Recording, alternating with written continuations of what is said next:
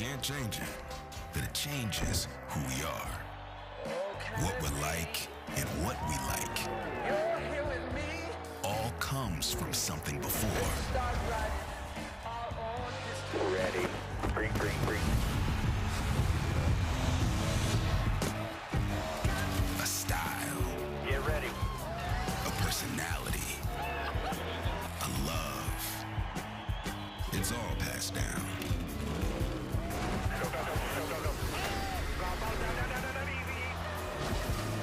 It's one thing to pay your respect.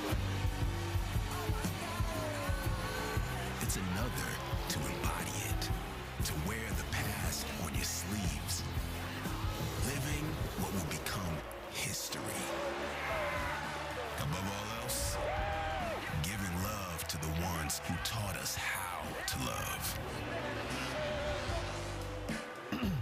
And today we're loving the ladies, the first women in our lives, the mamas, and of course the one that will challenge the drivers today, the lady in black, Darlington. Just like our moms, she's tough, she's strong, she tests us to make us better, and at the end of the day, one driver's gonna be loving her. The others, well, some will leave with a mark that reminds them not to mess with the lady. As we say hello and welcome to Race Day on FS1, I'm Shannon Spake. He's America's crew chief Larry McReynolds, Daytona 500 champ Jamie McMurray.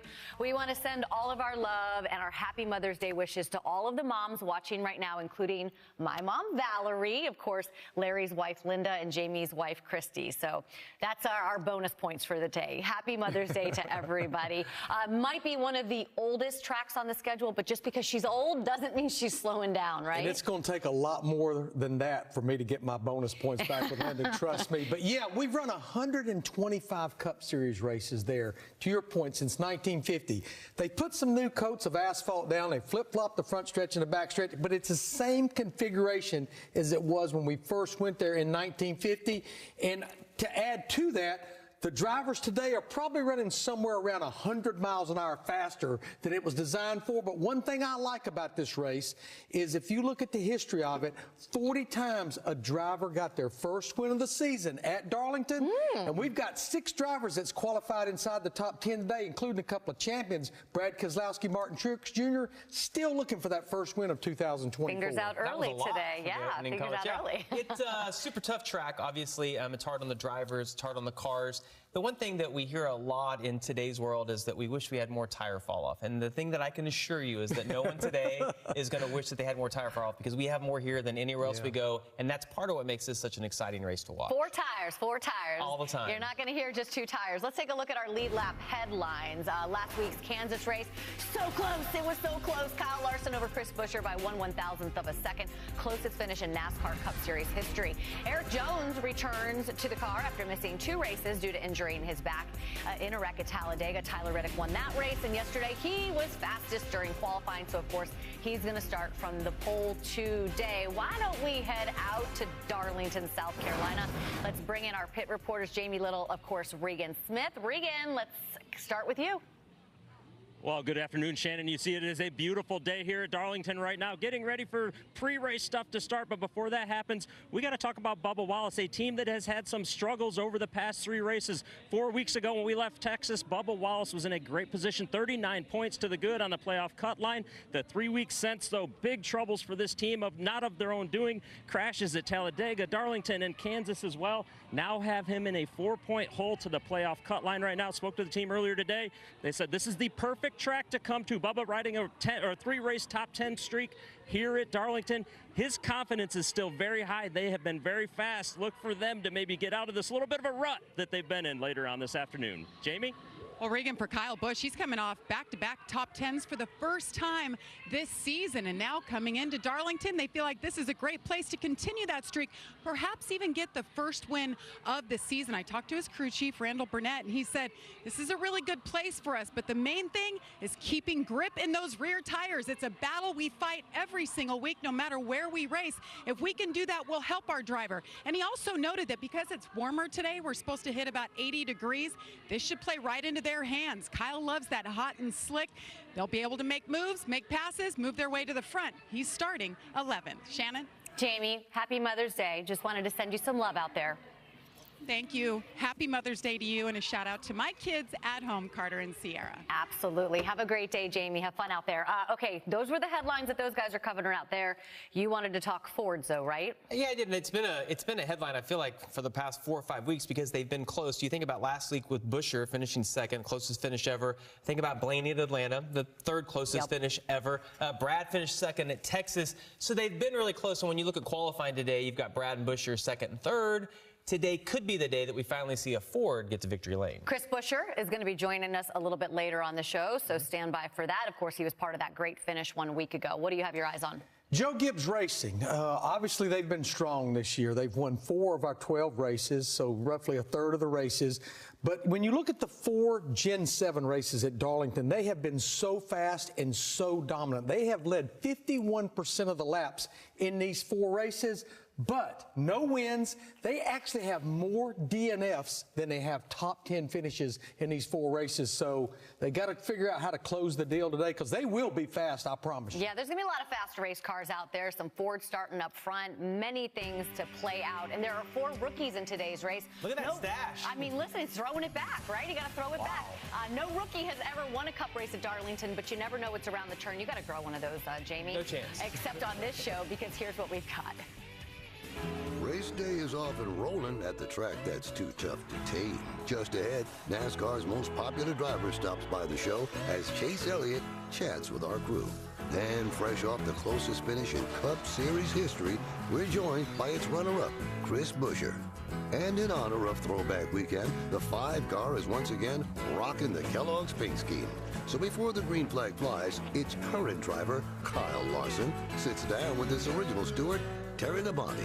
Plus, it's Mother's Day. So to celebrate, Shannon Spake catches up with 2-time Darlington winner Eric Jones and his mom as they discuss their special bond. All that and more right around the turn on race day.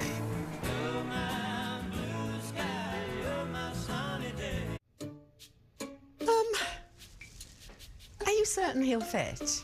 Sure. Are you for imprint certain? Certainty matters. When you need certain promo gear, you can be certain 4 Imprints got it. Quality apparel? Got it. Drinkware? Got it. Bags? High-tech? Outdoor? Got it, got it, got it. So go get it at 4imprint.com. 4imprint, for certain.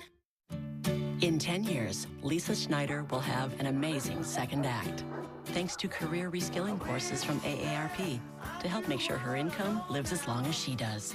The younger you are, the more you need AARP. Our biggest challenge? Uncertainty.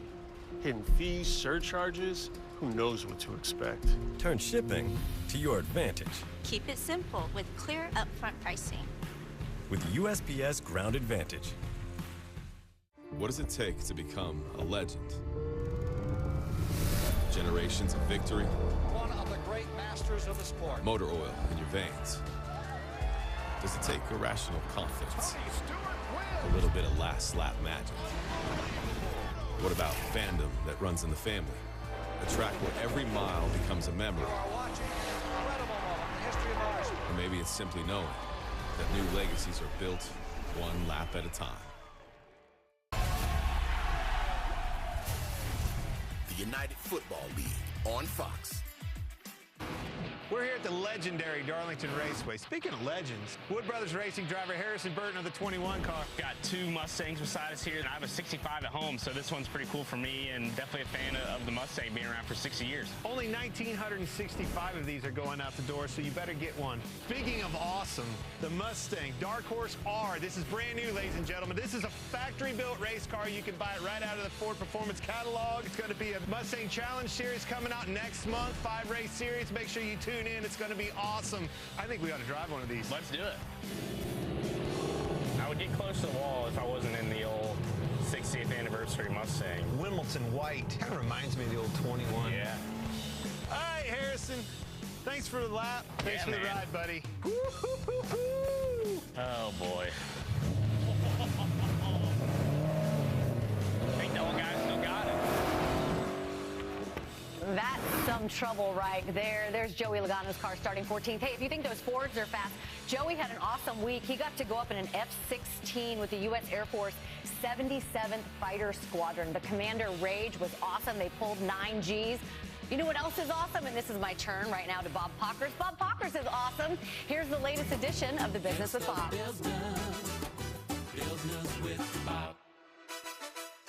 Michael McDowell will drive for a different organization starting next February as he sought more than the one-year deals and one-year options he was getting from Front Row. So he'll leave his home of 7 years for Spire, where he will replace Zane Smith, who is on a one-year loan from Trackhouse. Spire wouldn't confirm whether crew chief Travis Peterson would follow McDowell to the team.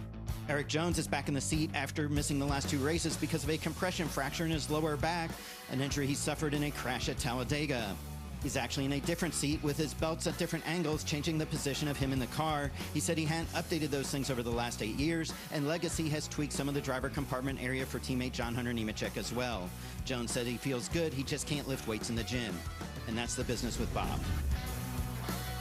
Later in the show, I'm going to sit down with Eric Jones and his mom for a great Mother's Day feature, so don't miss that. But let's talk about Michael McDowell. What do you think about his move? Yeah, so when I first heard it, I was a little bit confused by it, a little bit shocked, because if you just look at performance, you would take Front Row Motorsports right now over Spire. I think Spire is heading in the, I know they're heading in the right direction, but Ford, you know, our Front Row announced at Daytona they had moved up to this Tier 1 program with Ford. They were going to pair up with Penske. They set on the pole race this year. He's won a couple of races, the Daytona 500 being one of them, in his time at Front Row. But then when you listen to Michael say he wanted that security, it's obvious he wanted a multi-year deal. Front Row wasn't willing to give that to him, and Spire was. And I would say it's kind of a lateral move. He obviously is wanted by Spire because what I have heard throughout the industry is just that he's a really good leader, and it seemed like that's what Spire was looking for. Yeah, I mean, to your point, Jamie, if you just look at performance of Michael McDowell in the 34 versus 3 teams at Spire combined, I know they've got the 2 rookies over there with Zane Smith and Carson Hocevar. Michael has more top 10s. He has led more laps than those 3 drivers right there. But I think the key was multi-year deal. At 39 years old, that's probably pretty important to Michael right there. But if I was Michael, you've got a man, 477 starts. He's won a Daytona 500. He's won 2 races. If I would have been Michael, I would have signed that contract and said, now, what are we going to do to be better in 2025? Yeah. What are we going to do to step this program up? Coming up off a top 10 finish this past weekend. So one part of the racing team that NASCAR on Fox has profiled this season is the pit crews. And as pit stops get faster and faster, the importance is greater than ever. So who is the best of the best? Let's dig a little deeper. Dudes are studs, athletes. You better have a grown man attitude when you jump over that wall. Boy, rush hour was never like this. You have to be precise. No mistakes. We don't have the biggest, strongest, or fastest guys, but they're just so savvy. Confidence is huge in this sport. His pit crew lights out. This is my favorite stretch of races right here. Pit stop heavy, so we get to go out, have an impact on the race. That's where all your hard work comes into play. If you're not prepared mentally and physically, you get to the 7th, 8th, 9th pit stops is where it's really going to show. I like to refer to this as the grown man's track. To win here, you have to have the whole package, right? You have to have the driver, you have to have the crew chief, you have to have the pit crew, because this place right here, it really takes a team to win this race.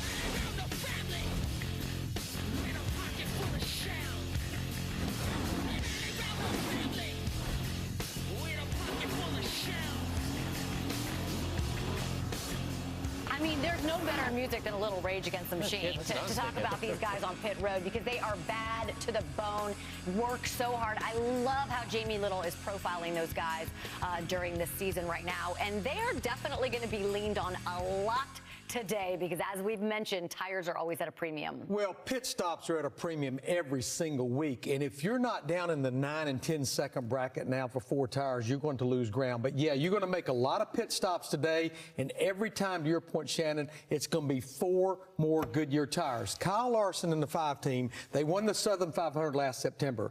They made 7 trips to pit road for 4 tires. 4 of them went to green. A lot of 4 tire stops, a lot of green flag stops, but you have to be mistake mistake-free. Denny Hamlin in that same Southern 500 led to most laps, won both stages, but around 100 laps to go, had to come back to pit road for a loose wheel, got stuck back in the field, and was caught up in a wreck. So you have to minimize mistakes as well. Easy for the crew chief to say, right? Hey, just come down pit road under green at Darlington, because it's a lot easier said than done. You ever heard of Rage Against the Machine? No. You know what that is? No, I tried to just brush right across that. You dropped what was it, a Jay-Z reference last week, but you don't know Rage Against the Machine. I can tell you about Cole Swindell, and that's about it. He was talking about Gucci and hair conditioner, which made me. Yeah, that's exactly what Yes, and Larry referenced the green flag pit stops, and I talked about tire fall off in my opening comments today because it correlates exactly to green flag pit stops, because when you try to make that stop, the car just won't slow down. You have to brake a little bit earlier than what you do even on a regular lap. And we will see green flag stops today, and we will see somebody miss that commitment line getting onto pit road. So important to get the most out of it, but you can't overstep it. We'll see somebody do that today. See, it's not their fault, crew chief. They just can't get it. Can't get it wound down. Of course they didn't. Blame the crew chief. Coming up, we're going to check in with the guys at the track. Chris Myers, Clint Boyer, and three-time Darlington winner Kevin Harvick. We're going to see if once again they are too tough to tame. Clint is, of course. Oh, hey, there's our friend Bobby Labonte, Hall of Famer, Southern 500 winner. Awesome. Love seeing him at the racetrack. We'll be right back. Tonight on FS1, the Kings of the Lane strike again. This is where the best in the world battle head-to-head. And where greatness can be one pin away. He's the greatest! The PBA Playoffs, tonight on FS1.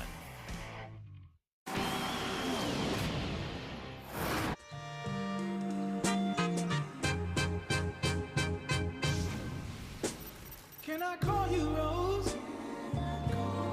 'Cause you're sweet like a flower in bloom.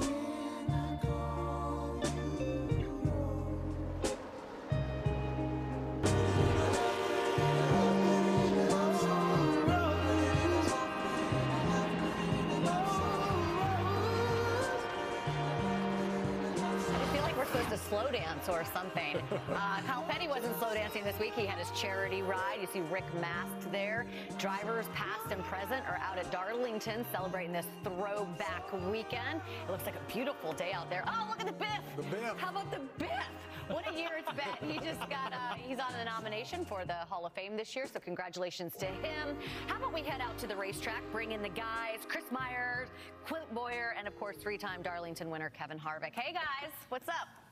Hey, Shannon, and by the way, a couple of throwback guys, right? You still have that in you. Some of us a little more than others. All right, so this is a this is a trifecta, right? First of all, Mother's Day, of course, right? This Happy Mother's Day! Yes. Throwback race, and then we also have, this was one of the sites of one of the closest races in NASCAR history, but this year, we've already had, including last week, the closest ever, 1/1000th of a second. So in the first 12 races, 2 of the all-time great competitive finishes. What does that tell you? Well, it tells you that this car is really competitive, and these guys are putting on a show like they never have before. We saw that again last week. We've seen Atlanta this year, and you've said it before, Clint, the box is getting tighter and the finishes are getting closer. Yeah, I mean, let's face it. These cars are all bought in the same place, right? Same catalog. You put them together different, but the cars coming from the same place. That window of opportunity amongst the teams, amongst the competition, is getting tighter and tighter, and that's why these tight finishes are coming. And you think we're going to see more of those? Absolutely. This is not the last. Well, look at them. 2 of the 4 closest finishes in NASCAR history has happened this year already, and I don't think we're done. Yeah, and so despite the Larson and Hamlin success this year, there's still a chance for other guys to kind of slip in and win a race, thus get into the playoffs. Well, there's a chance, but but nobody's beating them. Well, you look at the sun today, and you look at everything that's happening, and it screams experience for the guys who can take care of their tires and do the things that they do well in these types of conditions. But I think when you look at 2 of the cars for me are the 6 and the 17, Brad Keselowski and Chris Buescher. Those guys, we expected them to run better than they have. They've got some good finishes to go along this year, but they haven't had the speed until last week and until qualifying this week.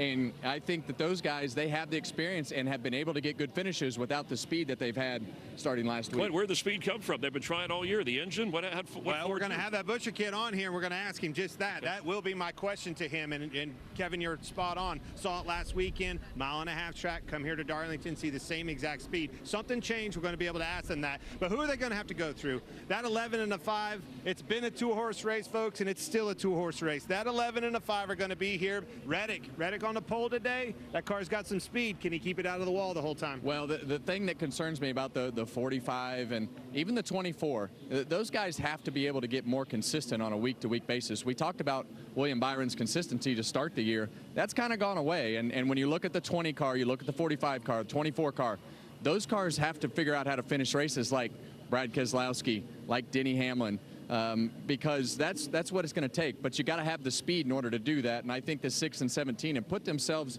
a little closer to being in that category. There's one more you're leaving out, Kevin. How can you leave out the people's champ, Chase Elliott? We'll be talking to him, and we'll also look at long shots and favorites. This is the place that legends come to win. Drivers come to create memories, and one who did. He won here. And let's check in with our own Regan Smith. Regan? Well, Chris, it's already been a good weekend for Ross Chastain, winner of the truck race on Friday night. You're getting your first Darlington win, and then later this afternoon, getting ready to make your 200th career Cup start. Did you ever think you would get to that number? Absolutely not, Regan.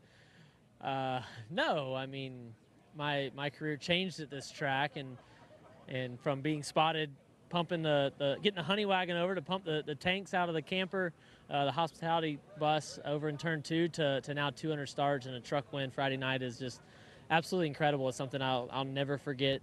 So much about Friday night. It's so special because I've watched so much of the old videos and history here, but then I've got my own story here as well, and it's so special to me and the group that's been with me through the process. To say we have another shot today is a good thing because we do. We're starting 9th, and we will have a shot, I think. You just mentioned starting 9th. What do you expect out of this track today? This place always temperamental. It's sunny. It's warm. It's going to be a grueling one.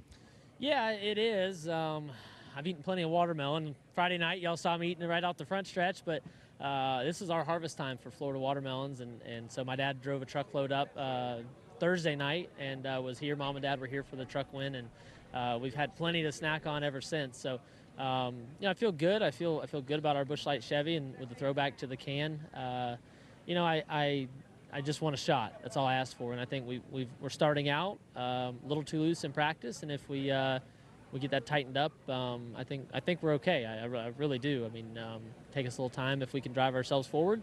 I'm looking forward to the challenge, though. It's so fun. Even when I've been in slow cars here and running in the 25th place in the Xfinity race, I was smiling because this place is so fun, and I respect it so much. Shannon, he said he wants a shot. I think he'll have more than that. Finished 5th here last May. Look out for Ross today. Yeah, happy Mother's Day to his mom, Susan, as well. What have you seen out of the one car this year? Well, let's start with last weekend. They qualified well and they ran up front.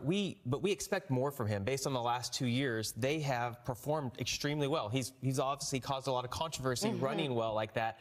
But they've been a little bit off. Trackhouse in general has been a little bit off. But he likes this racetrack, and that's a huge gain heading into this weekend mentally. Wins the truck race. He referenced that on Friday night. Guys that get this track can do it in any type car. He ran really well in the Xfinity Series cars here as well, and he's been in position. You think back to the restart he had with Larson towards the end of the race a couple years ago. He was in position to win that race as well. So I think Trackhouse is going the right direction. Kind of reminds me of RFK, actually, because they had that speed last week at Kansas. They show up here, they qualify well. Yeah. It could be a good day for Ross Chastain. Well, that's what I was going to ask you. You got the stats. Could this be his day? Well, again, to Jamie's point, the speed is starting to show up at least on Saturday. But, yeah, he did all those things at Kansas last week, top 10 in both stages, led 43 laps, and then finished 19th, not closing the deal. But if you look at the 2 races last year, absolutely at Darlington were good weekends for Ross Chastain. He won a stage this race a year ago. He led 90-something laps. We all know what happened with just a handful of laps to go between him and Kyle Larson. But they did come back in the Southern 500 in September and got a top 5 finish. won the truck race the other night, as you well documented. So this has become a pretty good racetrack for Ross Chastain. One of those guys looking for the first win of the season. Another one of those, Martin Truex Jr. He's won Darlington twice. We're going to hear from the driver of the 19 as he searches for victory lane for the first time in 2024. It is Mother's Day here on race day. Joey Logano's mom, Debbie, his wife, Brittany. We all remember that win in 2022 when he moved William Byron. Heck yeah, he did. It's $10 Tuesdays at KFC. Every Tuesday, grab 8 pieces of hot, juicy Kentucky Fried Chicken for just $10. Son of a bucket, that's a good deal. We all remember that win in 2022 when he moved William Byron. Heck yeah, he did.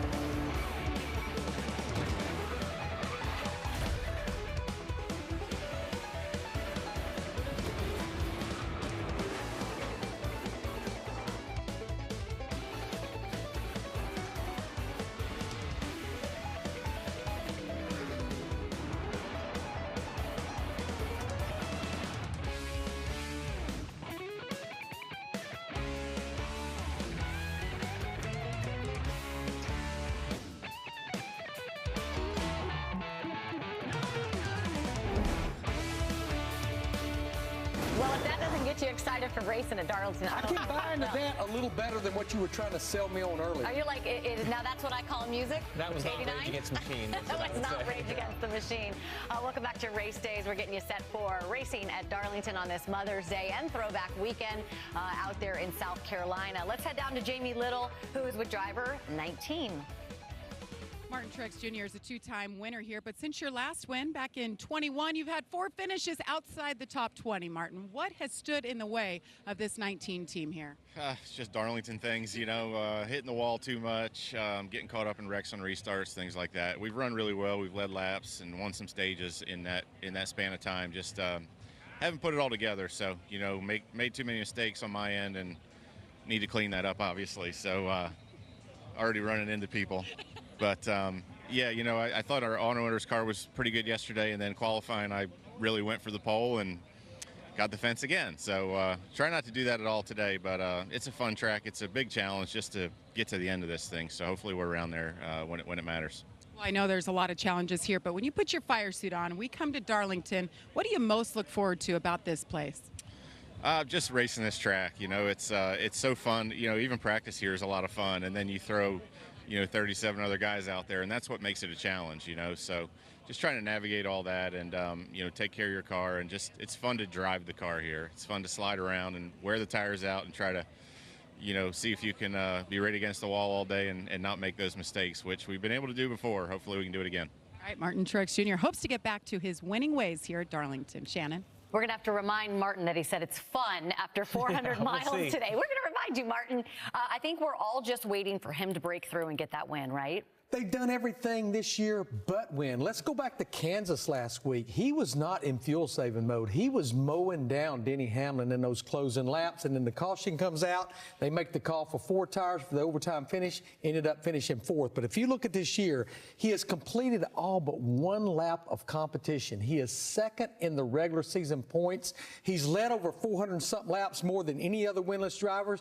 They've just done everything, but I think a little bit of execution from James Small part, even from Martin Truex Jr.'s part, that's what's going to get them to victory lane. They got a fast race car. Yeah, I like his chances today, and I know that he referenced getting into the wall a few times over the past couple of years has kept him out of victory lane, but when I think about Martin Truex Jr., I think about someone who manages his car, his tires, his race as well as anybody, and if you're going to be fast at Darlington, you're going to get into the wall at some point, but I just think he does an exceptional job. I think back to Bristol, where the tires were wearing out, something we're going to kind of see today.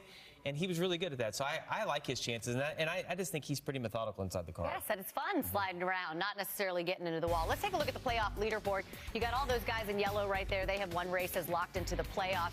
The last two winners, of course, Kyle Larson, Denny Hamlin, who's up on top of that leaderboard right now. Really, truly, I think we can all agree that those two right now, if we had to pick right now, are definitely championship favorites. So I want to go to you guys, and I want to figure out who are the other two if two spots are occupied by those guys. Well, I definitely, absolutely agree with Larson and Hamlin, but I can't take my eye off, even though they seem to be a little up and down, William Byron. He has won 3 races. So you look at Byron, Larson, and Hamlin, they've won 8 of our 12 races. But let me remind you, 2 years ago, we wouldn't be talking Joey Logano. Last year, absolutely not talking Ryan Blaney. He had not even won a race. That's the 2 drivers that were hoisting that trophy at Phoenix.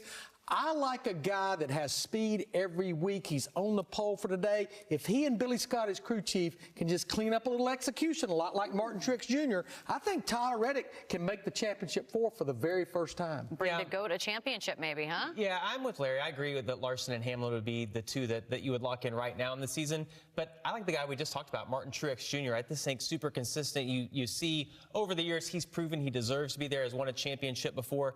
The other one is Chase Elliott. We've talked about his struggles on mile-and-a-half racetracks. He goes out. You're just trying to grow your social media followers. I was just going to say the same thing, by the way. Let me talk. It's my turn. You can have the ball back in a second.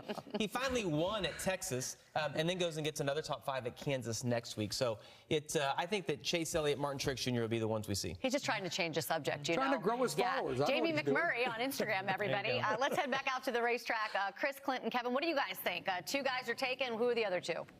Yeah, they've been discussing this for the last 24 hours. And by the way, after this race, we're halfway to the playoffs. But let's remind, and Larry mentioned, the guy who won it last year didn't win his first race until the Coke 600. Ryan Blaney went on to win a couple more and then win the championship. So we know things can change. But Larson, Hamlin, you said it at the top, they agree. So after those 2, who's your other 2 for the championship 4? They're a lock. The only ones that can beat them 2 are themselves. They're the only 2 that's for sure a lock without them beating themselves. The 24 car is one of them, obviously a 3-time winner. You've got Kevin. Who do we like? I like that 20 car. I like I've said the 20 it since car. day one. Yeah, and the reason I like the 20 car of Christopher Bell is because of the fact the last 2 years he's been able to win and put himself in position to put himself in the playoffs without having a bunch of points. They've had the speed and they've been sloppy. They've been sloppy on pit road. They've had some things happen. Whatever the case, they've got the speed. But I've got my list was the 5, 11, 24, 20, 6, 17, 9, 45. You can't have that. Way to commit. But hold on just a second. I want to clear one thing up. What's that? Think about Christopher Bell. Right. What does it take? All it takes is that one win, just like you were talking about. He has been in that championship for the last 2 times. The last 2 years in a row, it's because of wins. Win and you're in. On to the next round, you're in that championship. The wild cards to me are that 6 and that 17 now. Like Larry was saying, we saw these cars come on late the last couple of years. Those 2 guys have found some speed, and they are the wild cards right now, in my opinion. Our research staff went over the 7 races, tracks that we've run on that are in the playoffs. Kyle Larson came up, not just wins, but top 5 finishes, stages, etc. The next guy in that mix was Ryan Blaney. So again, a guy that could come from nowhere, and who will that guy be? Maybe one of the guys he discussed, or one of the 30 that he discussed. We'll continue live. My odds are better. It's better that way. Yeah. We talked about great competition. Eric Jones is back in the car, and on Mother's Day, his mom is with him, as mothers are always with their children, no matter what. And Chris Buescher, Clinton mentioned a moment ago, Fords have some speed. He'll tell us how they got it. His best start of this season, he's 3rd. And Kyle Larson, is he the guy to beat not only today, but for the entire season? We'll talk about it. Race Day on FS1 is sponsored by Pizza Hut, and no one out-pizzas the Hut. Welcome back to Race Day. And listen, there's no one who loves you more than your mom. So if you haven't picked up the phone yet to tell her that you love her, do it right now. Even the drivers know how much their moms mean in their lives. Hey, Mom. Happy Mother's Day. Hope you have a great weekend. Happy Mother's Day. Happy Mother's Day to all the mothers out there. You guys obviously do a lot for all of us, and wouldn't be here without you. Happy Mother's Day to all the moms out there, including my mom. I love you. Happy Mother's Day to all the moms out there, and a super big Happy Mother's Day to my mom. Happy Mother's Day to all the mothers out there, especially my mom, Kay, and wife, Paige. Happy Mother's Day to all the moms out there, especially my mom, my wife. Thank you for all you do. Without you, life would be impossible. To all the mothers out there, happy Mother's Day. Happy Mother's Day to all the mothers out there. Happy Mother's Day to all the moms out there, and especially my mom, Susan. Happy Mother's Day to all the moms out there, especially my mom. Happy Mother's Day to all the moms out there, especially my mom and my wife, Brittany. You guys are incredible. You put up with way more than I could. Yeah, we do, Joey. Yes, we do. All the moms out there. I did want to say a very happy Mother's Day to all the moms here at Race Day, all the hardworking moms that are here with us today. I want to say happy Mother's Day to you, Shannon. Putting up with your two biggest kids. That's true. That's You've true. been so sweet to say happy Mother's Day to everybody else. Happy Mother's Day to you. Listen, it's a big day. It's all Great about the mom. moms today. So we get one day, don't we? And today is a big day for Eric Jones. Little jab right there. As he returns to the 43 car after missing 2 weeks because of the back injury sustained in Talladega. So Jones has been through so much since he first entered the NASCAR ranks in 2013. Wins, losses, both on and off the track. But by his side through it all, his mom, Carol. I had the opportunity to spend some time with mom and son chatting about the bond that they share. I get asked that question a lot, like how can you sit and watch him be in a race car? And it's not like I think of him as a NASCAR driver, right? He's just my kid. It's a very hard question to answer. Wake me up when the season's gone. You have to know that there's a sense of danger every time they get in that car. Do you ever get used to that as a mom? Yeah, I thought I was used to it up until Talladega.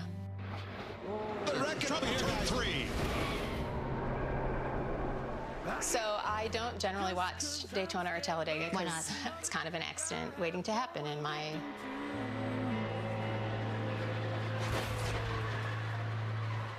I had his radio on my phone, and I was listening to his in-car audio, and when he came on the radio and said he needed help, that was what scared me. I need help.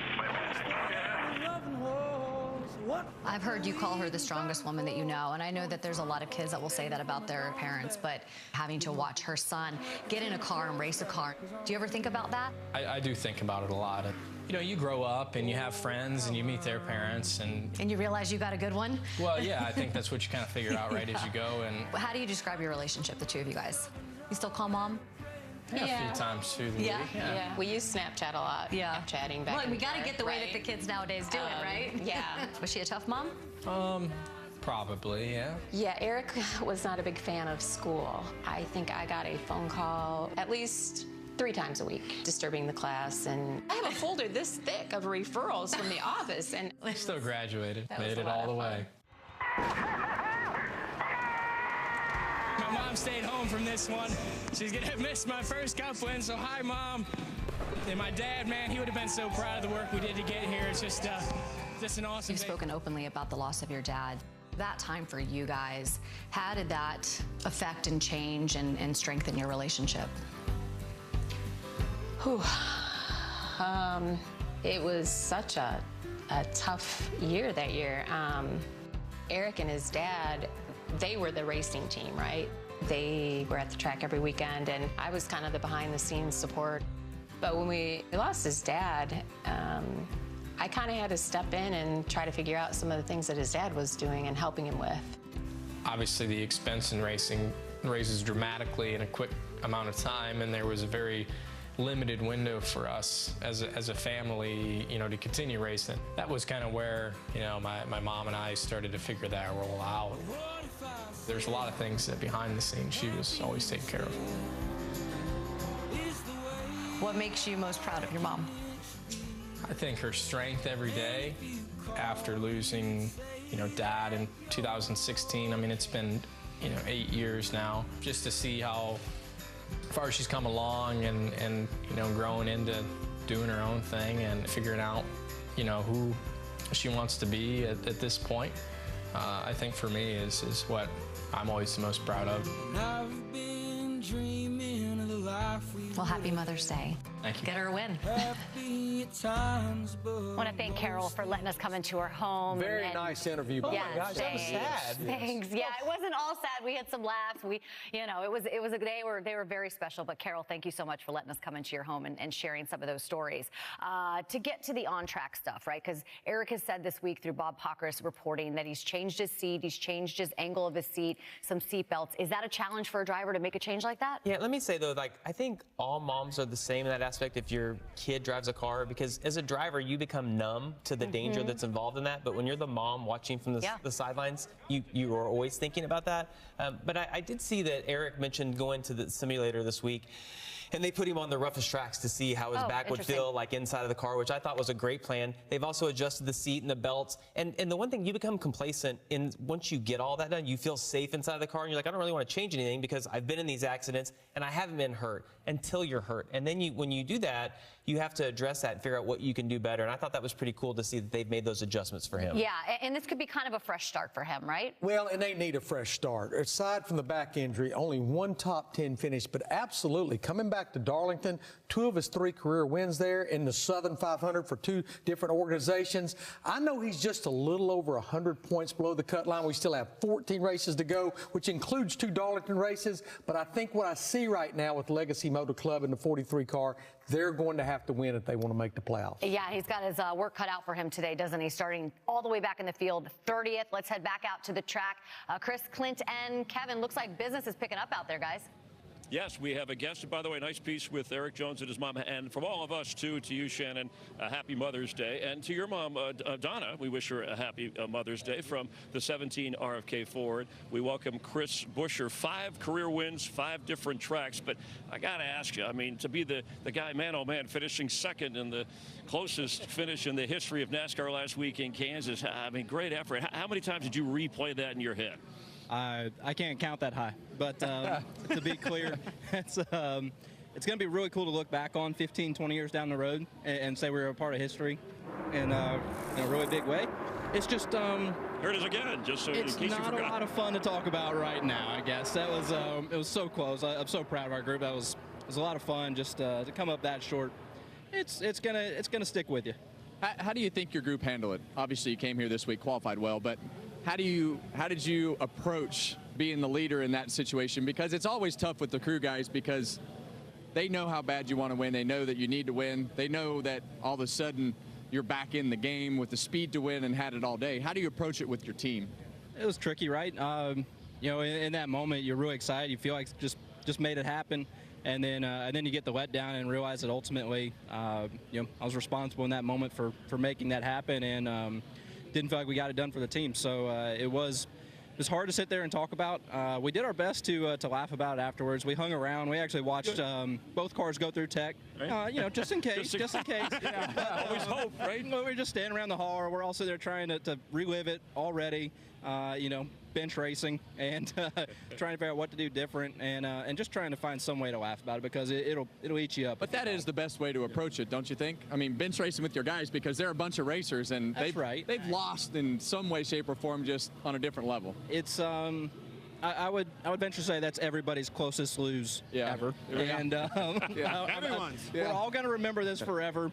And you know, we need to embrace what it was. We need to embrace what the positives were. Yeah, right, we're there. absolutely. We need to learn from it. We were great. And now to be able to take that momentum, come in here and fire off good in practice, fire off great in qualifying, you know, we're ready to go make it a little less photo-worthy there right at the finish. Less dramatic. Yeah. Well, hey, it wasn't a fluke, right? Here we are at Darlington, another mile-and-a-half racetrack. Cars are fast again. Intermediate racetrack completely with both cars RFK again. Where is the speed coming from?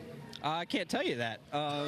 One, I don't think I know, truthfully. I know we have a really great group at RFK that worked really hard to really step up this program in a lot of ways. And mile and a halves have been circled. Kansas was a big step in the right direction versus the first 2 that we've gone to this season. And then we'd come here and really fire off right from where we left off. I'm really proud of that and feel like we have a great shot today. It's going to be nice and warm. I'm excited. I feel like those are better kinds of days. So we have a great shot to take what it is that we've learned and been able to build up to, and let's go give it a shot here today. So what do you think the challenges are today? As we go through today, I've been telling these guys, I'm like, a day like this when the sun is out, it's really the first hot day of the year. Yeah. About lap 20, is that where you start to hang on? I'm saying 15. 15. Yeah, all right. That's what I like. I'm saying 15. We're gonna be swatting pretty quick, and it's Can you not keep it out of the wall, Chris? I have so far. That's more than 30%. Half the field, yeah, I would agree. That's a start, but ultimately probably not. No. So on a day like today, do you think Clint could actually make it through the whole race, or is he falling out of the seat? Let me tell you something. Don't let him do me like that, Chris. I think he's falling out of the seat. I want you to know, in that booth last week, I was rooting for you, buddy. I was like, yes, he got it. That was an awesome finish. What a good run.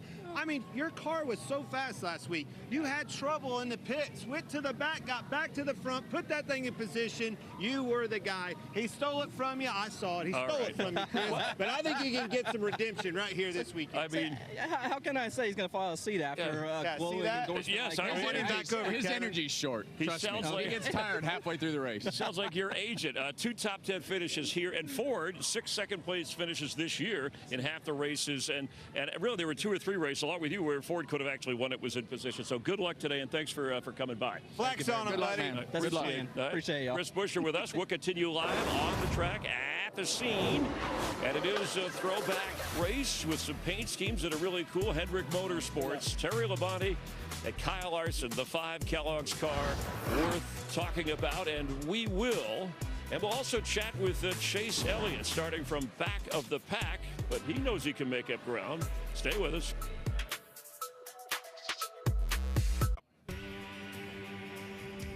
Live from South Carolina, and that's what the winner gets. That's it. Kevin's got 3 of those. Darlington Raceway. It's heating up a little bit, too. Temperature will be in the high 70s. Little breeze. That guy's got some. Yeah, there's a guy who's had a Hall of Famer, Ray Evernham. A lot of notables, legends walking around. Great paint schemes here. This is where finishing first matters.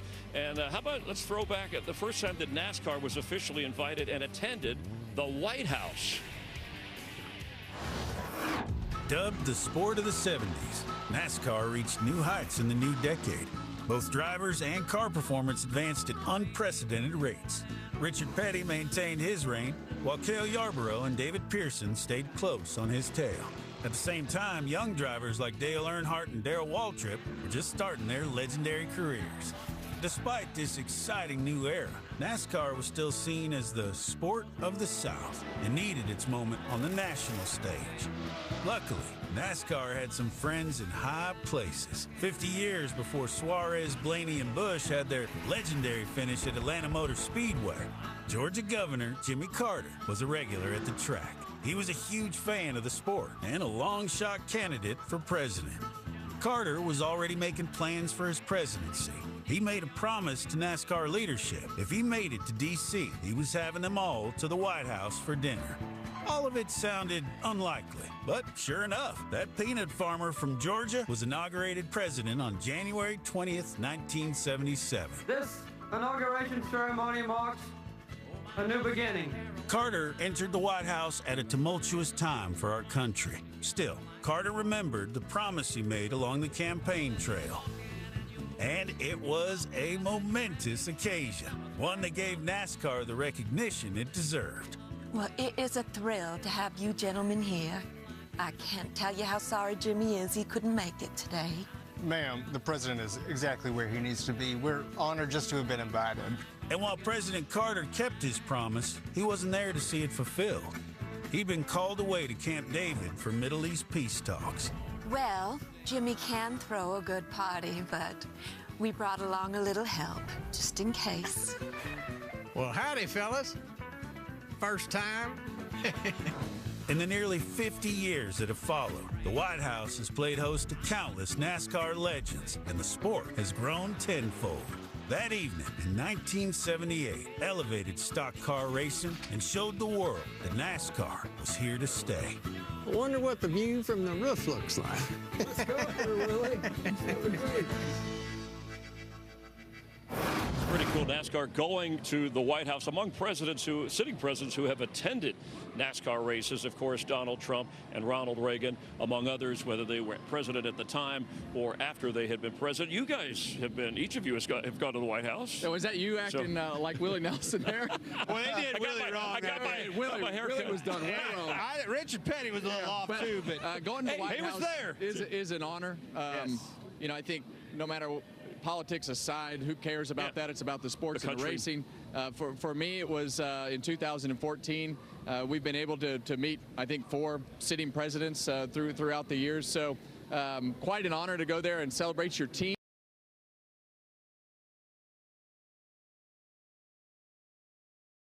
Place.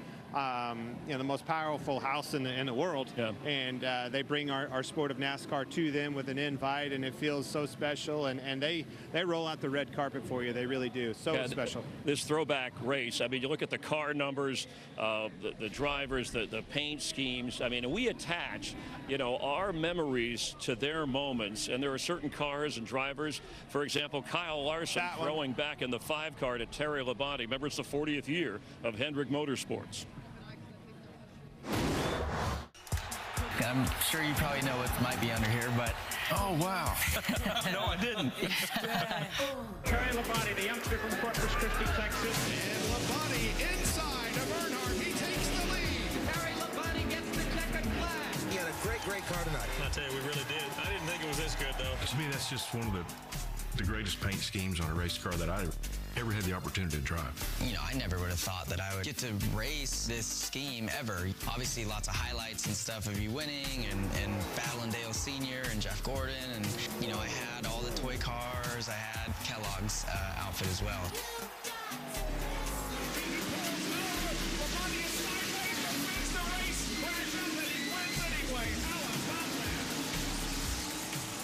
Hopefully we'll keep the right side clean enough so we can just put it in victory lane. Yeah.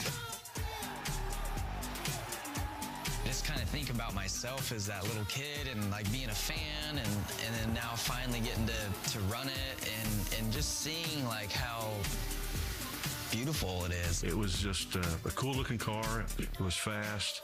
Everywhere we went, the thing ran good. And it was really, without a doubt, my favorite paint scheme of all time. And the most successful one, probably. Terry Labonte has become the 1996 NASCAR Cup champion.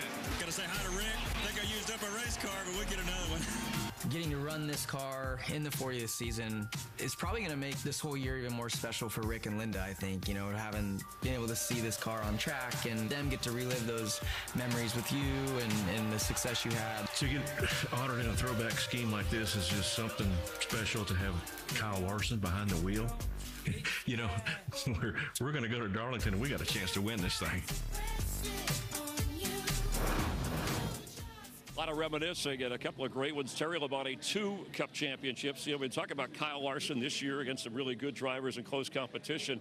He's got 1. He's in position. Do you see him? Give me a number before he hangs it up. How many does he win? 3? Well, I think if he stays there, I think he gets to 3. Okay. I think these Game's championships changed. are hard to win. And as we saw last year with Ryan Blaney, you can come on in the middle of the year and win the championship. So it's not about the whole season anymore. No, it's one race. Yeah. You got to get there. You got to be in that race, That's but right. it's about one race. If you don't put together Phoenix the way it is right now, you're in trouble. And we had Terry Labonte. Did you see? He actually put today, even in this heat, his old fire suit on. That is awesome. Look at here he is, the Kellogg's. This wins throwback. This weekend, the throwback, the nostalgia of Darlington, it speaks for itself. But all of these race teams participating in this throwback, paying homage to all of our pioneers of NASCAR that paved the way for Kevin and I, all of us, buddy. So special. And by the way, if you didn't participate, maybe you should pay attention to what Hendrick did and make a plan for next year. Shots fired. Shots fired. Wow. Kevin wasn't happy about those ones that didn't do it. Hendrick Motorsports has won the marketing department has won this year by a lot. Well, they also have all the championships, et cetera, et cetera. Maybe another one. All right, let's check in with Regan Smith once again. Regan?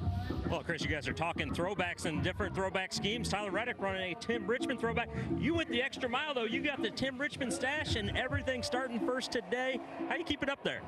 Well, our number 1 pit stall is going to really help us with that, that's for sure. But, yeah, I think we have a really fast money line Toyota Camry, and Yeah, we just got to stay on top of the balance here today. This is a track where your car's going to change a lot over the run and could potentially change quite a bit over the race. So keep up with that. Our pit stall should help us out. I'm excited to take advantage of our track position. That stash has got to be worth a tenth or two also all day long. Jamie? Well, kicked off the month of May much better than the way you kicked off April, finishing 6th at Kansas. Now we're at Darlington. Everybody wants to run up at the wall. Darlington stripe is in full effect yesterday. How disciplined do you have to be to run the wall, but not do it too hard that it takes you out? Well, not as disciplined as you used to be with the old car, that's for sure. These things are a lot more durable, and really you don't have to worry about body damage. It's just those toe links that you got to take care of. So, yeah, I mean, it's a fine line for sure to not get too much damage too early, but you know everyone's going to hit the wall at some point, and you just got to keep your fingers crossed that you don't get that toe link. Christopher Bell rolls off 12th. Chris? All right, thank you very much.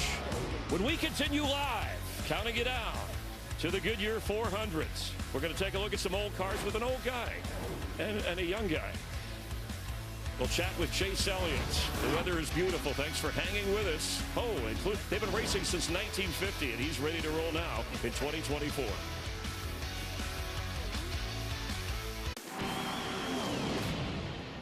Mike, I'm so glad I got you down here. I saw all these old cars. I need an education, bud. Well, this is how the modified used to be. Studebaker bodies were narrower and lower than others. How about this, a center steer modified? Center, you sit in the middle of this thing for crying out loud. Oh, and by the way, it's got a Hemi under the hood. Baby's got a Hemi.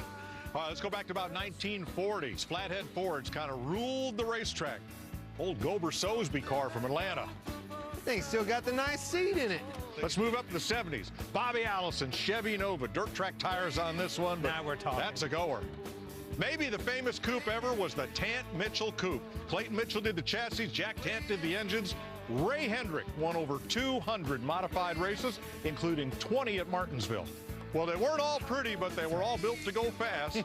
There's your early 1936 Ford race car. And look at here. Go or blow, Buck Baker car from Griffin Motors, the Florence, South Carolina Oldsmobile dealership. Hop in. Does this thing got power steering? I doubt it. Look at the size of the steering wheel on this thing. There ain't no way it does. You know what I'm not seeing, Clint? What? A roll cage. And these seats look way too comfy to have been raced in. This thing's pretty bouncy. Can you imagine racing one of these? Hell no. All right then. Let's get out of here and go see some real today race cars. Nostalgia, guys. Darlington, it's what it's all about. And seeing all those race cars of the past, man, it is a blast from the past. Look at 59 Impala down there. Such a cool car. Pearson's cars, the Wood Brothers cars. It was all sorts of old cars down there, and I loved it. And, buddy, if you wanted a history lesson, go with Mike Joy, my gosh. I was going to say, thank God Mike went with you, because you had no idea what year any of those cars were from. I just told you. Until yesterday. He changed the oil for Mike so he could drive those that's cars. right. Hey, look who's with us, a driver of the 9 car. People's champ. NASCAR's most popular driver, Chase Elliott. And running, we love the throwback stuff here for Hendrick Motorsports, a Chevrolet, but the Dale Earnhardt Jr., the paint scheme when he won the Daytona 500, remember, it was rain delay 24, and you were late for school and had a tardy note so that they excused you. And that note, I cracked me up because at the bottom it said, waiting for him to win the race, and it said #Junior. You've grown up a lot since then. Well, 10 years goes by really fast. But yeah, unfortunately, that tardy note was not excused. It counted 100% against me. But I will say I was second semester of my senior year at that point. And for those of you seniors that have senioritis, that is a real thing. And I did not care about being late to school that morning. So, yes, but it was not excused. And you've done well since. You followed your career path. Well, let's talk about today. You guys have had 5 out of the last 6 races in the top 5, grinding away, doing a great job finishing races. How much about today is about finishing races? Obviously didn't qualify where you wanted to. What's it going to be like to just survive the day? Well, I think that's probably the most important thing about Darlington, especially nowadays with these cars being so fragile. Just a little bit of contact with the wall and immediately your balance will shift or change in a direction that you either had no intention of it going in or something that you weren't expecting. So keeping it out of the wall, I think, is a huge thing. I thought our car had a lot of comfort yesterday, but needed to be a little different balance-wise to be good in the race, but certainly staying around and keeping the right side on this thing is going to be huge. What's been the name of the game for you? Everybody on this 9 car, you guys are just hitting on all 8 cylinders.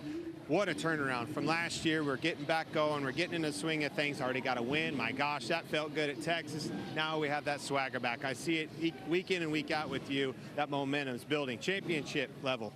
Yeah, our team has been doing a really good job, and I think that starts with Alan and just the leadership that he brings to the table.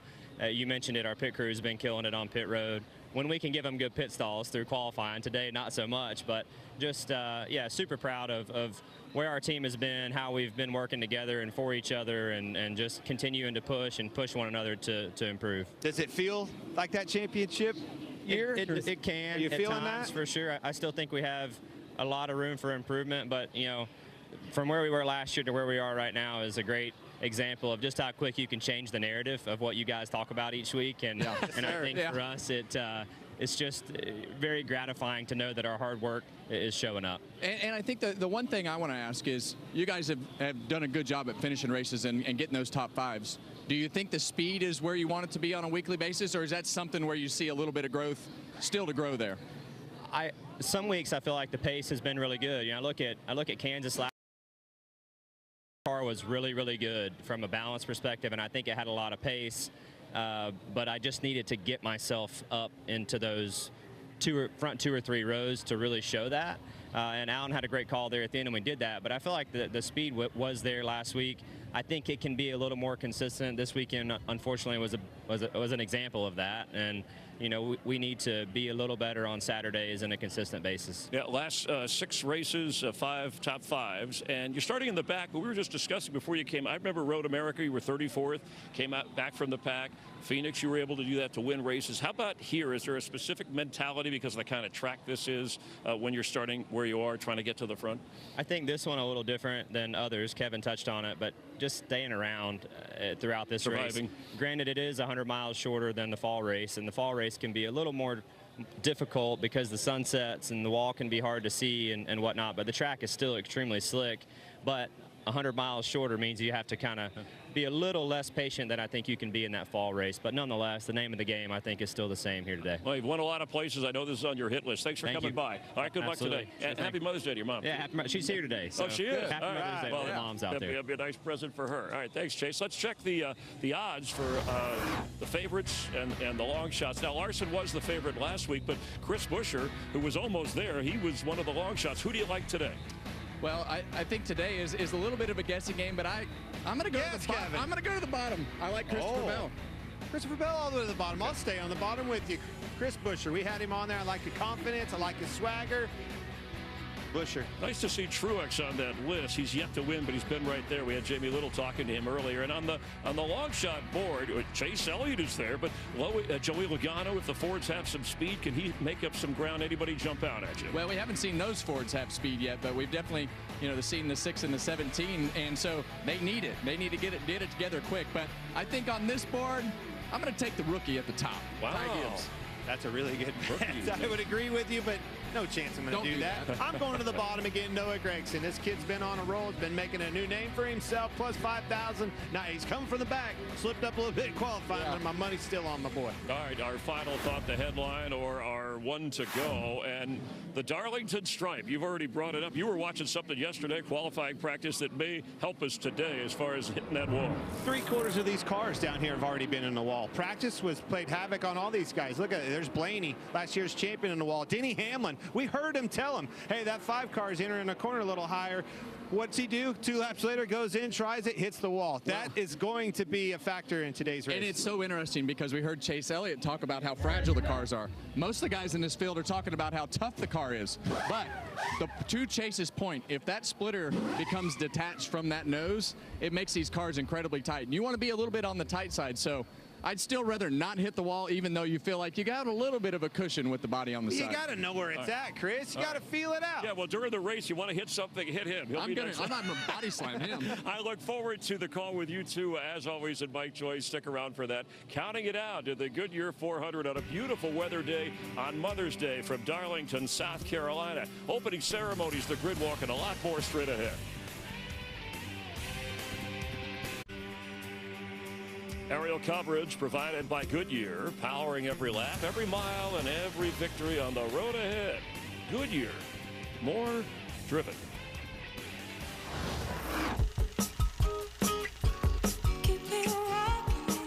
Along the northeast crest of South Carolina lies a grassroots town lined with almost 7,000 grassroots residents and home to one of NASCAR's grassroots raceways. It attracts a community into itself because it's just a huge place. The racetrack is the main attraction. It may be the main attraction, but it definitely isn't the only one. It's the people that turn this small town into their home.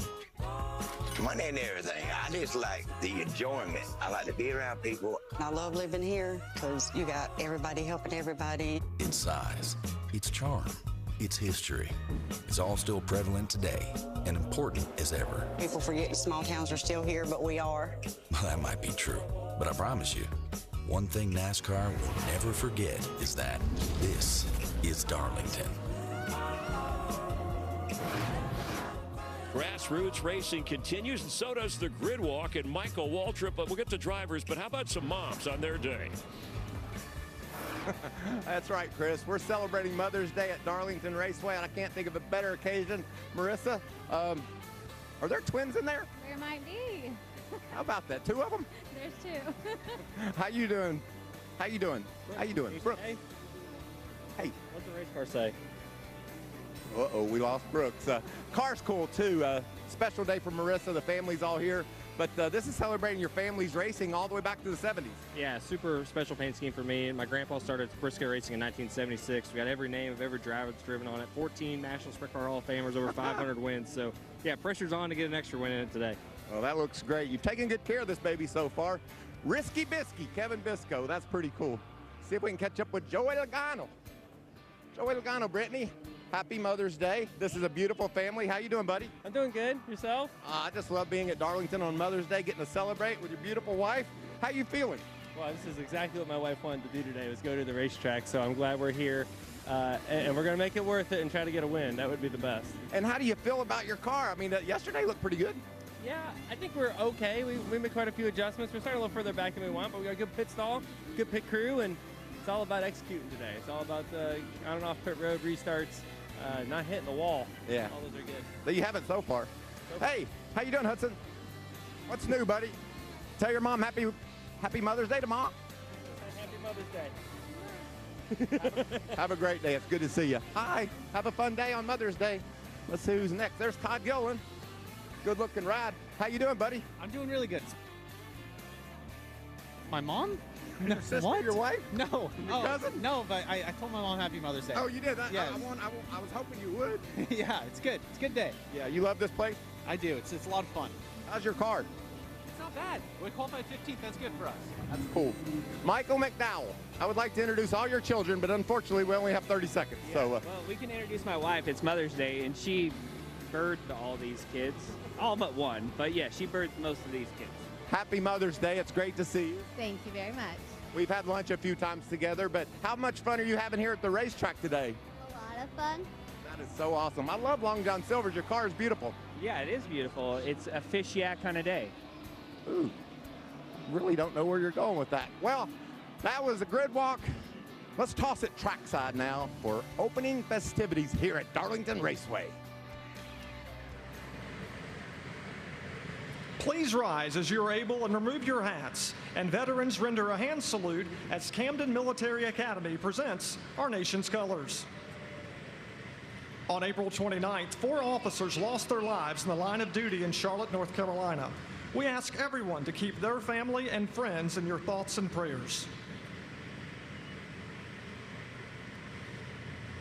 Here to offer today's invocation, please welcome mother of the 2023 Goodyear 400 winner, William Byron, Dana Byron. Let us pray. Heavenly Father, we thank you for this beautiful day for racing. We honor and give thanks for all of our mothers today, and we remember all the mothers who are no longer with us. We pray for safety and protection for all the drivers and crew. Father, we are so grateful for our first responders, and we pray and mourn for the families of our fallen officers. Lord, we pray for all of this in your holy name. Amen. Here to perform our national anthem from the United States Air Force Heritage of America Band, please welcome Staff Sergeant Rachel Coleman and Danielle Hedrick.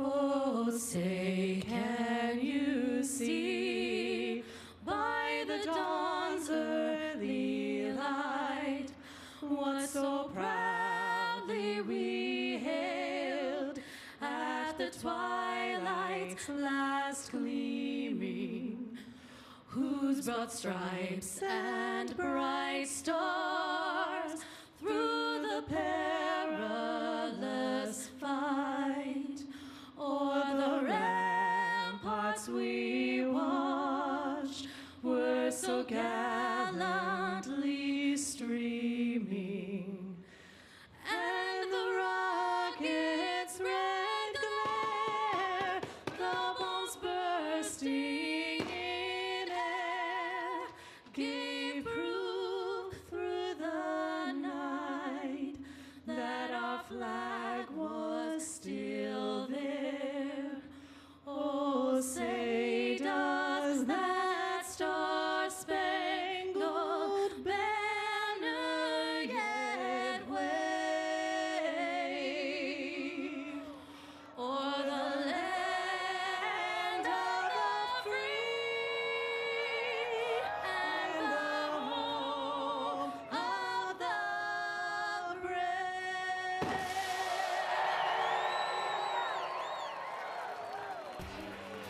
A throwback race on a special day. Like my mom used to tell me, ease up on the kidding, but keep caring. Thanks for being a part of NASCAR on Fox and FS1. Have a great day. No margin for error. They rip across the start-finish line. For the moments that thrill. Crossover move. They're 3 wide for the lead. And the memories that last. Ryan Blaney is a NASCAR Cup Series champion. Only one place has it all. Side by side for the race lead. Your teams. They're bouncing off each other. The gas. Your drivers. We're still in it. Here they come to the line. Your NASCAR. Unbelievable. Now champions are made. Find your gear. Go to NASCAR.com/shop. America's best drivers come to NASCAR's most historic track on a very special throwback weekend. We're in Darlington, South Carolina, ready to race in the Goodyear 400 on FS1. Happy Mother's Day, everybody. And welcome to Darlington. 25 of the 36 cars here have bought into the throwback schemes. We'll try to show you as many as we can as the 400 miles unfolds. I'm Mike Joy, along with Clint Boyer, and a fellow who has tamed the track Too Tough to Tame, not once, but 3 times, Kevin Harvick. Now, is it as tough now as you remember? I'd say it's as tough now as it's ever been. And when you have conditions like you do today with the sun shining, these cars are difficult to drive. We saw it yesterday in practice. Turn 2, turns 1 and 2, they're going to just be the start of the problems, because that's going to be the first thing that you do is come to the exit of turn 2 on this start and have to go too wide. But these guys had enough trouble all by themselves, Clint, as they were driving through the middle of the corner. But you see the exit of turn 2 right there, that bump. That exit of turn 2 is so tough to go through by yourself, let alone double file. It takes you back. We've seen it last year, you know, time and time again, that turn 2. 2 different reasons. The bump that Kevin speaks of, but the narrow of this race. It is so narrow over there. These guys try to go 3 wide. It's not wide enough to go 2 wide, for crying out loud. But you just keep going around this racetrack. The difference is you run right up next to this wall. As it's hot and slick today, they're going to be even closer. You're trying to make this track as big as possible, because that's where the momentum is, that's where the grip is, and that's also where the wall is. We've seen time and time again, half this field have the right side skinned up already. Well, that's where the momentum is, but you got to take care of those tires. Running the bottom will be a detriment to your car on the long run. As we've talked to these guys in a pre-race show, they say 15 laps, and these cars are going to be a handful. Now, the first time in your rookie year with NASCAR on Fox, I sense a bit of wistfulness. Well, listen, I drove into this place and I was like, man, I am just not looking forward to not driving today. But here we are. I'm excited to tell you about it. But it is the first time that I drove into the racetrack and said, man, I wish I was driving today, Clint. This place, it's just so unique. And I'm so proud of the throwback scheme. this is the perfect racetrack for it. The history and the nostalgia of this place is spectacular. My gosh, if there's ever a winner, it's that one. Texas Terry, the champion right there for Hendrick Motorsports in that 5-car. I love that one. Nod to Adrian Fernandez right here. Obviously, Daniel Suarez's hero, Keselowski. They all have them. This throwback schemes on these race cars and this throwback weekend is so fun. It's really fantastic. Fortunately, we did not throw back to 1950 in the way we drive this racetrack. When Harold Brasington built it, the apron was supposed to be the racing surface, and the banking was the safety runoff up above. But drivers very quickly found out it was faster on the banking, and that's where we have raced ever since, on the egg-shaped Darlington Raceway, unique in NASCAR. Let's go trackside. Darlington Raceway, this is the moment you've been waiting for. Please welcome NASCAR Hall of Famer Ray Evernham. Drivers, if you're ready to take on the track Too Tough to Tame on your Goodyear Eagles, please start your engines.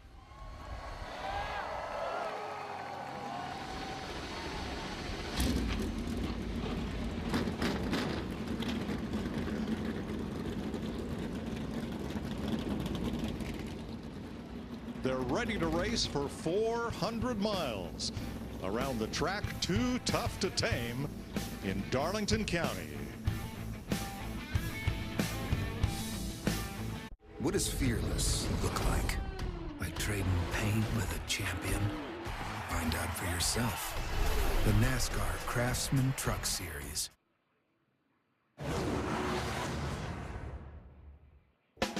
There's something mysterious about this track. You never can figure it out. The lady in black can make your day or break your heart. They touch! They touch! Have you ever? No, I've never. It's the last lap. Oh! Into the wall! Darlington victory in my record book is number one. $1 million. Come on, buddy. What'd you expect me to do?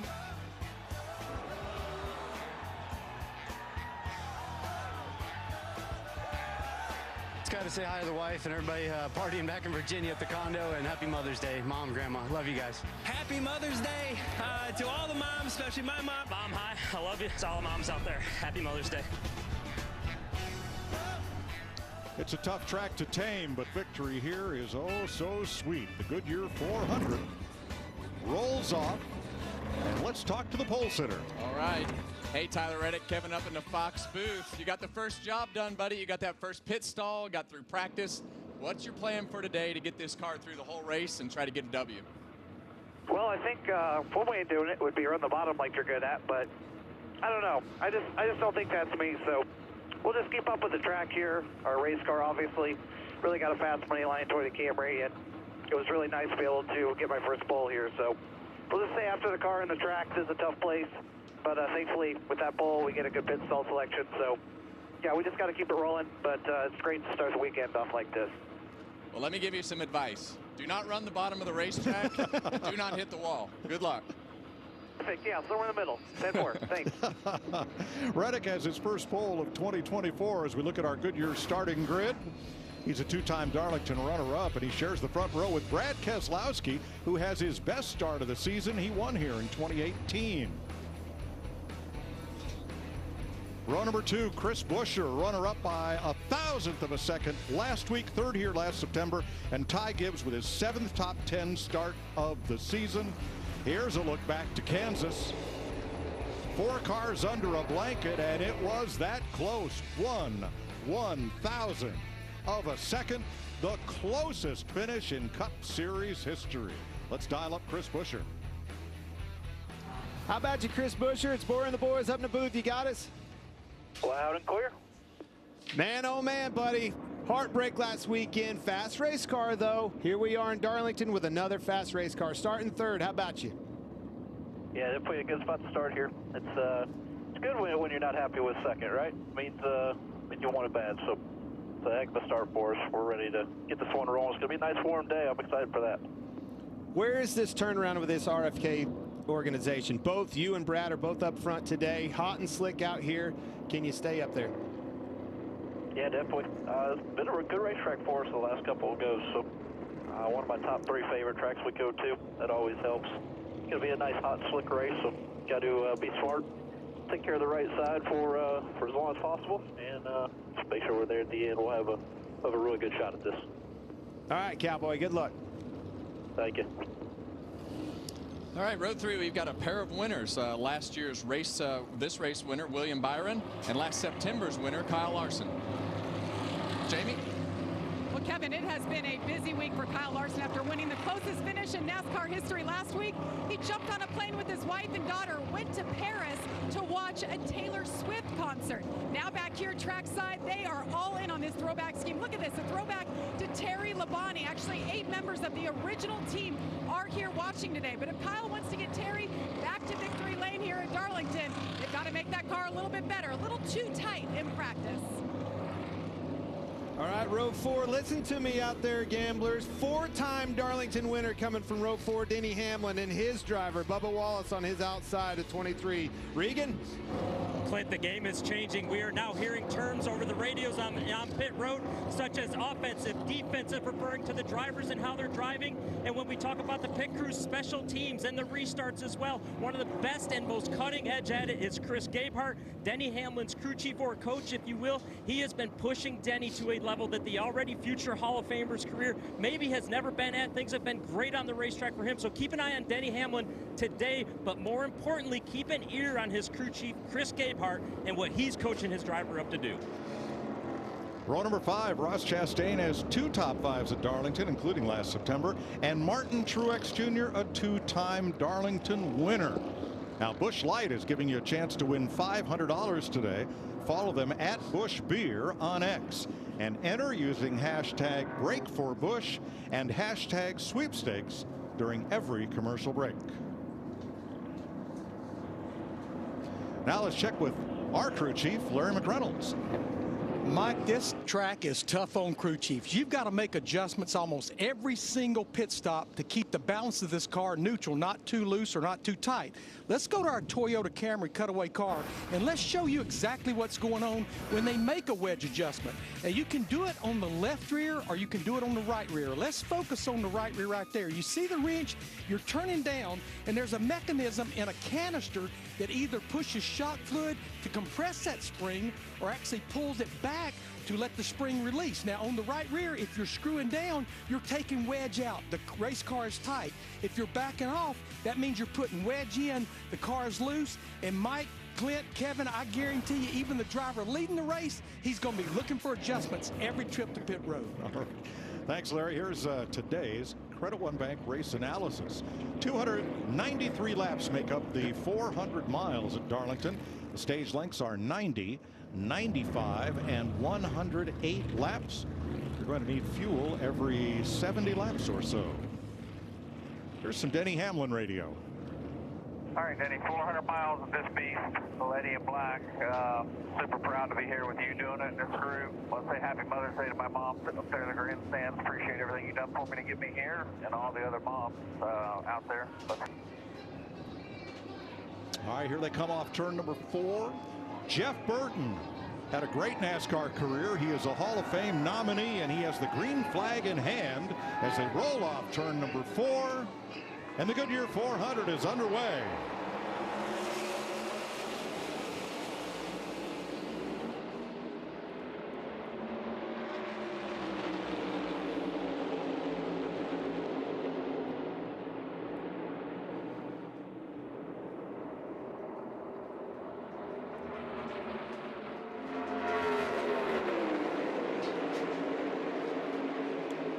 Tyler Reddick wasted no time as Keselowski slides up in front of Gibbs to secure the second spot in turn 4. Well, you see Chris Buescher down on the bottom of the racetrack right there, and that's not where you want to be. You want to run these cars on the bottom of the racetrack as little as possible, on the apron as little as possible. You don't want to do that very long because it is going to hurt those tires a lot faster than running that high line. You're spot on, Kevin. What you want to do is do exactly what they're doing. Get this thing sorted out, get single file there, and figure your grip level out in this race car. The last thing you want to do is exit these corners door to door with somebody while you don't know what this car is going to do. Hot and slick today. Top 11 are now single file as everybody looks for a spot in the high groove. As we talked to these drivers before the race and in the pre-race show, we heard a lot about how much of a handful these cars are going to be. Right now, they're being as easy as they're probably going to be at the start of a run all day. They're feeling their cars out, trying to understand exactly where they are. But everybody we talked to said about 15 laps as you see that left front tire of Ross Chastain lock up going into the corner in turn 3. And did he get into the wall? I think he did. Now that's just casual contact. We saw a lot of that yesterday in practice without any real ill effect. Yeah, and I think what happened right here is those cars checked up a little bit more in front of him, and it's real easy to lock that left front tire up over there going into turn 3 when you have to apply too much brake pressure. He did get into the wall just a little bit, though. I think that'll be just fine. Wasn't hard at all. Well, he looks to be struggling there, Clinton, and you know, he got himself in a little bit of trouble, got into the wall right there, but running the bottom of the racetrack right there tells me that he's not comfortable running the top of the racetrack either on the way tight side or too free. But either way, you got to figure out how to get this car up the racetrack. This car is, I can't stress how sensitive these cars are to the right line on the racetrack as far as the long run goes. Todd Gilliland, 38, moves up to 11th on Joey Logano.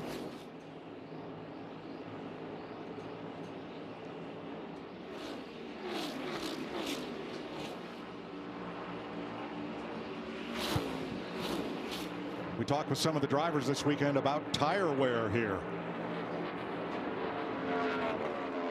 Tire fall off at Darlington's always been, historically pretty high.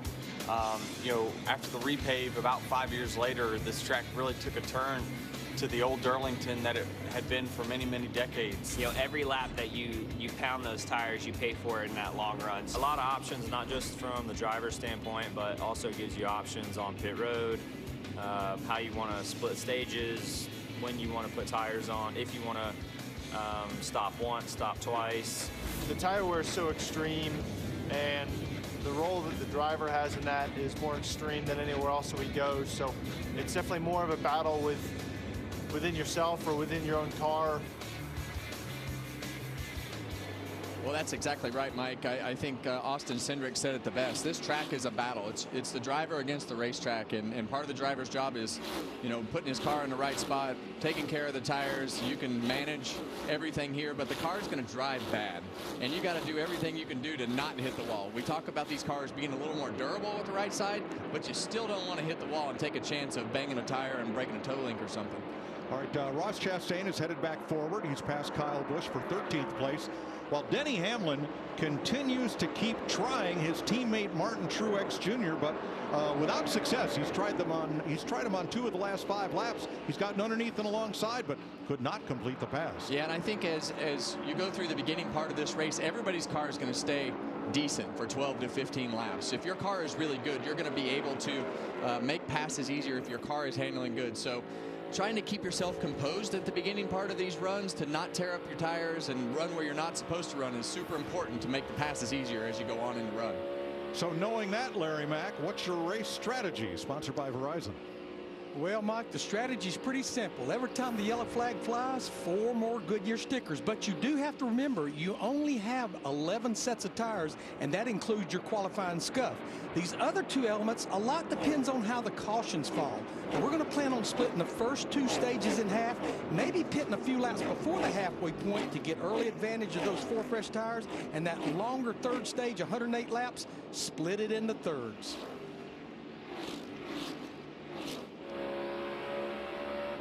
Looking back from Kyle Busch here. Michael McDowell, who announced this week he would leave Front Row Motorsports at the end of this season, moving over to Spire and Chevrolet because they extended a multi-year deal. Yeah, and it makes for an interesting rest of the year. This is as early as we usually see these things happen, but obviously Michael feels like going to Spire is going to put him into a better position from a performance standpoint, but it puts him and the rest of his team in a difficult position for the rest of the year. Well, and silly season is open. I was going to say, it starts a domino effect. Yes, is what it does. Yes, it does. Coming to 13 laps complete, Tyler Reddick has led them all on Mother's Day at Darlington.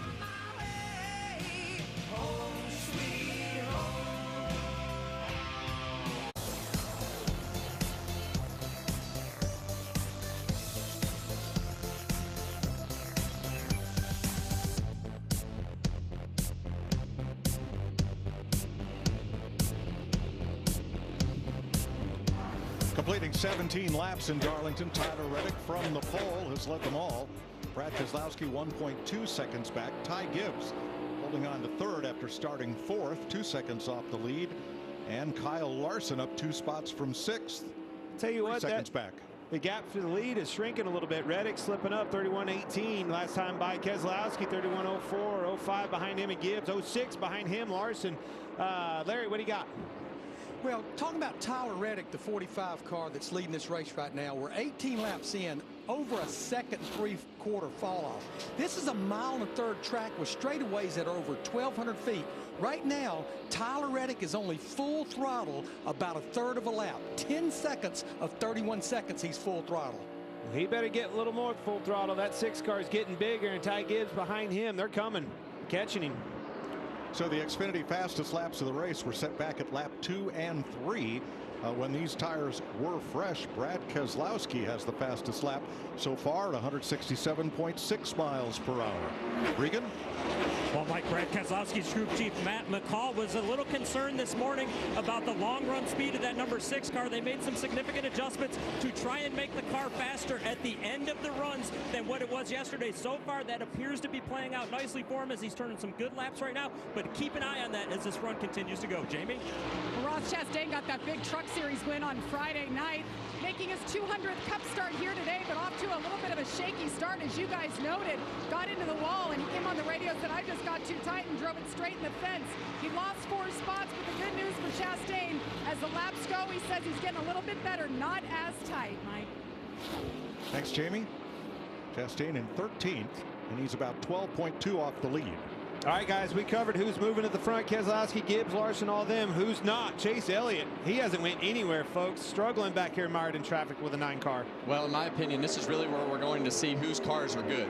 We got past lap 15 to 20, and I thought after we got past lap 20, you would really see whose cars were good, because that's when it's going to become easier to start passing. You're going to start to see the difference in the cars become greater because of the difference in the handling. So I hear Ross Chastain talk about being tight. I want to be a little bit tight, because as you go into this run, I feel like it's, you know, the back of the car is going to be a little tougher to manage. All right, Kevin, you'd say passing. All right, they're starting to slip up. These guys are slowing down in front of you. Where am I making these passes? Well, the biggest thing is you want to be in position to make a pass when they make a mistake. When they touch the wall, they have to lift off a turn 2 is probably the easiest place, because with that patch and everything going down the back straightaway, if they miss the entry to turn 2 and can't turn down quite as good or have to lift on exit.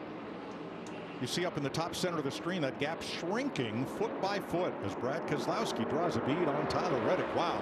What's come over Brad? He's having a heck of a weekend. He is having a heck of a weekend. And the thing that sticks out to me about Brad, he qualified good, Clint. And when this guy qualifies good, he's going to manage this race well because of his experience and everything that he has.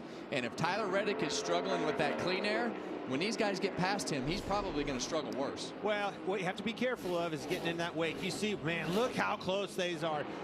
The leader, Reddick, right on the fence. Ty Gibbs was so close to it. But as he approaches that leader, that car is going to get tighter. Figure out where you can catch them and do not get that arrow push and get yourself in the wall. Regan. Well, Mike, as you guys have been talking about, and Kevin in particular, talking about how tight you want to be at the start of the run to be good at the end of it. Tyler Reddick started off a half number too tight, as he told his team, but about 2 laps ago, he just said, we've already transitioned to loose. That was on about lap 23. Yeah, and that's the problem, right? You know, in getting the balance to your car right is how tight do I need this car? A lot of guys are like, it's too tight. It's too tight. But you got to protect against that right rear tire, because when the pace slows down and that right rear tire starts to go away, you know how it is, Clint. The back of that car starts to wag here, and you don't have as many choices as you did in the old car. You got to run that top line. If that back's wagging, you're going to start having do not want to be too loose. Yeah. All right, now that's a word Darrell used to use an awful lot. He wanted to be snug. What does that mean?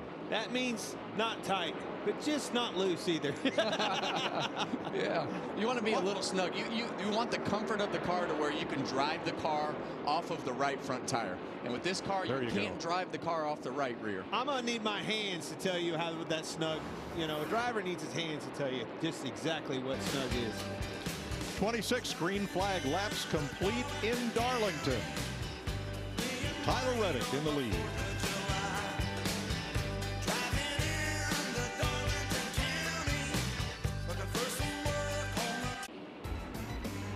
Saturday, it's Baseball Night in America on Fox. Manny Machado and the Padres battle Ronald Acuna Jr.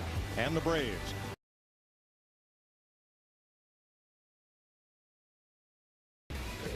Still green at Darlington, 32 laps in. Reddick, Keselowski, fastest car on the track, though, is fourth place Kyle Larson. And here he comes, looking to the inside of Gibbs. I think he's going to be able to make a pass off the 2. Gibbs will probably roll out of the gas and give him the spot. The next part of this equation, we know Larson's fast. We just noted it, all right?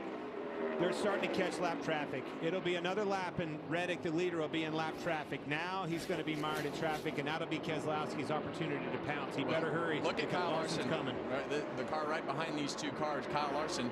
Watch his line, Clint. When he goes into the entry to the corner, he's got a little bit higher entry. See how he's off that apron right there in a turn 1, and he uses that to get that straight line up off the corner. He's already, see how he turns down earlier into turn 2? Well, when he goes into turn 3 right here, he's going to go in above that top seam, and now that he's catching traffic, he may come down. He may not be close enough to do it yet, but when he was behind the 54, he would ride that rim right there and turn it off the wall. But until he gets close, when he gets closer, he'll turn that car off the wall and drive off straight. Think back to practice yesterday. Who was every team in the garage area telling you, hey, the 5 cars enter in higher? Look at that. Try it. Look at that. They were all telling their drivers the 5 cars enter in higher. We need to see if we can figure it out. Cars on pit road, boys. Yeah, pit stops have begun. Ryan Preece is in, and so is Harrison Burton. And a couple more coming in, one at a time here, under green. Gladly. 35 lap mark. Crew Chief Larry, you tell me anytime, I'm ready for you, buddy. And once 1 or 2 starts coming, you can't be far behind. This is a little bit early, though. Remember, splitting it in half is lap 45. We're just at lap 35 right now. Michael McDowell and Zane Smith on pit road, and here comes Denny Hamlin. Well, the only thing I don't like pitting about this early, Clint, is if you are on the plan to run it all the way out, it makes that next stage super long. And if you're usually when you pit like this, it's because everybody else pitted. But if you were one of the guys that pitted first, it's because your car was probably bad. And here they come. Larson behind them, the leaders. Kyle Busch is in. Briscoe is in. Corey LaJoie on pit road. Jamie. Ty Gibbs coming down pit road as well. Car's pretty good. Little tight off forward, pretty good. But I've heard crew chiefs today say you pit early, you pay the price later. So it's just what you're willing to risk. Kyle Larson in as well on the 5. Better than in practice so far. Can certainly get on the throttle quicker than he could yesterday into 1. William Byron, Daniel Hemrick as Chase Elliott leaves his box. Joey Logano. Look at the Keselowski almost passed Reddick for the lead. Here they come. There's the leaders. Very tricky pit road to get on. You saw Keselowski stay up on the track and Reddick come down the racetrack. So 2 different theories on how to get to pit road there. Remember yesterday, after qualifying, Brad Keselowski and Matt McCall walked the track to see what pit stall they would select. Well, here they come. Regan.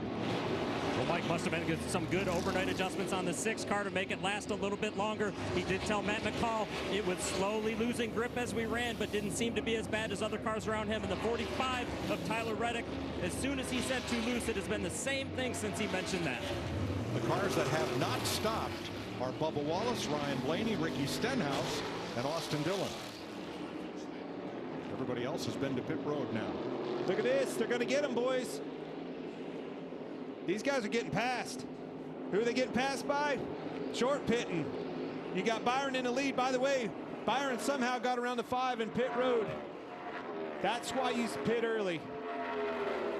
Well, now will you pay the price on the backside of these runs? And this is when it becomes difficult, right? Because you got to run that whole long run all the way. I mean, it's going to be 50+ laps. So you never know with these guys. They might decide to split it up again, but that's going to be a long ways if we run the whole run. So on the track map, it's led by Bubba Wallace as 4 drivers have not stopped yet. Wallace, Blaney, Stenhouse, and Dillon. Ty Gibbs in 5th is the first of the drivers who have been to pit road.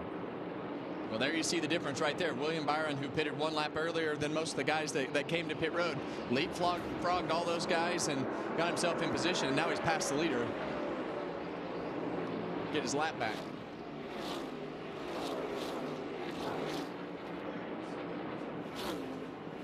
Holding your breath through green flag pit stops, and here goes Larson.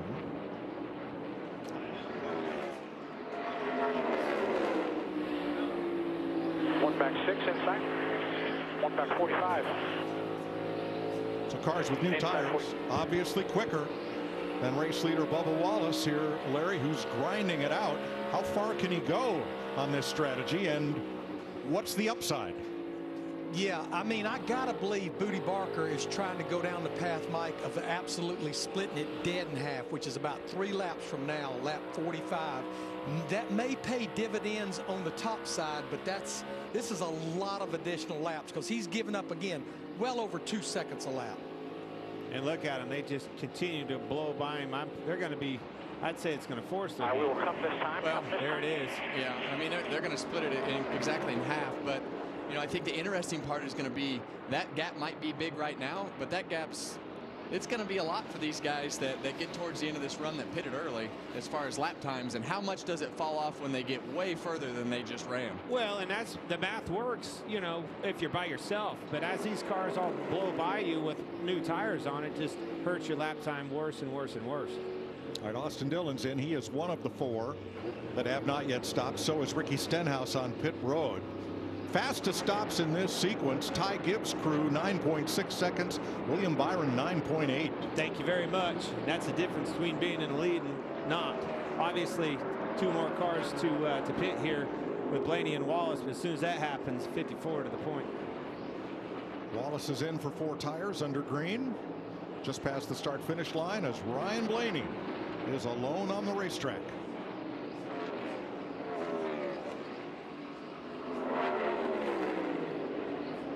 Austin Cindric goes by on the outside as Blaney hits the brakes, and he's headed for pit road.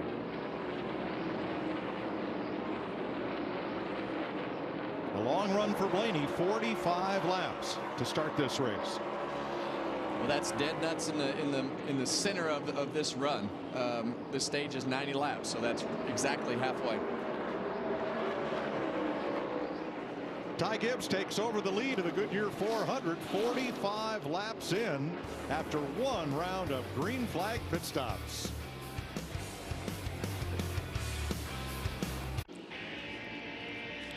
There's the Goodyear blimp flying overhead at the Goodyear 400 from Darlington on FS1.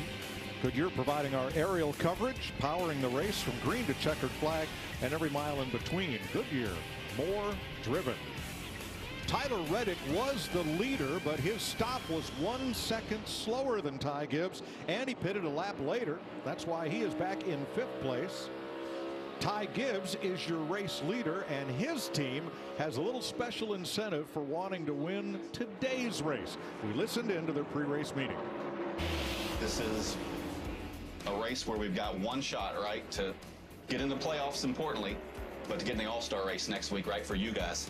So this is the last weekend we got. If we can win this race, we can actually go compete next week, and you guys have something to compete for. So got more than just one thing on the line with the playoffs. We've got the All-Star entry on the line, right? So let's go do that and have a good day. Sir. Everybody ready? Yes, sir. All right, so let's go do that. Ty Gibbs leading his first ever laps here at Darlington. There's Chris Gale, the crew chief who conducted the pre-race meeting, and his stats, Tony Hirschman is the spotter. And his battle for the lead is heating up as they approach this lap traffic. See Suarez having to lift on that outside.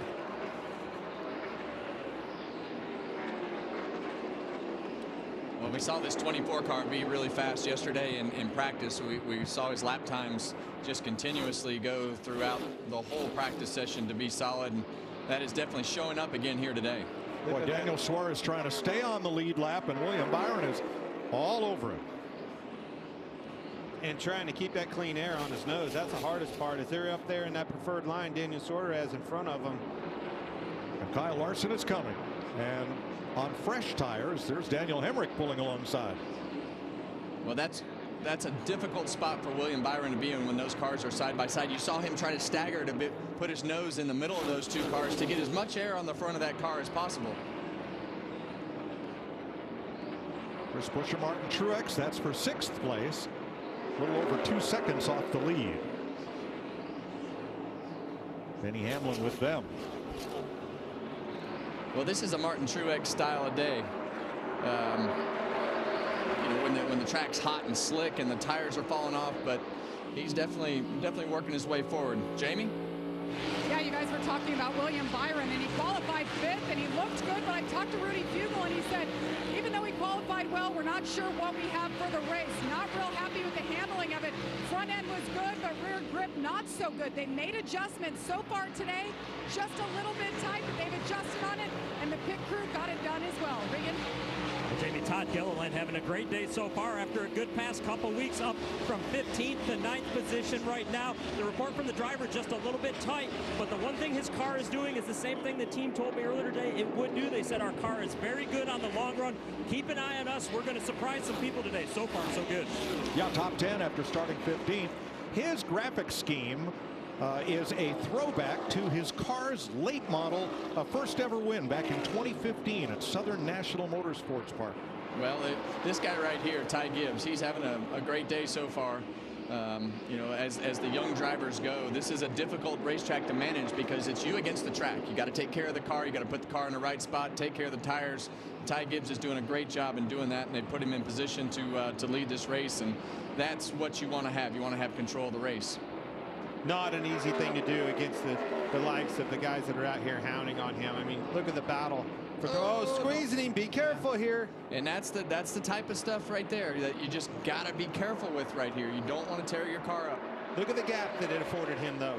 Sometimes you got to be bold on this racetrack because it affords you opportunities to get away. Needed that clean air. Cannot be mired in that traffic. It will wear these tires out. In the meantime, Larson, Byron, and Keselowski back there in the back are putting on a show. If Ty Gibbs can win the Goodyear 400, he'll become the first driver to score his first career victory at Darlington since 2011. Regan Smith did that. Our man Regan. On board with Tyler Reddick here, and the problem that he had on a pit stop was he got in there too deep and slid past his marks in the pit stall, threw the timing of the pit crew off and cost himself some time, and now he's having to battle through traffic.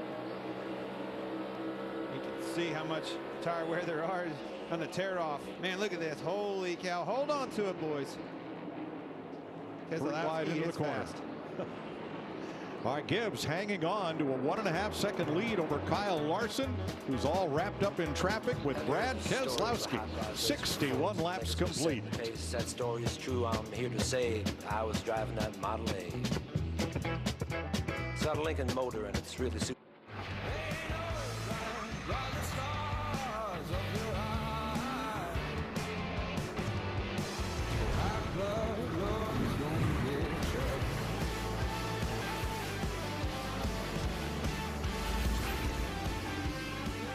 Boy, a lot's changed here in 75 years since the first Southern 500.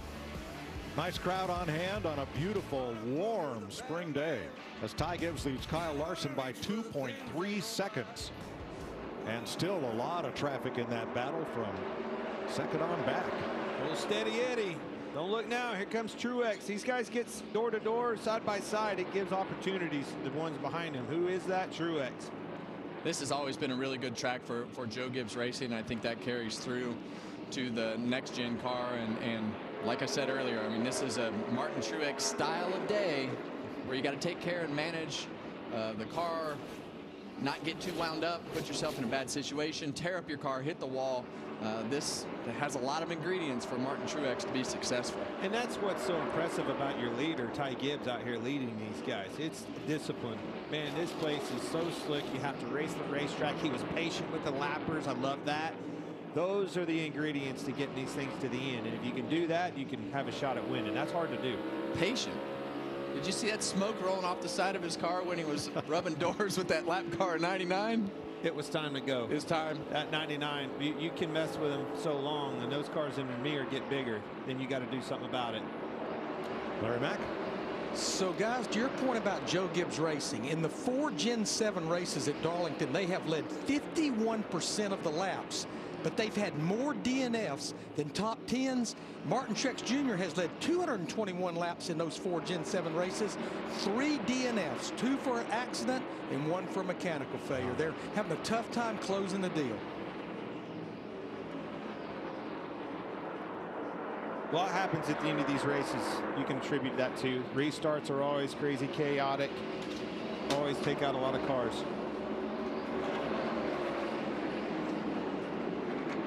Well, Christopher Bell is somebody that we obviously both like. They've made a lot of mistakes lately and cost themselves some great finishes, but you know that stuff goes in chunks, and Ty Gibbs has as well. You know, see him rub the wall right there. Just talked about how patient he's been out. Take care of the right side. He's got to do all the work to get to you. Little reminder there. Yeah, that spotter saw the same thing that you guys are seeing at home. Pull the reins back a little bit. Look at that line on the entry to turn one, Clint. That's a very Kyle Larson line that you see Ty Gibbs using there. Denny Hamlin would run that high line getting into one.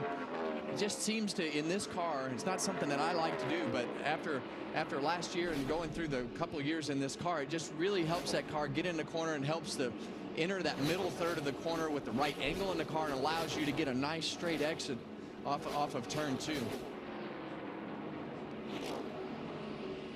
Let's check with Jamie on the 6th place car. Yeah, Martin Truex Jr. up 4 positions already. I talked to his crew chief before the race, James Small. He said, we were so fast yesterday in qualifying. Unfortunately, we got into the wall a little bit. That cost us some time, but they were really optimistic about today.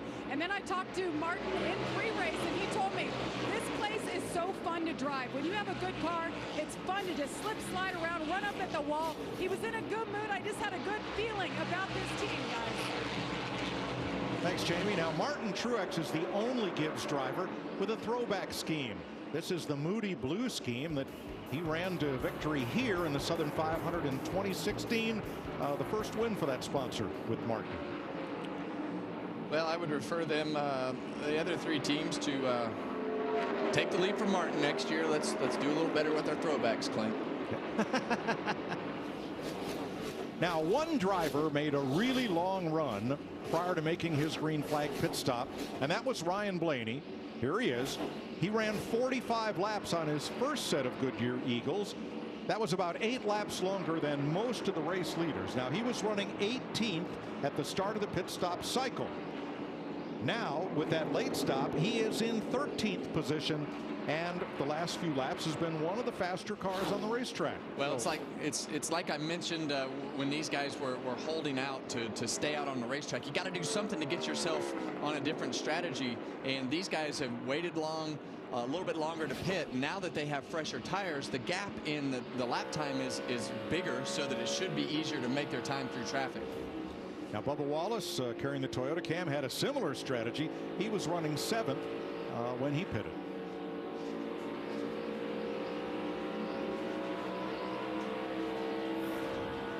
Ty Gibbs getting a little coaching here. Same thing in 3-4 when you're setting those guys up. Don't get to the middle from too far back, and it's going to be a no man's land and bleed space the whole corner just to slide in behind them down the straightaway. Make sure you get the timing right to maximize your lap time to set the pass up for exit. Well, that's what we were talking about during the commercial, Clint. When these guys know they can race you on entry, they can race you on exit, unlike the old car, because these cars don't really get as loose underneath you. But if they if you stop that run on the inside car, you can break that pass from happening, and that's what he's talking about right there. If you're going to make a pass, let's make it. Let's not waste our time underneath the car wearing our tires out. The reason he's talking about it is that 5 car is getting bigger in the mirror, catching him a couple tenths a lap. Ty Gibbs has brushed the wall at least 3 times during this run since he took the lead of this race. 13 to go in stage 1 at Darlington. We're going to take you Fox side by side.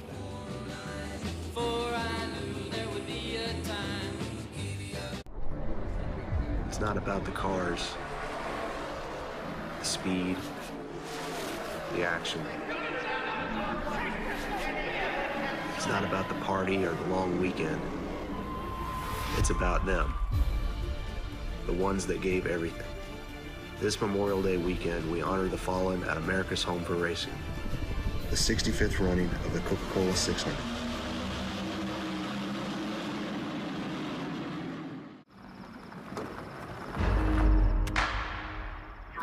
There's no one way to power up, as long as Ford is your starting line. Because more important than the power you choose is what you choose to do with it. Gas, hybrid, or all electric, the power is yours. And they're all coming? Those who are still with us, yes.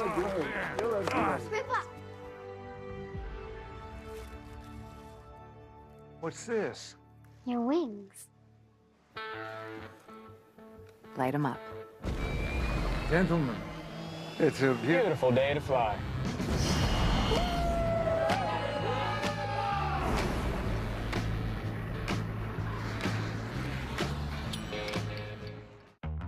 The 3 for Me, only at Chili's, is now available with the all-new Big Smasher Burger, piled up high with nearly half a pound of beef. Or you could settle for just some other burger at a drive-thru. Anyway, gonna need some room, because the 3 for Me still fills up the table with the bottomless drink, all the famous Chili's chips and salsa you can eat, and is still the best deal around at just $10.99. See you later, tiny drive-thru burger. This Chili's 3 for Me is the best $10.99 you can eat.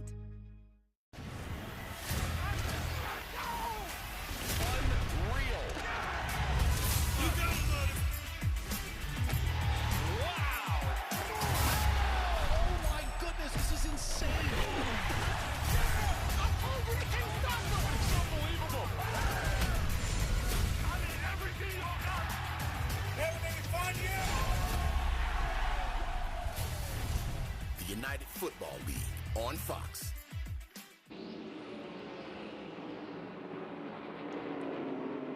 Eight to go in stage one. You saw the pass for the lead. Kyle Larson passing Ty Gibbs here to take over the front spot. Ty was having trouble getting around Carson Host far in front of him, and Larson caught him pretty quick, put the pressure on him, got into turn 3.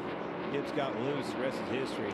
Yeah, and that's real easy to do in that corner. We'd actually, it's a very common problem, no matter what car you drive, getting loose into turn 3, the way that you carry the speed in, and it has kind of a little bit of swell getting into the corner, kind of a ridge that you go over. Let's hear what Ty Gibbs had to say. Yeah, my transmission's sticky still with the third.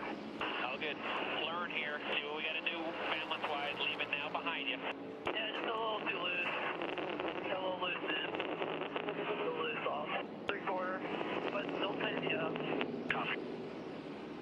Yeah, well, I mean, we saw the loose. He looks loose. Hold on to it. Stay disciplined. Only 6 to go to the stage end. Very good point right there. You know, you got to stay disciplined and keep the car straight. Just drive as fast as the car will go. If it's too loose, just slow down, because the last thing you want to do is slide this thing into the wall. I'd rather lose 2 or 3 spots than crash. Steinkar's in trouble. We're watching the 5 car, his teammate Kyle Larson, but man, Chase Elliott hasn't really went anywhere, hasn't been able to make much ground up in the back. I think this stage in should save him from going a lap down, but they're going to need some adjustments. Didn't see that out of them. They've been on a roll. Chase Elliott in 24th. Now taking a look at stage points, Ryan Blaney, remember he was 18th before the pit stop cycle. He ran the first 45 laps before coming in. He's up into the top 10, so a gain of 8 with that strategy. Well, both of these guys right here, Bubba Wallace and Ryan Blaney, were the guys that stayed out the longest. So, you know, I think that lap time difference in the new tires, old tires, it just became a little bit easier to make up that track position with what they gave up at the end of that last first cycle. 9th place at stake here. Kevin, I agree with you in what you said at the top of the show. I'm jealous of these guys. The work that it takes to run up next to that wall lap after lap, the discipline, the challenge of this racetrack, the Lady in Black, it's fun. You're jealous. I am. I miss it. Well, one you're not going to be jealous of is Daniel Hemrick in the 31. He reports he has lost his power steering. That is going to make for a long day here. Trust me, it is not fun. I've seen what you look like after no power steering. Do I need to remind you again? We've already covered this, Kevin. That's okay. The last car I passed that day for a top 10 with no power steering, Mike, you know who it was? It was me. I only had 6 cylinders. Here we go. Chase Elliott trying to hold on to the tail end of the lead lap here. Well, that's going to be close. I think his teammate Larson should be easy on him. Plenty of room between him and second place. But boy, that favor would sure be appreciated out of that team, the 9 car. Going a lap down here is a difficult situation, especially when you're already struggling. 11th place. Hamlin and Logano, no stage points there, but I'm a little bit surprised at Denny Hamlin so far, Kevin. Really thought on a hot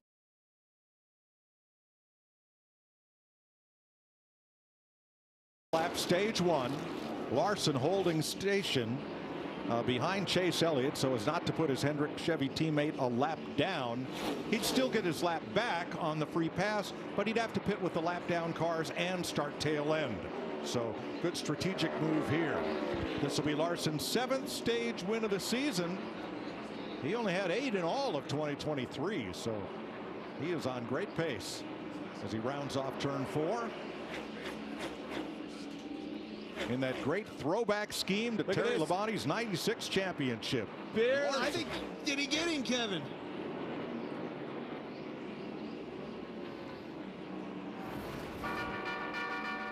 He rode around the track with Terry Labonte in pre-race. That might have meant good luck for Kyle Larson today. He's your stage 1 winner. I stole a kiss at the turn of a mile. Well, what do we have here? A come down or a comeback? A risk taker or a troublemaker? A lucky run, or that's how it's done. Great job, 5 team. Surprise, surprise, or seen it coming? A trophy hunter or a party crasher? What if it was all that and a whole lot more?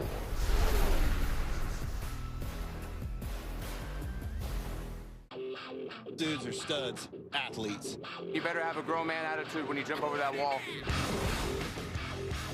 Boy, rush hour was never like this. This is my favorite stretch of races right here. Pit stop heavy, so we get to go out, have an impact on the race. It's his pit crew, lights out. You have to be precise. No mistakes. Show me what you got.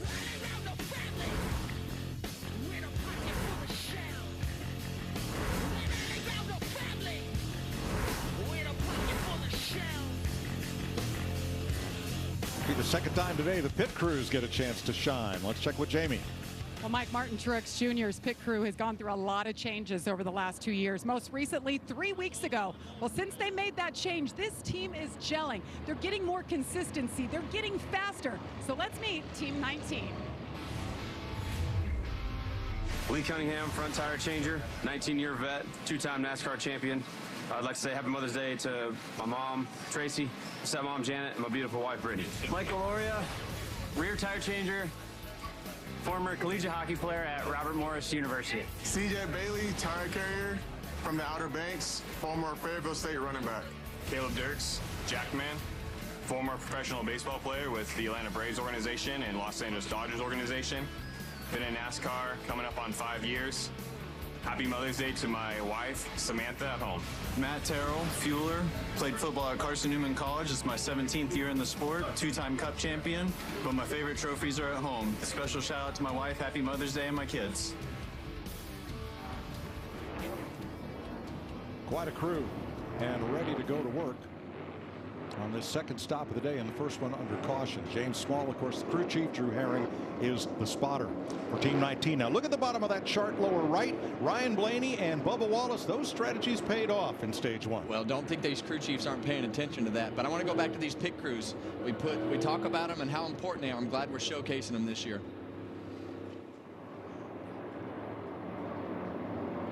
Jamie?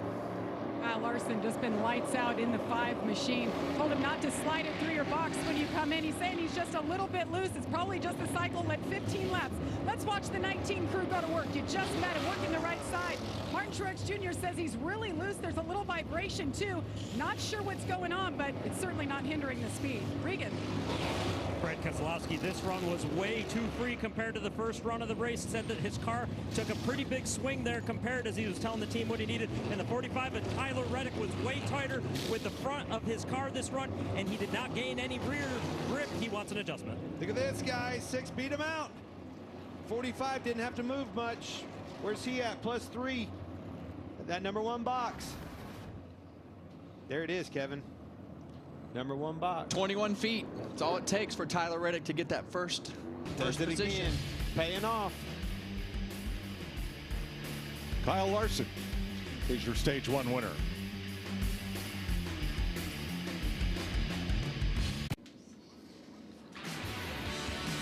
Everybody remembers this one.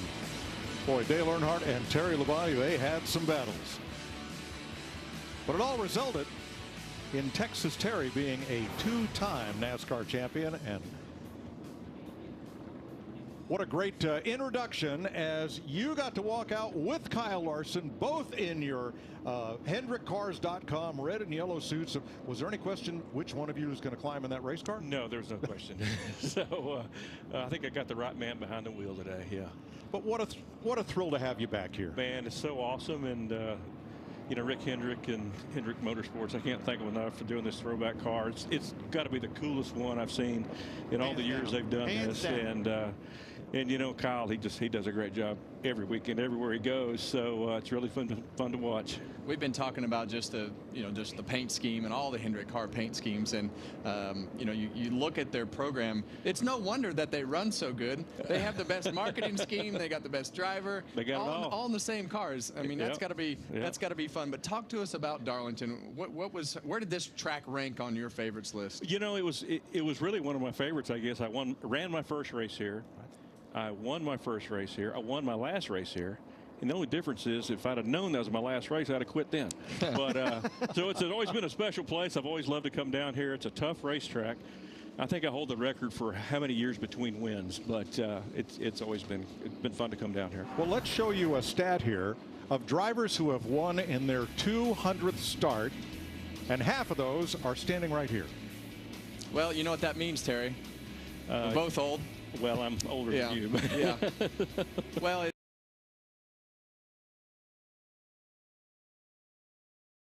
to figure out what you're doing. You won in your first start at Darlington, and you know, you look back at Ross Chastain. He talks about everything that this racetrack means to him. What's it been like this week as you've gone through everything? Most importantly, when did this all start? Well, you know, I knew they were trying to do a throwback of the old Kellogg's car, and you know, there were some copyright things, and you know, a lot of times the sponsors own the paint scheme copyrights, and so they finally got that worked out. And I knew they had been working on it, and I didn't think nothing of it, and went down there to Race Hub a few weeks ago, and they unveiled the car, and I went, oh my. You know, I thought it was a special car, but I didn't realize it was that one. Well, Terry, it's awesome having you up here in the booth, but we got work to do, and I want you to stay right here and help me call this, because Kevin, man, he gets grouchy up here. Oh, gotcha. Let's do it. They're coming off before to take the green right here. All right, stage 2. Tyler Reddick, Brad Keselowski bring them back to green, and again, Reddick gets a good jump. Thank you, #1 pit stall. Well, that's why Brad Keselowski was so frustrated yesterday after qualifying, because he knows how much easier that #1 pit stall makes this day. And you saw evidence of that as Tyler Reddick came off pit road first that time. Man, look at Blaney coming by. Looking to the inside of Byron right there. Just keeps marching up through them.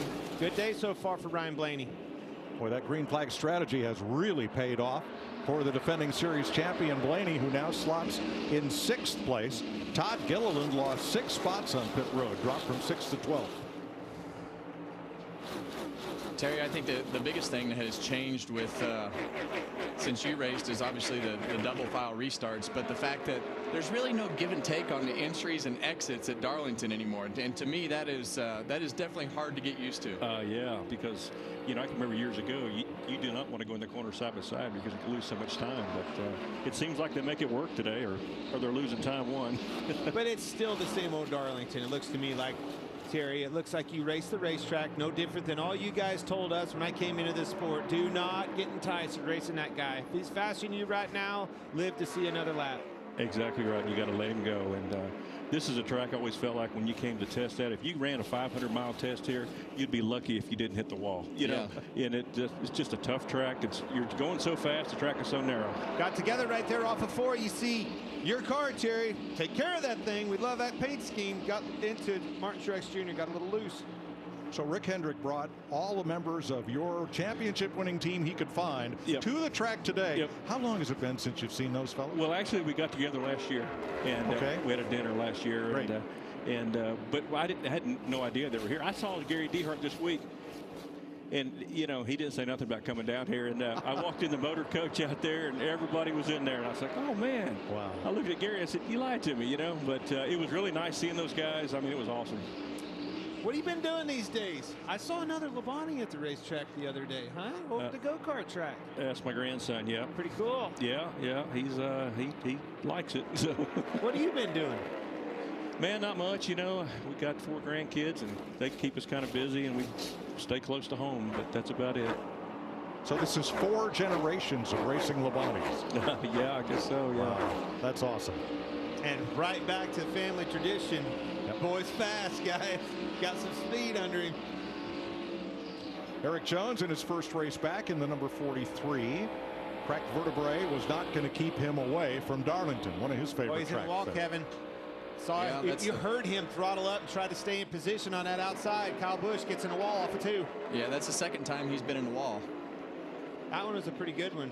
You hit harder off of 2 than you do in the other corners usually. A lot of momentum, a lot of speed off of 2. Well, and the positioning of these cars is just so important. When you get behind a couple cars or one car, and then you think you can do a little bit more. Let's go back and see exactly what happened. And it's the same thing. You know, he's in traffic right there, and sometimes you think you can get a little more, and as the front of that car just doesn't want to turn, it takes off from underneath you and winds up getting up in the fence quicker than you expect it to. But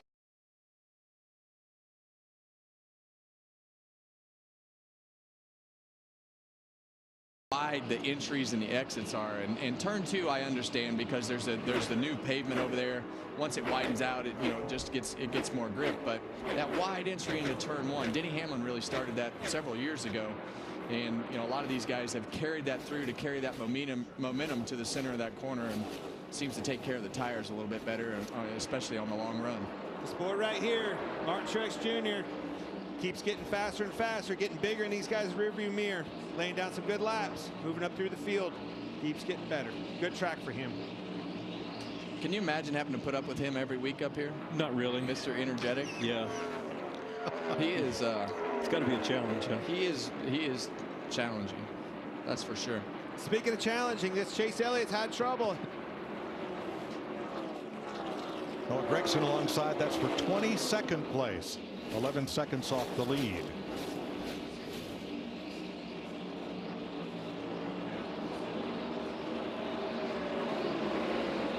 "17 laps complete in stage number 2 at Darlington. Tyler Reddick, our pole sitter, back out front of Ty Gibbs, Brad Keselowski, Martin Truex, and Kyle Larson. The United Football League continues next weekend on Fox. The push for the playoffs is underway. Saturday, the Memphis Showboats take on the Michigan Panthers. Then Sunday, the Arlington Renegades battle the San Antonio Brahmas. It's all on Fox and the Fox Sports app. Here at Darlington, 113 laps complete. Tyler Reddick the leader, and Reddick has a very interesting throwback scheme. Tim Richmond in 1982 won the Daytona 500 consolation race in a car with this paint scheme. Terry Labonte's with us. You raced against Tim. I did. What was he like? Well, he was a character, I'll tell you that. But he was one heck of a race car driver. And when he was driving for Hendrick Motorsports, I mean, they were really awesome. They ran well and won a bunch of races. And yeah, he was quite a competitor. Came from IndyCar, came to NASCAR. Very flamboyant driver.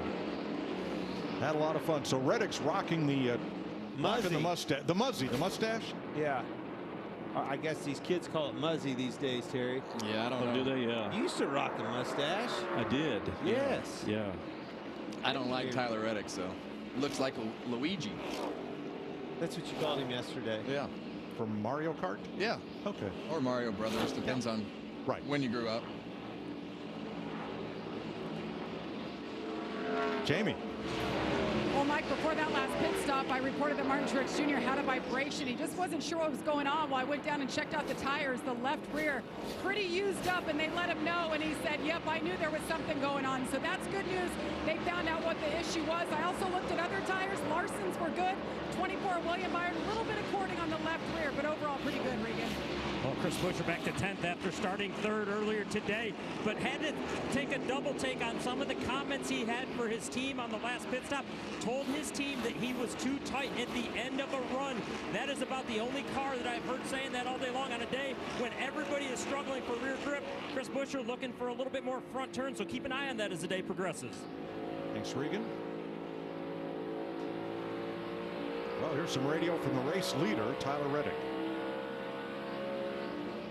Feels like it was half number tight, take it off. About neutral right now. Simple, we're just keep using the right front like we learned about this week. Check that right rear like you're doing. Good job. Yeah, what he's saying right there is you just don't want to drive this car off the right rear. You can't do that anywhere that we go. You want to have a little bit of wheel into it. What was the word you used earlier? Snug?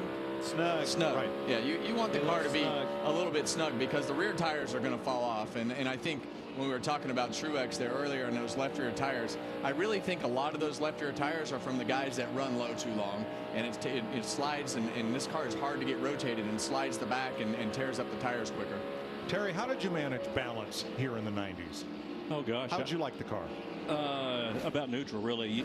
But you really have to start with a little bit on the tight side, you know. But and then after you ran a while, then it would, you know, get to the neutral stage. But you couldn't start too tight, but sure didn't want to start loose either because you're going to wear the back tires out on it. I always thought one of the more interesting things when we came here, because the cars used to fall off more than they do now with the old surface. It would be 4 seconds, 3-4 seconds. A lot of tire under these cars. Well, there's a lot of tire, and it's been repaved since then. But with the old pavement, qualifying was always breathtaking here. It still is, but I always found it to be a little bit more breathtaking because of you really only got one lap out of the tires. That was it, one lap, and the tires were so fast for that lap. And then when you came in and made a pit stop under green, I mean, you were so much faster. The guys that stayed out there. Did you? But it was a big difference. You know, it was crazy. Double the horsepower. Don't forget that. Don't talk about horsepower, Clint. Larry Mack. Hey, Terry, tell those two guys sitting beside you, the 80s and 90s, we didn't have downforce in the front. We actually had lift. Got Nemechek around on the front straightaway, guys. Facing the wrong way in that Lee Petty 1956 Dodge Tribute car. John Hunter Nemechek was running 17th at the time of the spin. This is the second caution of the day. It comes at lap 121. Right front tires down, Kevin. Right front tires gone. Left rear, right front, Ben. Left rear, right front. Yes. There it rolled back. There it is. Well, as we see so many times this year, when the tires start to get worn, when this car, when you try to get a little bit too much and you think you can just ride it out, this car will just snap around on you and spin out.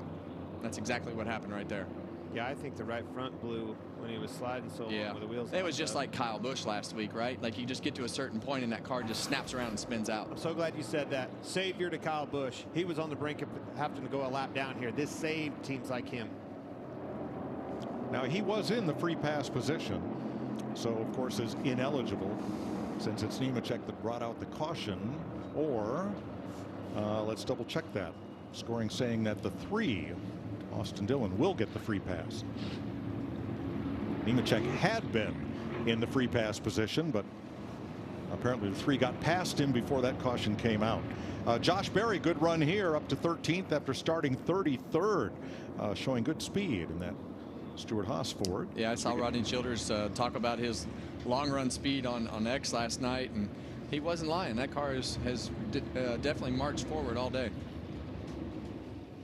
See a lot of skinned up right rear quarter panels as we're watching these cars come by us, guys. More than half the field has touched that wall, Terry, or time or 2 or 10. Easy to do here. Yeah, and if you don't do it in today's world, they almost say you're not trying hard enough because of the car's durability with that right side. Look at that wall. They used to pit here on both the front stretch and the back stretch. The field would be split in half, say here in Martinsville, as it still is at Bristol. But John Hunter Nemechek is going to have to drive 1 3/8 miles to get to pit road and come all the way around, as long as he's got a couple tires up to do so. I think he's he's at the end of pit road trying to get onto pit road. I think he's stuck now. Yep. He's from our vantage point stuck behind the which will close pit road speed again. There another lap.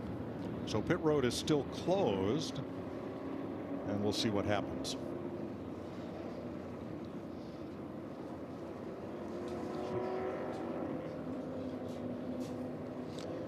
Been a big weekend for Brad Keselowski. Started up front here, currently running 3rd. Let's meet the crew of car number 6 for Roush Fenway Keselowski Racing. I'm Johnny Roberts, front tire changer. This is my 14th season on the pit road. 2023 Most Valuable Pit Crew Award. I'm a husband to Shay and a father to my son Lane and my little princess Grace. Steve Price, rear tire changer. I've won a race in every series of NASCAR and the 2023 fastest NASCAR pit crew in the world. Tobin McClurkin, tire carrier, Daytona 500 champion, Truck Series champion. Want to give a shout out to my beautiful wife sitting at home. Love you, girl.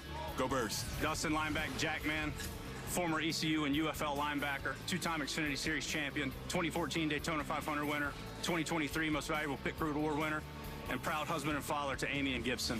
Brad Robinson, gas man, former football player at Cortland State, defensive line, 18 years in the sport. Would like to give a shout out to my wife Lauren and 3 girls, Peyton, Collins, and Corey. And the crew chief, Matt McCall, 3 career wins. He's crew chief for Brad since 2022. Spotter up on the roof, TJ Majors. Imagine having a last name like Lineback and then being a linebacker. Of course. What else? Maybe what else you got if we'd have named you Clint Winter Boyer, you would have. Are you kidding me? Was that not funny? Dang, that hurt. Chris Myers gave that to me. Was that not a good one? Myers' jokes are terrible. Don't ever listen to it. Hey, we're going to come around again. Hey, let's just say, be lucky you're a race car driver, because you have nothing left. Oh man! Thank God. It gets rough. Right? There's a path for people. It's rough up here, Terry. Yeah, I can see that. You've got to defend yourself, or be on, and you have to be on the offense, or otherwise you have to defend yourself. All right, John Hunter Nemechek's car has been towed almost to his pit stall, where it may kind of impede Chase Elliott right behind him, William Byron right in front of him just a little bit. And they won't open pit road until that wrecker is clear. Here's the Ford onboard camera for Harrison Burton. Burton started scratch on the field today. See Ryan Priest and United Rentals onboard camera there. He's got his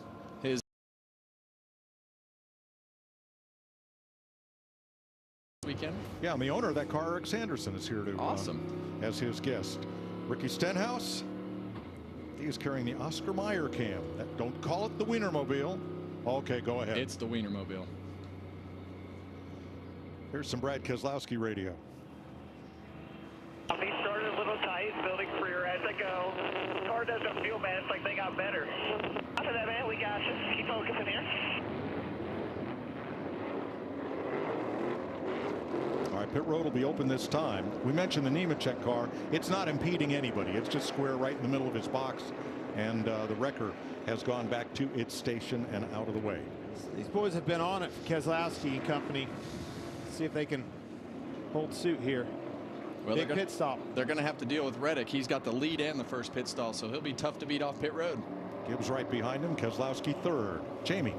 Ty Gibbs a little too loose. They're going to tighten him up. The call is to take air pressure out of the rear tires to help him hang on a little bit longer. Meanwhile, his teammate Martin Truex Jr. gets a lateral slide, but it's overall not bad, especially over the bumps. He said it's certainly manageable. Air pressure adjustment there. Regan. Brad Keselowski been battling a car that's too loose on the long runs. The same thing this run, asking the team to keep the rears on it longer for him. It was going bad at the end of that run. In the 45 of Tyler Reddick, Reddick took off good, wants to be a little bit tighter taking off this time. It was neutral at the end of the run. That means it was good for him. Might have been a little contact between Blaney and Larson as another car tried to clear out of its pit box. And again, Reddick handling the race leader. Wasn't even close this time. Larson didn't have a good stop. 125 laps complete under caution in Darlington. What do we have here? Surprise, surprise, or seen it coming? A trophy hunter or a party crasher?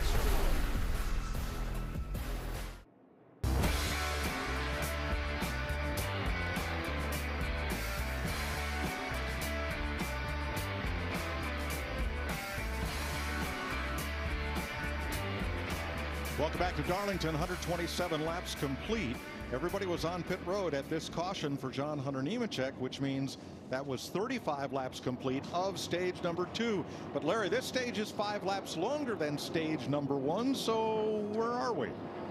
Yeah, Mike, we're going to go back racing with about 57 laps to go. That's easily in the fuel window. Honestly, I don't know that I see them trying to split that in half. I mean, that's going to be a long run, 57 laps, but I'm not so sure we're going to go caution-free the rest of this stage. I hope we see it. I hope they run the whole way, because they're going to be a handful if they do. Absolutely. Reddick and Gibbs will restart on the front row. Have to have that in the back of your mind, though.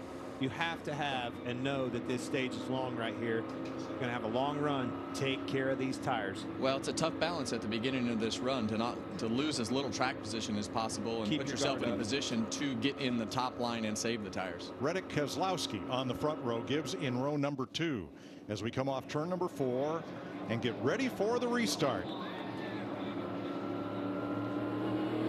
Back to green.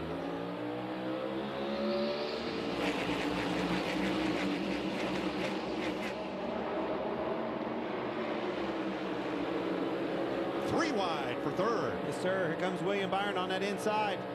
They squeeze him. Truex almost wrecked. Blaney in the wall. They're wrecking, guys. And they pile up accordion style behind him. Caution wave. I think Blaney's got a right rear toe link broke. And this is almost an identical situation that Truex was in last year. In the middle right there, he gets loose, goes up the racetrack, and Blaney gets in the fence. Got squeezed a little bit by Byron. And Truex was trying to back out. You'll see it on the replay here. He was trying to back out, but he's tore up too. As soon as he backed out, it looked like it got loose. Tore up race cars. Let's watch from the Goodyear blimp. Watch William Byron. He's the one that gets the run here. Goes to the inside as he gets into 3, gets him 3 wide. Yeah, you see that 12 car get to the outside of the 19, and then, oh, Byron they just all came together right there. And we talked about it in the beginning of the show. You know, I think that 17 car is going to have some damage on the front end too. Possibly that gap, that splitter, right? You said that in the pre-race show, Kevin. Cannot get that separation. You see Byron just come up end. Just a little bit and gets into the side of Truex, and Truex was trying to back out, but big hit for Blaney. 17, yeah, 17 is going to have that front end damage like you're talking about. Let's watch from Bubba Wallace.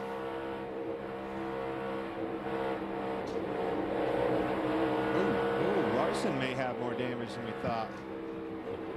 Yeah, you can definitely see those cars make side-to-side contact pretty hard. And this is that balance that we're talking about, right? You see William Byron all the way down on the bottom.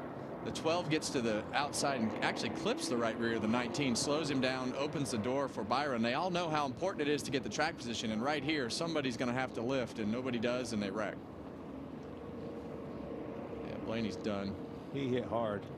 See, his front end's messed up, too. Even they get him back out, he's not going to have much speed in that car. Got Truex on pit road. All right, here's Blaney's radio. Killed, and I'm gonna go kill both. That's what I'm gonna do. Coming to you. I can understand that frustration, Kevin. Well, Terry, how about this? You answer that, Terry. Let's put some pressure on you. Yeah, well, it got a little tight down there. So that's a tough place, 2 wide. Well, I was watching the left side tires on Byron's car. He did a really good job of trying to keep that car right on the bottom of the racetrack. And then right at the exit, he came up a little. Blaney came down just a little. Truex is stuck in the middle. Here we are. Yeah, and that's the tough part. You know that you can't give up anything on the restarts with these cars and everything that is happening. You have to be aggressive on the restarts. You got that new asphalt off the exit of turn 2 over there. You know it's got good grip, but it channels down to such a narrow lane right there, and the way that corner kind of grabs you and rips you around that new asphalt, it puts everybody in a vulnerable position. So it's a tough spot to be in, but identical way that this race ended last year for Martin Truex. Squeeze play off turn number 2 on the restart. Caution ensues. Damage to Blaney's car. We're under caution. The Goodyear blimp welcomes you back to the Goodyear 400 from Darlington on FS1. They supply our aerial coverage. Goodyear powers every lap, every mile, and every victory on the road ahead. Goodyear, more driven. Regan, how about tire wear so far? Well, Mike, a little bit interesting today. The tires have looked great coming off of the race cars, but I want you to take a look at these ones right here. This would be the right front, left front, right rear, left rear. The left rear tires are actually what is wearing the most on these cars today. We don't oftentimes see that. That's interesting. Big part of why we're hearing all this talk about losing rear grip. But as a driver, that is a great thing. And these are Brad Keselowski's tires that came off his car a stop ago. Thanks, Regan. This caution, a good break for two drivers that took the wave around on the stage break. Derek Kraus, or on the last caution, Derek Kraus and Daniel Hemrick. They pitted this caution, and they're on the lead lap. So too now is Ryan Preece, who gets the free pass on this third caution of the day. There's the choose. And there's some damage. Yeah, that one's in tough shape right there with that big dent. Riding with Martin. You hear him check out of it. That's what, Kevin, you were alluding to it. He lifted and was day late and $1 short. He got squeezed, got to put in a bad spot. Massive frustration with him and Blaney on that outside. There's other cars that got damaged. That Larson's car's tore up a little bit. He lost a couple positions, and the 11 of Denny Hamlin got word that he's got some nose damage. Yeah, and that's the biggest thing you don't want to happen. You don't want that nose damage. You don't want that nose to get separated from the splitter. All right, you see the 12 headed for the garage. They have exceeded the time allotted under NASCAR's damaged vehicle policy to make repairs. So I think he's going to show his displeasure right here.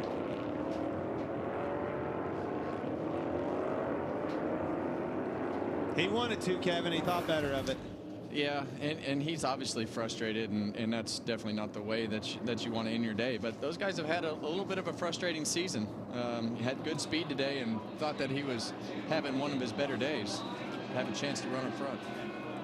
Yep, they're going to wave the green. The front row is the same on the restart. Reddick and Keselowski. Here we go.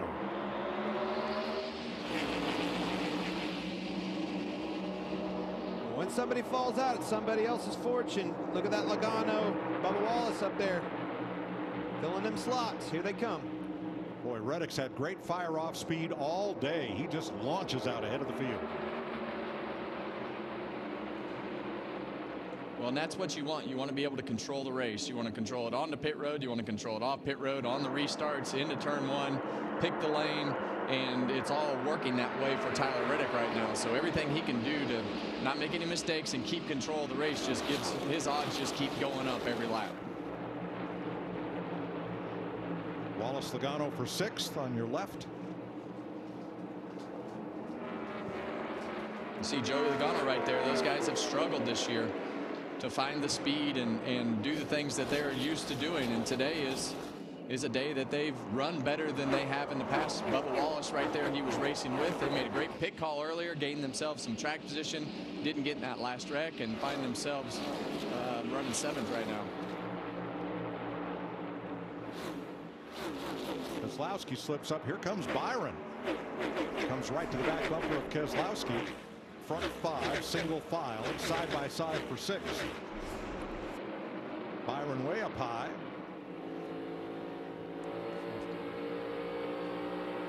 Terry, could you imagine what the conversations would have been after these races if these guys would have raced your generation of guys in the corner, off the corner, and done some of the things that they do in today's world? Yeah, they raced hard back then, but it was kind of like, man, you can't go through here 2 wide very fast, and so let alone 3 wide. How about 3 wide? Yeah, that sure doesn't work. Denny Hamlin moving up as he drops underneath Bubba Wallace. Hamlin has led 16 consecutive races, and he's led the last 8 at Darlington, but struggling today, has not yet led a lap. Well, we heard him talking about a little bit of hood damage, and it looks like the hood is slightly separated from those louvers. We saw Martin Truex a couple weeks ago get that nose damage at Dover, and we thought that he was going to struggle a lot more than he did at Dover, and it didn't seem to affect him. But doesn't look terrible, Clint. You're closer to the monitor. I can't see well. I agree. It's a little bit of separation there, but at the end of the day, it doesn't seem to be bothering it much. The car's got plenty of speed. He needed some help anyway. Maybe a little bit of damage will help him. And Chris Buescher's car seems not much the worse for wear. He's holding in 8th place. And here's some William Byron radio talking about that crash at lap 129. Yeah, don't know. I was like ahead in that spot, so. I'm sure if you're in the other seat, you see the other way, so I don't think, he definitely didn't touch up, just runs up on run out of room, you know. So he shoved up a little bit too, so. Yeah, I hate it. I feel like they were pretty far back on my door, so. Well, when you're on the bottom of the racetrack like that, and you have more control of being in a good spot than the guys out on the outside. So it puts those guys in a spot on the outside of you to make a decision. And when William kept his car there, every inch that they inched further into turn 2, it put those guys in a worse and worse spot. He could have been a bad spot, but they could have lifted. Hey, that's right. Let's check on 4th place, Jamie.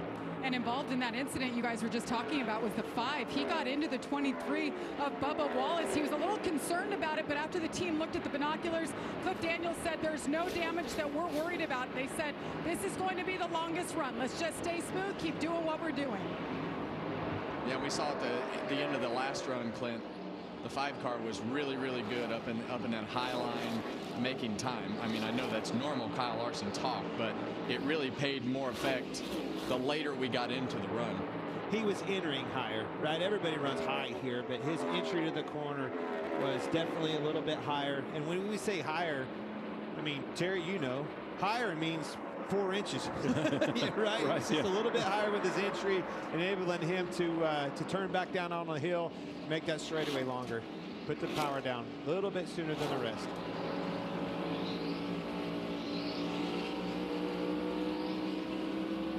Riding here with Stenhouse, who is 1 lap in arrears and in some pretty heavy traffic there with Nemechek. All right, let's go to 7th place and Denny Hamlin. And Terry, I'm sure radio communication is a lot different from what it was back in the day. Listen to Chris Gabehart coaching his driver, Denny Hamlin. It's a long way to go. A lot of adversity. People are going to get wore out, pissed off. They can't pass anybody. We've got to stay cooler than them. We'll work our way up one at a time. Well, maybe that's not a lot different from what you used to hear. Not a lot different, yeah. Yeah, you don't want to get mad out there, you know. It's a long race. Still got a long way to go, you know. So you've definitely got to take care of your car and be there at the end.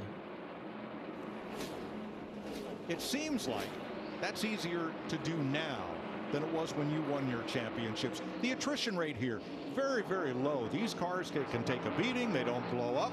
They just go all day. Yeah, they do. And, you know, this looks like a pretty tough car, and the engine failures, you just don't see them anymore. You know, it's very rare you see an engine failure. So things are a little different. Yeah, in today's world, we run multiple races, usually 2-3 races with these engines per the rule. Right. 40 laps to go in stage 2 at Darlington. Tyler Reddick in front of Ty Gibbs by 1.5. Brad Keselowski 3 back. Kyle Larson 4 and William Byron 5.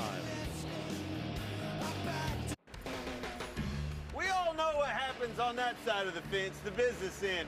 But it's on the other side what I'm all about. And man, have I found what I think is a tailgate king. What's your name, buddy? Hugh. As in Hefner. As in Hefner, obviously. And you see why I picked this natural selection. There's still one left, Kevin Harvick. There's still one left. Who is that guy? That's my son-in-law, Robert. It's always one, isn't there? Is he already drinking? Probably. It's what Tailgate Kings is all about, buddy. Absolutely. I told you he started too early. Yeah, absolutely. There are few infields that can rival Darlington. You said that right. These guys get after it. A lot of fun right there. And look how close they are. I mean, that garage area was 5 feet in front of them. So much fun. Beautiful weekend, Mother's Day weekend right here, Darlington Raceway. Lap 62 of 95 in stage 2. Reddick 1.8 over Gibbs. First forward is Keselowski in 3rd. The first Chevy is Larson in 4th ahead of Byron. And right behind them in 6th, a resurgent Joey Logano. Regan. Well, Mike, a much-needed good day for Joey Logano right now. I spoke to Paul Wolf before the race started. He said that they actually did a little backtracking, went back to a setup that they ran here last year instead of the stuff that they have been working on this year. Said we just needed to hit the reset button a little bit and figure some things out. So far, that appears to be working. The word from Joey at the moment, just a little bit on the tight side, but they are gaining on it. He likes the direction they're going with the 22 today. Right 6th place for Logano. Now Denny Hamlin in 7th, has not led today, as we mentioned. Josh Berry, great throwback scheme on Berry's car. Rodney Childers, his crew chief, drove a late model to a bunch of wins in that exact graphic scheme, and they surprised Rodney with it at the Stewart-Haas shops.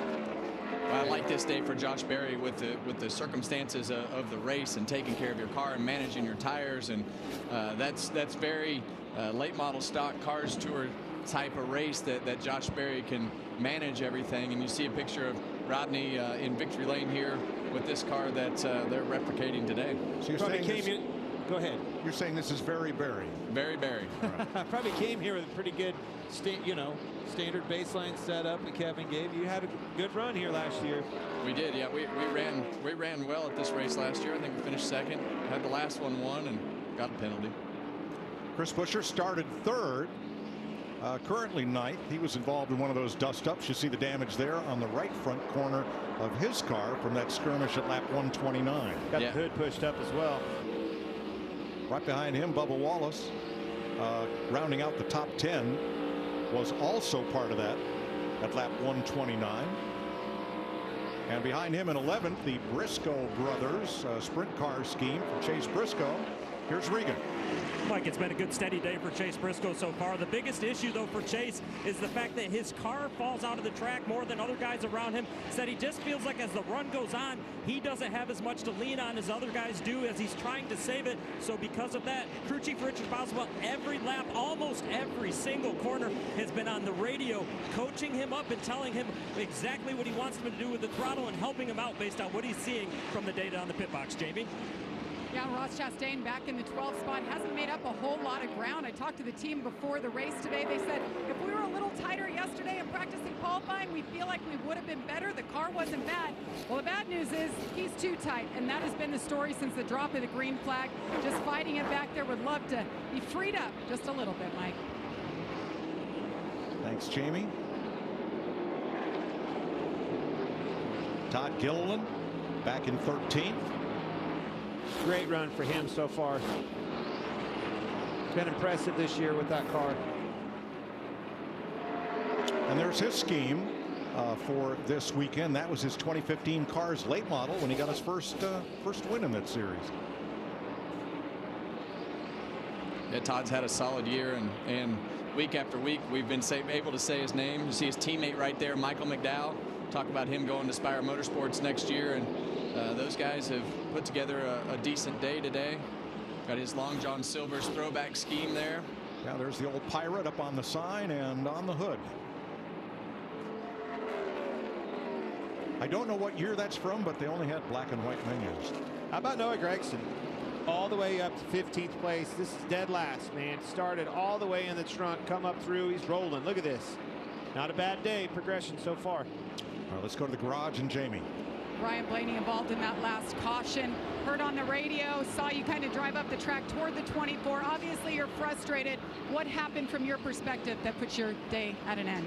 I mean, I was just mad I ended up with the fence and wrecked. And he shoved it 3 wide under us and just got tight off of 2. And I got tagged and ended up getting wrecked. And, so, yeah, just... Well, he used up a little more racetrack than I thought, so we kind of have every right to be mad. So, and he gets away scot-free. So, just unfortunate. I thought we got pretty good. And we finally got up to 6th and really made good ground up in the first stage. Had a good pit stop and made tag Menards Ford Mustang. I thought was like we had something to work with, and I was excited to start the second half of the race and just didn't get that chance. But appreciate the 12 guys for really improving from practice and qualifying. We got a lot better, and hopefully we can take this and learn for the future. Second DNF of the season so far for Ryan Blaney. Dang, we had him calm down, had his blood pressure calm down, the vitals look good, rolls out, sees a replay, right back to Matt. Got one around. Zane Smith is wrecked on the front straightaway, guys. Caution waves for the 4th time, and Smith turns it around. Down on the apron, everybody else gets by on the high side. Lap 164, caution flag number 4. Smith was running 33rd in that throwback K&K Dave Marcus K&K Insurance Nord Krauskopf paint scheme. Marcus got his first win in the Old Dominion 500 of Martinsville in 1975 with that paint scheme on that slick looking Dodge Charger. Beautiful car. K&K's still around. They still insure a lot of racetracks around the country. Yeah, I've definitely paid them a few dollars through the years. Right. I'm sure you guys have as well. Free pass will go to Harrison Burton in the 21. AMR safety team quickly on the scene there for Smith. Well, this will be interesting. This is going to be a short run here. You're going to have to obviously put tires on, but we've seen how aggressive these guys have started to be on the restarts, and now you're going to have to be super aggressive, and you can be super aggressive because you don't have to go 40-50 laps on a set of tires. So this is when you could get yourself in trouble. Let's see what happens. See him get loose back there all by himself, guys. Trying to stay out of the wall, spun around, gets into the inside wall. Caution. Easy to do here. Yeah, and that exit of turn 4 with where he was all the way up against the wall, if you follow that arc of the rubber, obviously we learned yesterday, Clint, don't follow the arc of the wall because it's not in line with the arc of the race line. But if it gets loose through that section where it gets away from the wall and you separate yourself from the wall, and that's why we've seen a lot of the Kyle Larson line really work with that high entry, get to the late center and straighten that exit out. But when you try to follow that arc of the corner, sometimes the back of that car just will turn you around. Now they first looked at picking that car up in the front, and now he's saying no, he wants a push. He wants to try to drive it all the way around to pit road. Yeah, and this is just one of those situations where you might not just listen to the driver because it gets down on those. We saw this at Dover a few weeks ago. Gets down on those rub blocks and then it won't go anywhere. But we've got at least 2 flat tires. Pit road, and pit road will be open this time. They're coming. You see, it's not going to go anywhere with that right rear tire flat. Yeah, just on the rub blocks like that. Car's tore up pretty bad. You can see it buckled on the left front. You know, during that last green run, Justin Haley really made up a bunch of spots. Last caution, up 9 positions since the restart. He pitted at lap 130. He is currently in 17th. So a nice run there for Haley.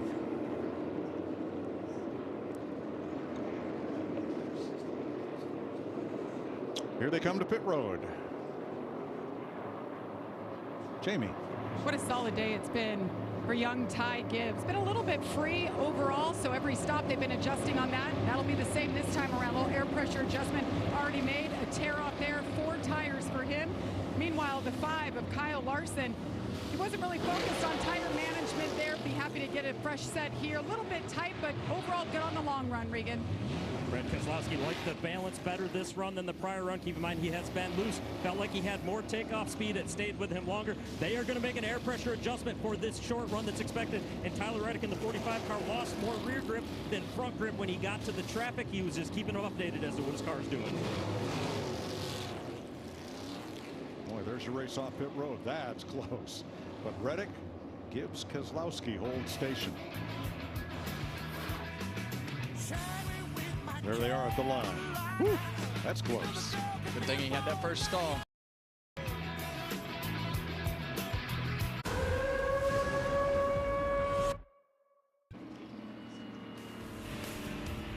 One to go at Darlington, getting ready for the restart, and Tyler Reddick, boy, they had almost a miscue on pit road that would have cost him the lead. Watch the front tire changer here, completing his job on the right front. And then coming around, the air hose hangs there on the wheel opening. Regan. Mike front changer Houston Stamper with a great move to catch that air hose. How quick do you have to react in that situation? Honestly, it's one of those, you're not really expecting it to happen, and as soon as you see it, you just have to react to it. And it's one of those things I've always been told, it's not your fault, but it's your problem, and you just got to deal with it and fix it. Well, great catch and getting your driver back out front still. Nice job. I love that. It's not your fault. line. Yeah, but it's your problem. How much time did you guys spend on pit stops, Terry? Focusing on them? Years ago, we didn't spend much. Then, up in the 90s and stuff, then they started getting serious about it. But I remember when we first started, we just picked the biggest guy for the gas man. So that's about it, and everybody else would say, what do you want to do this week? I'll change tires. I'll be the jack guy. So. All right, we're ready for the restart. 78 complete of 95 in stage 2. Reddick and Keselowski again on the front row, where Tyler Reddick has dominated every start and restart today.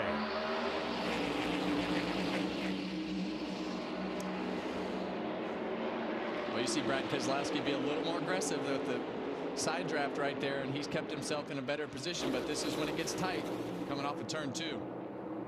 See those cars bouncing and wiggling around over that bump on the exit, but Brad Keselowski is there.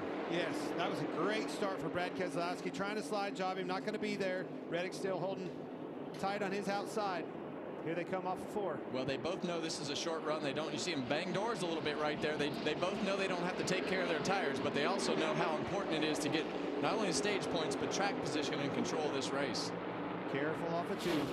Keselowski has led 1 lap today as he falls in line behind Reddick, who's now led more laps at Darlington than any other track in his career. Well, we talk about Tyler Reddick and how good he is at running that top line. And I believe that is one reason that stat is true here, because that top line is so important. But he's doing a great job of defending himself up in the front right now. Joey Logano up into the top 4. Brad Keselowski's hungry today, boys. He's got a fast car. Been knocking on that door for a long time. And he busts through this thing at Darlington. It'd be a huge win for him in that 16. Noah Gragson down on the bottom against Josh Berry and Chase Briscoe. 3 of the Stewart-Haas cars, 11th, 12th, 13th.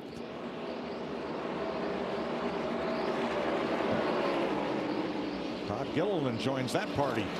Well, and that's the problem when Noah didn't finish that pass. It put him in position to be vulnerable about the corner, killed his straightaway speed, and that put him in position to have to defend his position with Todd Gilliland on the outside right there, close to a mess right there. Yes, to a caution.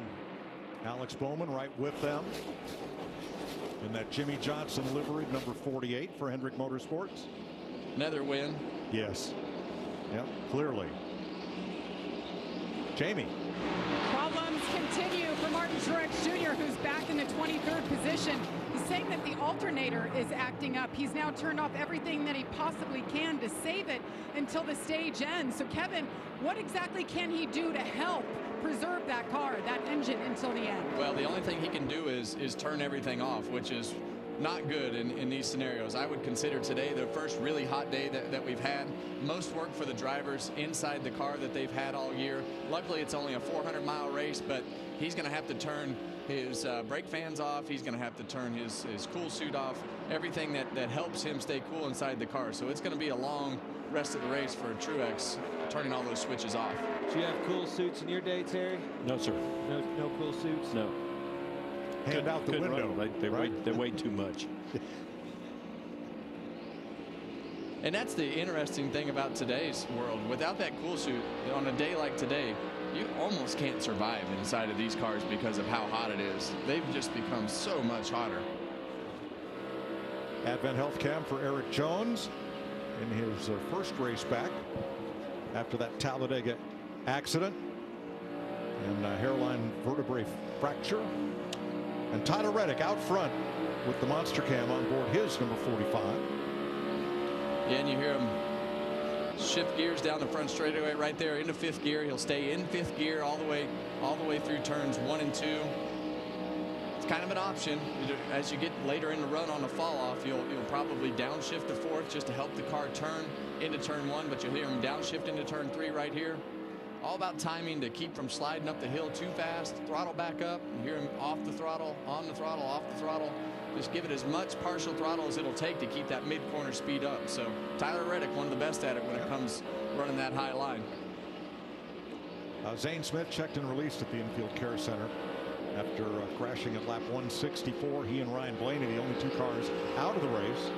Here's Bubba Wallace in 9th. You heard that downshift, Terry. That's something that's new today's day and age. You ever imagine a day where we're shifting at Darlington? No.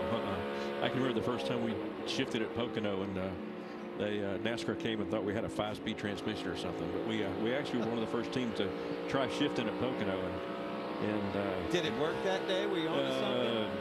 I don't know if it did or not. It didn't seem much faster to me. But. Yeah. Well, I do recall you and Ricky Rudd being the best of the road racers in NASCAR in that era. Yeah, that was back in the day when you had to know how to shift gears, and you had to heel and toe it and match your RPMs and things like that, or you tear the transmission out. But it's unlike today. The transmission they have today, you just jam it in gear now.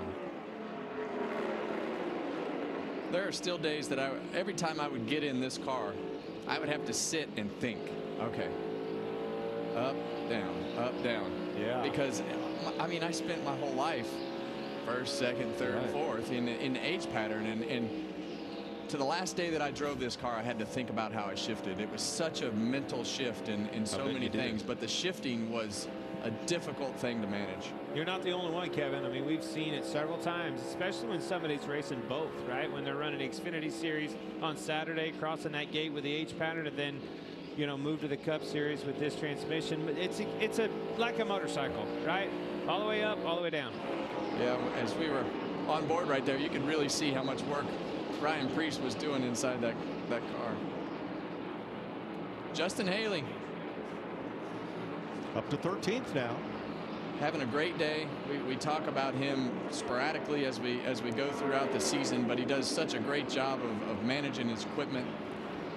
And he has one of the 2 most creative campaigns for the fan vote for the All-Star race, the Hail Yes campaign. Yeah. I would say he and Carson Hocevar, the Vote for Pedro campaign, are probably leading the league in that, and they're both in the top 10 vote getters right now, folks. Still plenty of time for you to cast your vote for a driver not yet in the NASCAR All-Star race next week at North Wilkesboro. One car that we have just not seen today, Kevin, that I thought was really fast in practice, is Christopher Bell. And he has been, he's 23rd right now, mired back in traffic, struggling on this racetrack after a good practice session. We both thought his speed was good, and it's just not the case. Well, this track can change so much with temperature and all the things that we have going on, and obviously they have missed it today, but this is definitely the worst that they've run today. Well, all right. And then the other car that we were talking about him earlier in the day, but he is slowly but surely, with these cautions at the pit stops, making a better day out of this for themselves, as Chase Elliott in the 9 car up to 16th. Well, that's how they've been all year. But as you see, Kyle Busch bounce off Christopher Bell's door right there. But Chase Elliott and his team, they've done a great job of just grinding weekends out. He's been very quiet about it, but they've been 5 of the last 6 in the top 5. All right, 2 to go in the stage. For stage 2, Reddick leading Keselowski by a second. Gibbs 1 3/4 back.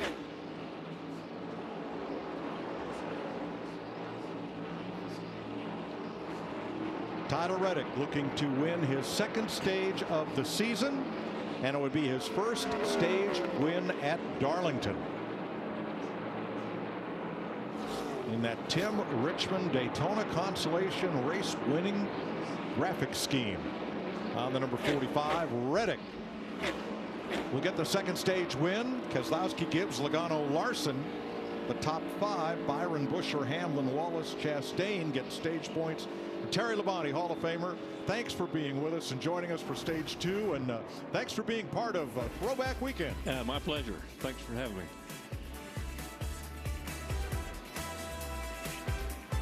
It's a very fun racetrack, a racetrack that this is one that I will tell you that I actually am a little disappointed that I'm not racing this week. Oh, that's the first time he said that all year. Be careful, you might get a phone call here before too long. Darlington, you didn't have to worry, at this point in the season, you knew if your car was good or bad. If your car was bad, going to Darlington, you still had a chance. Yeah.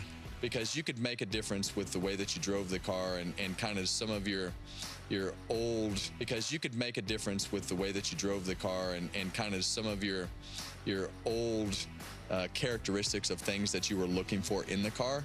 And this is just one of those places that you could make a difference, a bigger difference than most other places. Kevin Harvick's Happy Hour, new episode every Tuesday and Thursday, wherever you get your podcast, presented by NASCAR on Fox. Always a fun time here at Darlington. It's definitely a racetrack that I have enjoyed through the years. Kind of a love-hate relationship. First several years, it kind of took a while to get going, but once we did, had a lot of success here, had a lot of fun driving, always a challenge every lap. Clint, you ever make peace with this place? You know, I ran well here, and just like we've been preaching about all weekend long, I couldn't finish. Then the last 50 laps, it would always unravel. I could run in the top 5, have great days going, literally telling myself, ride. Just ride right here. Came off of one time, come off at 4. We caught a lapper, you and I shot over and hit the inside wall. I'll never forget that. I blew up here like 3 times, overheating with rubber in the grill. Just had terrible luck finishing the deal. Well, stage points today, Tyler Reddick, Brad Keselowski, Ty Gibbs 17 each. Kyle Larson 16. Got some bad news from the statistic department. You notice 3 kinds of facts. There's lies, there's gosh darn lies, and then there are statistics. Well, don't be doing any capping right here, Mike. Oh, no, but no capping. No stage 2 winner has yet to finish better than 25th at Darlington in this new generation car. That's the statistic. I think that's about to change. That's pretty sus. Change is good. That's right.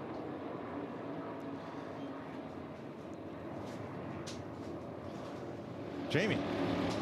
Oh, adjustments every single stop for the 54. He's been loose all day long. They've been adjusting. Now he's too tight. They're going to go back halfway on that air pressure adjustment, the 54. Meanwhile, Kyle Larson, like the adjustments they made last time, 4 tire stop here, relying on the pit crew to get it done and maybe gain him a spot or 2 here. We'll have to wait in moments. Regan. Brad Keselowski bouncing a little bit too much on entry this run. That's causing him to get loose from the center to the exit in the 45. And Tyler Reddick is really good with his balance right now. He likes it. A little bit of brake shake, though, something to keep an eye on. Well, it's not the yellow line. It's because the yellow line is the speed line. It's that white line that they measure to. This 6 bunch keeps getting better with these pit stops. They're going to beat that 45 out of that #1 stall. Oh, they're getting closer, aren't they? Hear me out. I don't think so. Hear me out. And that's no cap. That's no cap, Mike. That's ridiculous.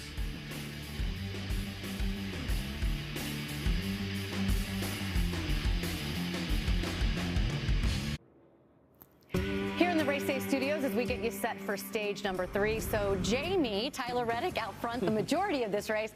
But what about 2 guys who have been up front as well, Keselowski and Gibbs? Who do you have your eye on? Yeah, well, I like Brad. I mean, Brad's on this 110 race winless streak, but he's finished second twice this year. Getting really close. Clint mentioned it. Their pit stops have been really good. If he can beat Reddick out of the pits, I think he's the contender. And Ty Gibbs has been incredible, too, in the top 3 of both of those stages. Can you imagine first win at the hardest track in NASCAR, Darlington? Brad Keselowski trying to snap that 110 race winless streak and, of course, get the first win for Ford this season. Mike, back to you. Thanks, Shannon. Getting set for stage 3 here in Darlington. Time for our Credit One Bank ones to watch. Tyler Reddick started in the pole. He has dominated. So who else are we looking at? Clint.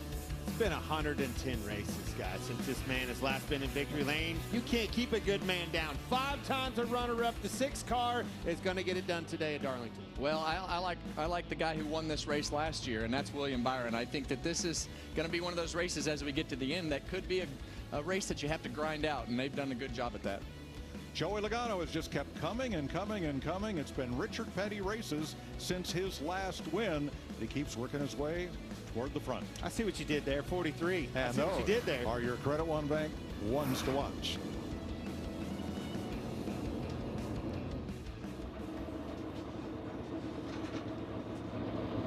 Eric Jones hard at work. There's the Advent Health Cam. Testing that back out, boys. New seat angle, number of changes he's made. Well, he's learning Talladega race. He's learning a lot about his seat today because this racetrack is rough, and I think it's it's definitely challenging to sit in a new position and make that the new norm. So he's definitely going to have some notes and feedback that he has to give the team when they go back, and if they did a great job, maybe not. And this just in from the stats department. Don't count Denny Hamlin out just yet. 2 of his 3 wins this year were races in which he did not lead a single lap till after halfway. And we all know after halfway in these races, it takes one caution and all hell breaks loose. It's happened last week. It's happened the week before that. It happens all the time with this Cup Series and these cars. Restarts get chaotic. One caution upsets the apple cart. All right, on the last restart, Brad Keselowski went into turn 1 right even with Tyler Reddick. Looked like he might have had a chance to steal the lead. It didn't happen. Yeah, well, watch these guys when they come down the straightaway this time. They're both going to try to be, they want to get the guy up the straightaway or down the straightaway, so they kind of met in the middle last time, and Brad did a great job of keeping himself side by side through turns 1 and 2. John Hunter Nemechek got the free pass. He is now just 1 lap down. Everybody else is on the lead lap with Smith and Blaney in the garage. Here they come for stage 3. Green flag.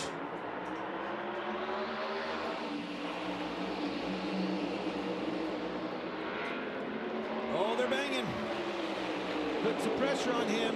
3 wide. Larson looking at the inside. Yeah, and you see Brad Keselowski just kind of give that position up. Not yet. Almost. Not so fast. Still holding on the outside. Here comes a big push. William Byron going around them both. Byron again 3 wide, way deep on the bottom, but has to back out. Slide job. Larson's going to slide up in front of him. Leaves him room on that outside. Respect. It's pretty nice to him there, wasn't he? Yeah, I really thought he had plenty of room to at least try to make him go the opposite direction, but he decided to give him a lane, and Brad drove back around him. Larson 3rd, Byron 4th, Pierce 5th, side by side. Logano and Hamlin.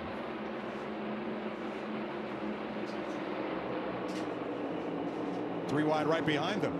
Buescher down to the inside above the Wallace with Gibbs up top.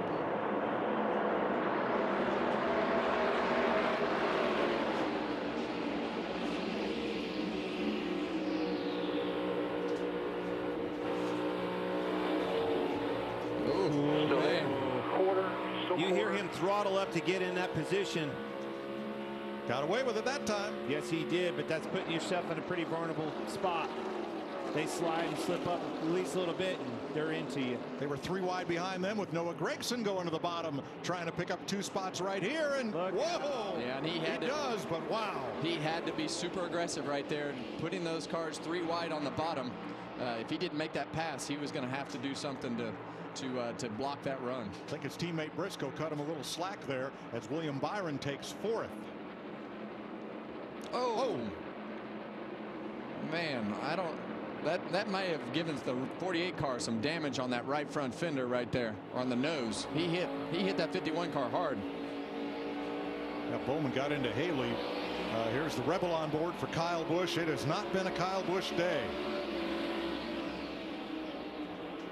21st place for the Rebel Bourbon car.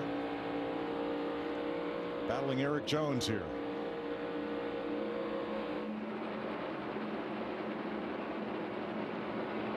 Eighth place.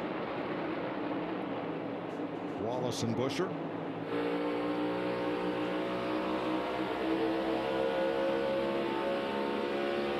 And let's go back to 26th place and check with Jamie. Yeah, it hasn't been a Chase Elliott kind of day either. Actually, all weekend long. First off, in qualifying yesterday, Alan Gustafson, his crew chief, told me he just missed the line. Qualified 31st. He said, but we've got good pace. We've passed a lot of cars the last couple of weeks, and he did. He got all the way up to 15th, Mike, and then on the last stop, right rear issue, slow stop, got him all the way back in 31st, so he's trying to make his way forward again. Wow. He's picked up 5 positions since the restart, Jim. Man, huge setback for them. All the way to 15th, right back to 25th. Start your day over again. Ugh. Well, and that'll happen when you have 33 cars on the lead lap this late in the race. Definitely a lot of cars on the lead lap, and you know, those guys were grinding out the day and slowly inching their way forward. It's a long ways to go again with a lot less time. But this is the longest of the 3 stages. The first was 90, the second was 95, and this is 108 laps for stage 3. As we have a look at today's Protecting the Lead sponsored by Armor All. This has to be Tyler Reddick. Who else has done a good job of protecting the lead today? Well, what they should do is we should have shown the exit of pit road, because he's done a good job right here on the restarts with his car on the track. But that first pit stall has saved his pit crew a few times today. I agree.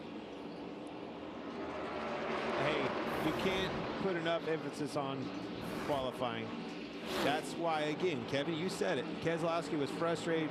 Saw him throw his glove down. He thought he was on that pole. Miss it by just a little bit to Reddick, and it's cost him every exit of pit road. I'll never forget when I went to Stewart-Haas Racing, and I used to tell Rodney Childers, I said, you know, I'm just not a good qualifier. He's like, well, we're going to change that trend because we can't qualify bad. And the race starts on what used to be Friday, starts on Saturday now, to try to put yourself in the front of the pack, because if your car's off, it gives you time to adjust it. You don't, if you fall off and you go to, you know, 10th or 12th place, and if you're not starting 12th or 15th, then you're not falling back as far. So qualifying good puts you in a good position to do a lot of things better and gives you a cushion for the start of the event. Well, Tyler Reddick started on the pole, and he has led 145 of the 203 laps so far here in Darlington. Well, what do we have here? A come down or a comeback? A risk taker or a troublemaker? A lucky run, or that's how it's done? Great job, 5 team. Surprise, surprise, or seen it coming? A trophy hunter or a party crasher? What if it was all that and a whole lot more?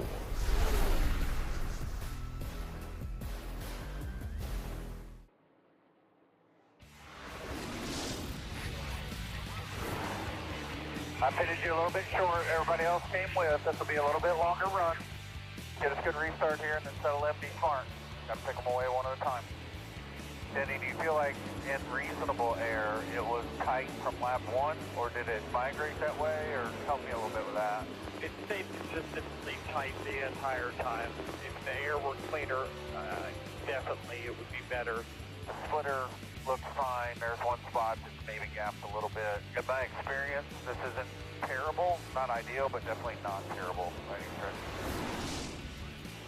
Denny Hamlin currently in 6th place. 6.5 seconds off the lead. Joey Logano 5th, William Byron 4th, Kyle Larson 3rd, Brad Keselowski 2nd, and Tyler Reddick one thing that you'll notice right here as these cars go through turns 3 and 4, you're going to see that shade start to creep in up next to the wall.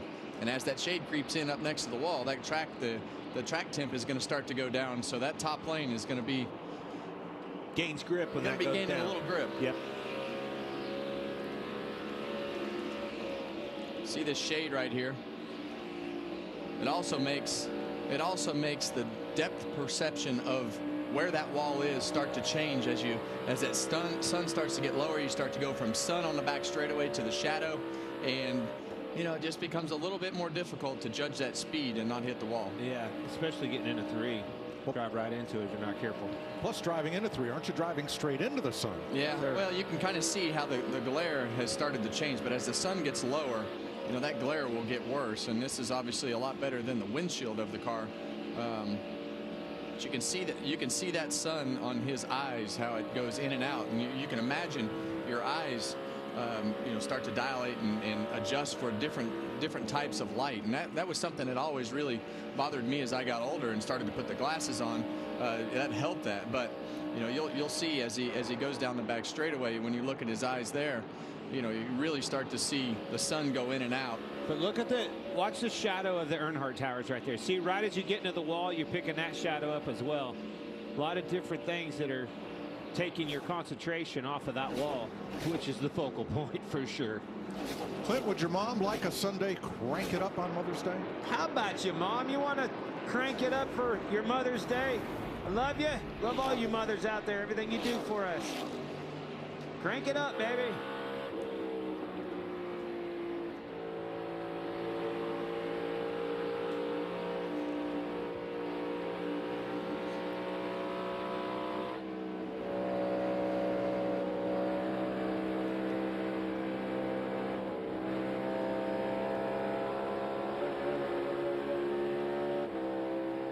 1, no run.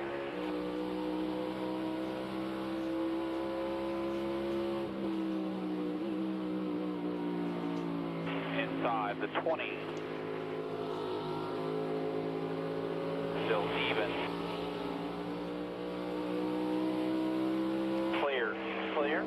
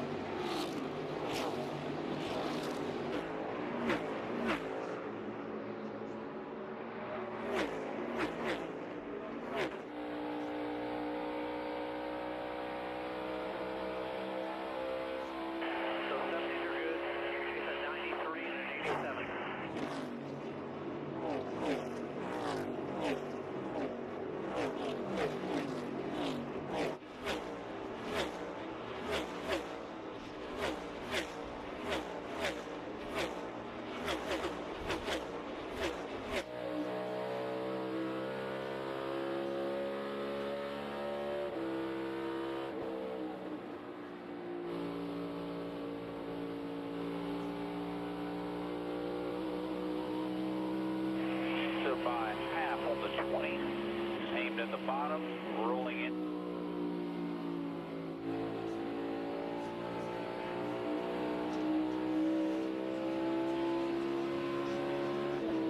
Copy. I just got a focus right here. So you make the call, I'll ride with you.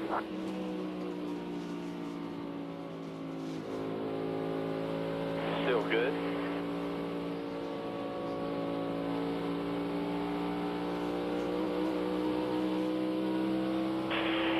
On the 99. Inside.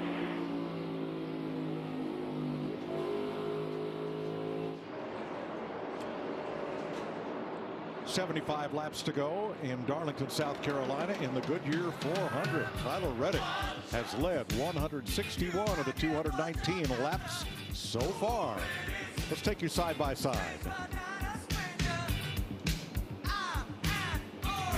Your best days of the year start here at Kubota Orange Days. It's the year's biggest selection of Kubota tractors, zero-turn mowers, and utility vehicles, including the #1 selling compact tractor in the USA.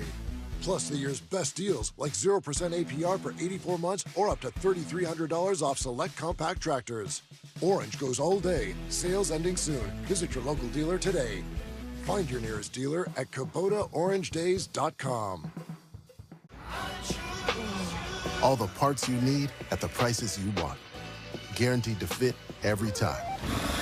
So you can keep your ride or die alive. At Cracker Barrel, come together for the good stuff. Like pancakes served all day. And Southern fried chicken that's always hand-breaded. Oh, and family time. Or try our new early dinner deals. Spring into savings this moving season with Pods. Save up to 25% now on moving and storage and see why Pods has been trusted with over 6 million moves. But don't wait. Save up to 25% now. Visit pods.com today.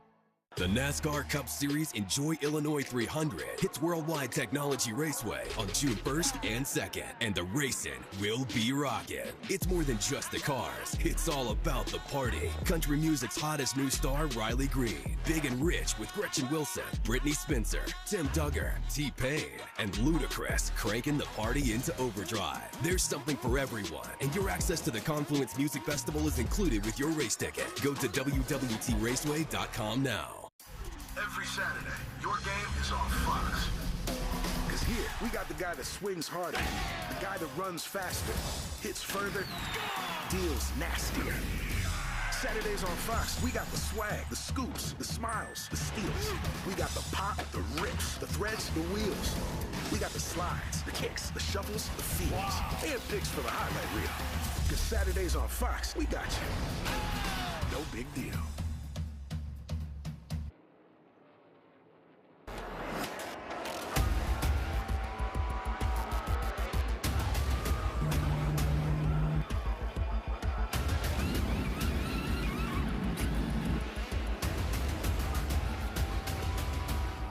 69 laps to go. Larry told us if you were splitting this stage in thirds, you'd come now.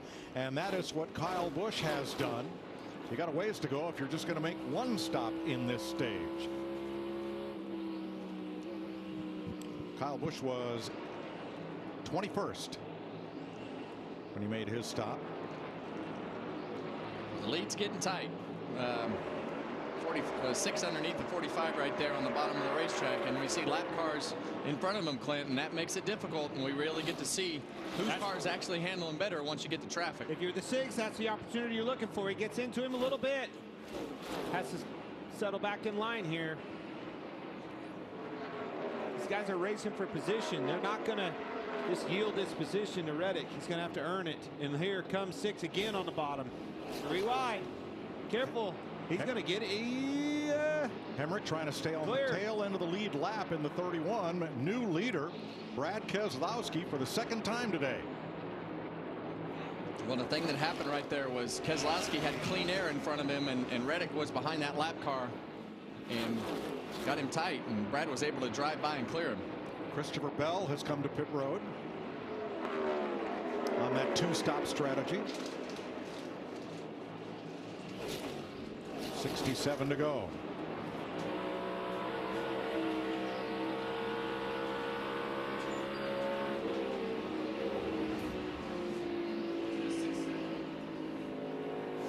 Chase Elliott is in, so is Martin Truex.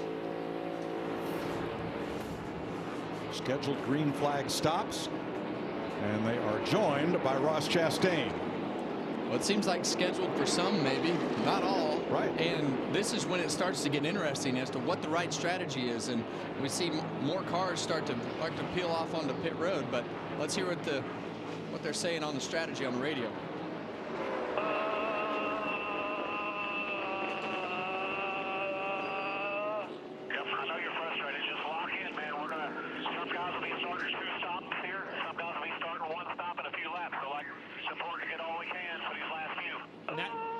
That's exactly what's happening too. You're seeing the 2 stops. The guys are going to try 2 stops. They're already been on pit road. These guys, the other guys are going to go to somewhere around, I would say 240 to 242, around in there, 10 more laps. Maybe 235, Larry's saying. Ricky Stenhouse has made a stop as well. But most of the leaders, let's say the first 27 cars, are still on the racetrack. There's Buscher down pit road.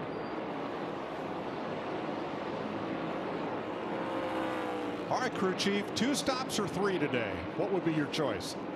Well, it looks like to me most of the leaders have elected to go to just doing basically splitting it there into half. So what I'm looking at, Mike, I just had told Clint, somewhere around lap 235, 238. Come a little bit early. I see Ty Gibbs in the 54 hitting pit road right now, so I think we're starting to see him hit just a little bit early. Ty Gibbs to pit road. Kaz Grala already there. Let's keep an eye on these leaders, guys. Got 5 more laps to get to Larry's number. I think the leaders are wanting to just split this in half. Brad is driving off from Reddick. Keselowski, that is. Well, we talked about Brad's car earlier being a little bit better than Reddick's from a handling standpoint, but Reddick has had the track position. As soon as they caught those lap cars side by side, Brad closed the gap, passed him, and has drove off. Reddick had 1 pit stop today on which he was a second slower than the cars that he's been racing with. Regan? Well, Mike, Kevin was just talking about Tyler Reddick in traffic, and it's the same thing he's been complaining about all day long. When he catches the back of the field, he just has 0 grip with the rear of his race car. It's sliding around all over the place. That is his issue right now, and that has been the issue for the majority of the day for the 45. Well, that's what we talked about on practice day. You got to be able to figure out what your car can do besides being in the preferred line. And if you're just running the same line as everybody else and you aren't maneuverable to be able to manipulate the traffic as good as possible, then you just gain or you lose too much time, and allows the good handling cars to gain and close that gap, and then put you in a position to where, just like Reddick had happen, you get passed by the better handling car. How about Kaz Gralla in that Parnelli Jones Trans Am Mustang scheme from 1969? That's a cool one. And Rick Ware, the team owner, his dad raced against Parnelli at Riverside, California in the 1970 Trans Am. So that's a very, very cool and appropriate throwback. That's my favorite. I admit, Hendrick, Team Hendrick, they did the best job of everybody. But personally, that's my favorite. That's a good-looking car, Mike. Dick Eldebrock had something to do with that car too, right? Yeah, he owned it long after Bud Moore had it and raced it in historic Trans Am. And boy, Vic was quite a wheelman and a great guy. The Edelbrock family still owns that car. Great product, too. Yep. Brad Keselowski has now led more laps today than in the entire 2024 season. 110 races, boys. He's hungry. He's hungry in his 6 car. And that's not a lot of laps. This is lap 11. And like we talked earlier, those guys have all of a sudden showed up with speed. Brad's had 5 second-place finishes since his last Cup victory. Ooh, careful. Look at those tires coming. See Eric Jones on this. Oh! Larson's got trouble. Did he have a flat or just get rubber on his tire? No. He got too high? I think he got too high. He got too high right there. All right, let's see if that draws the rest of them in. So Kyle Larson was running third. And Cliff Daniels and crew scramble to get ready to go to work. Didn't take long right there. Jumped up a little bit too high, got in the rubber. Jamie. Yeah, and Kyle Larson quite a while ago said, I'm just too loose. They told him, hang on to it, hang on to it. Got into the wall there. They reacted quickly. A 4-tire stop here. A lot of damage on the right side. Cliff Daniels taking a hard look at it. Now, as long as that doesn't have damage on that right rear, right? He hit hard. As long as there's no damage, they're going to be fine. That was within their pit window. They'll be fine. Look at here, Reddick, second place on pit road. Here they come. Todd Gilliland's in as well. And Joey Logano into the wall. He and Ty Gibbs get together. Well, these cars have just become a handful, and as soon as you try to take too much, you wind up getting bit. Regan? Well, Kevin, about 30 laps into this run, crew chief Billy Scott told Tyler Reddick we are going to change our plans. Originally, sounds like they were going to 2-stop it. 1-stop instead. The car, we already mentioned, very loose in traffic for him. That's where it needs help. There's Brad Keselowski to pit road. He gives up the lead to pit, gives it up to William Byron, will be the new leader. Well, when that second place car Reddick pits, you got to pit next time by. That's exactly what they did. Noah Gregson comes with him.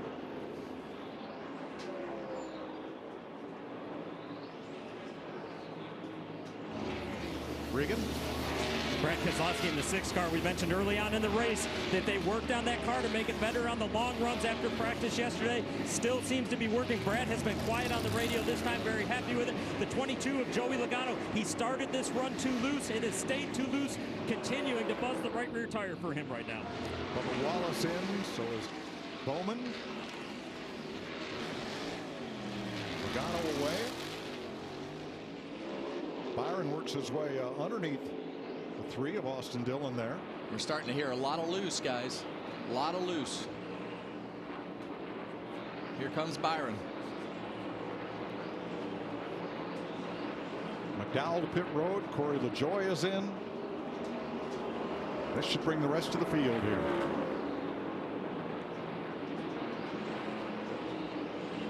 And now Byron to pit road.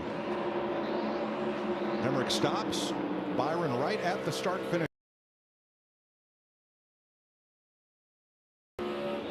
William Byron in his beautiful throwback to Jeff Gordon just led his first laps of the day. He was extremely loose. Rudy Fugle said just hang on to it. This 2-stop strategy should work for us, Regan. Denny Hamlin in the 11 car started off too tight with the run and stays too tight too long. He wants to be freed up just a little bit. It's about 20 laps in before it comes to him. And the leader becomes Barney Fife, or is it Buford T. Justice? It is Carson Hocevar. Here's your leader right here, unless the caution comes out, but there's the lead. All right, Gibbs pitted 8 laps before Brad Keselowski. There comes the pass for back what will be the lead without a caution, right? Keselowski pitting right after that Reddick pulled in, drew them in, did a good job so far. Everything's A-okay.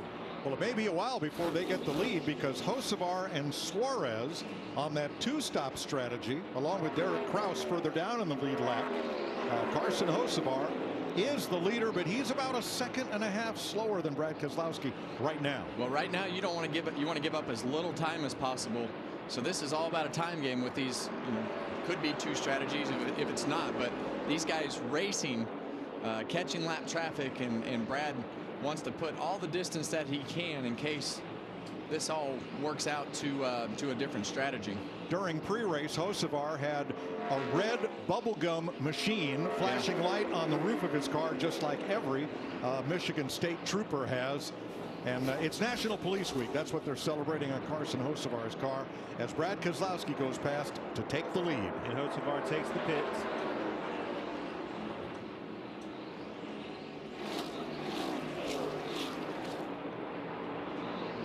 Larry Mack? Yeah, I'm looking at Ty Gibbs, that 54 car. As mentioned, pitted about 8 laps earlier, but he pitted with 63 laps to go.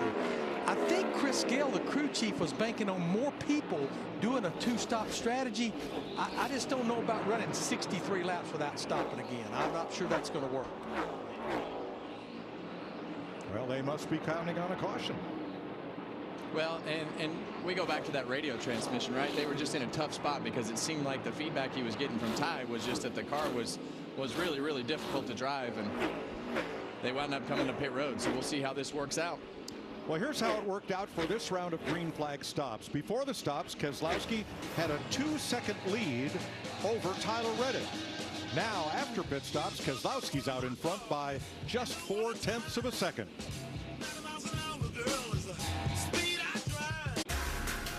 With Brad Kay leading in Darlington, Chris Myers and Jamie Little are going to the dogs. The Westminster Kennel Club Dog Show continues tomorrow, 7 Eastern on FS1 with breed and group judging. Then Tuesday at 7, Best in Show, all on FS1.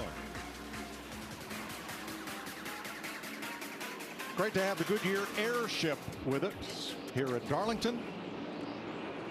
Got some providing guys. Our aerial coverage, powering every mile and every moment on NASCAR's road to victory. Goodyear, more driven. Well, we saw the 5 car into the wall off of 2, and another car into the wall off of 2 was Kyle Busch. Kyle Busch hit it hard enough. He pitted. I don't know. I don't see the speed out of Larson's car that we saw.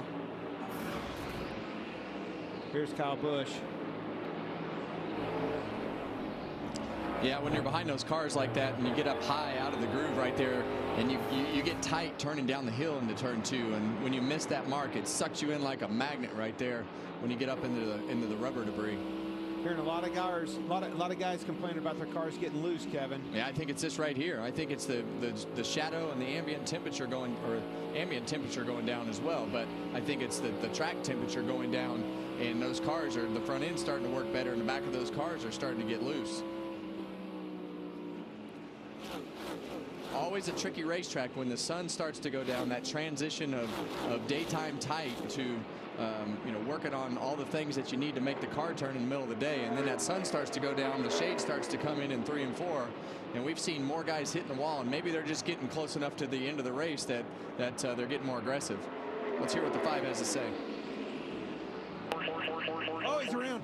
Left rear. Larson in the wall. Left rear went off the bead, loose, or excuse me, flat tire. And that will bring out a caution at lap 254. Get it fired up and get stuck in. Brought right back in here. Leaders just middle 1 and 2. So that changes things. Larson was 6th. He had brushed the wall earlier, and his last couple of lap times were almost a second off the leader. Yeah. Joey Logano had just passed him the lap before. You see that left rear soft already. Yep. Went off the bead right there. Yeah, the lap times fell off because I'm sure he felt that left rear tire going down, and there it went. Well, that'll crush your cornflakes.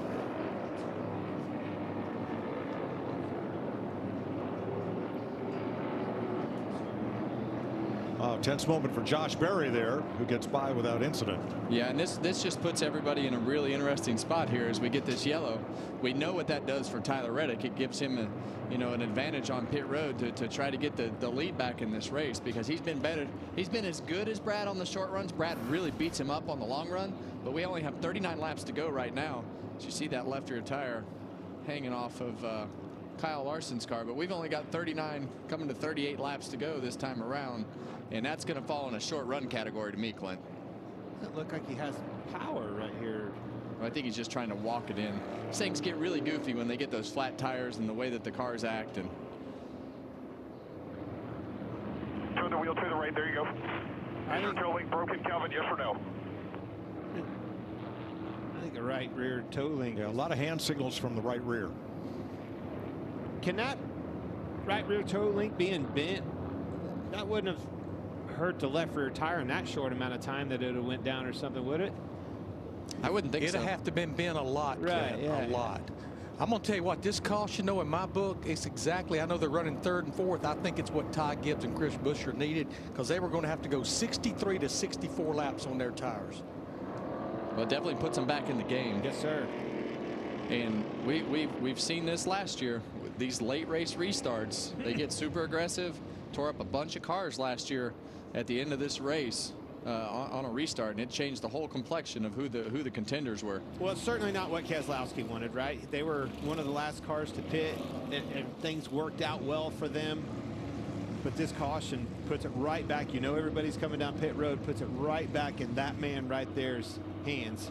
So 38 laps to go right now. That means the remaining distance, if we go green to the checker, will be about the average of what most teams have run today for a green flag run. And yes, there are cars like Keselowski that toward the end of that run were superior. Yeah, and I just think it's going to get aggressive, Mike. I don't know that we've seen the last caution here, but the 45 crew is going to have to be faster on this pit stop, because now they're giving up a car length coming in second, and we've seen them just barely beat Brad Keselowski off of pit road. So now they're going to have to be better this pit stop in order to get the lead back. So who is your best value pick for your fantasy league? Ryan Preece, who started out back, currently 20th. Harrison Burton, who started in the last row, currently 23rd. Gregson. Or Noah Gregson, who started last and is up to 13th.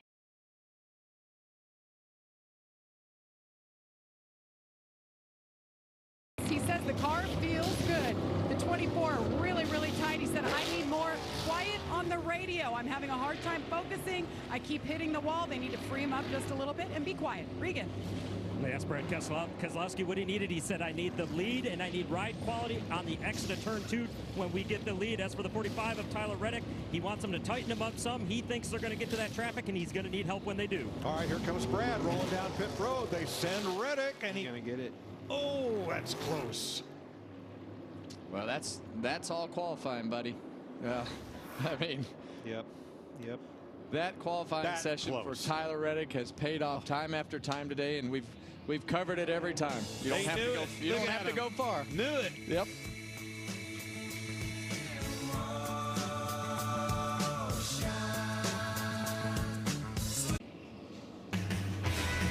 Next Sunday, FS1 returns to North Wilkesboro, North Carolina for the 2024 All-Star Race, where NASCAR's biggest stars battle it out for $1 million to win. The All-Star Open begins at 5 p.m. Eastern, with the All-Star Race at 8 next Sunday on FS1. And as part of All-Star qualifying, the pit crews are involved in determining the starting lineup for the All-Star Race. How about these stops? This is world class right here. Under 9 seconds for Tyler Reddick and Brad Keselowski on that stop. How about we meet Team 45?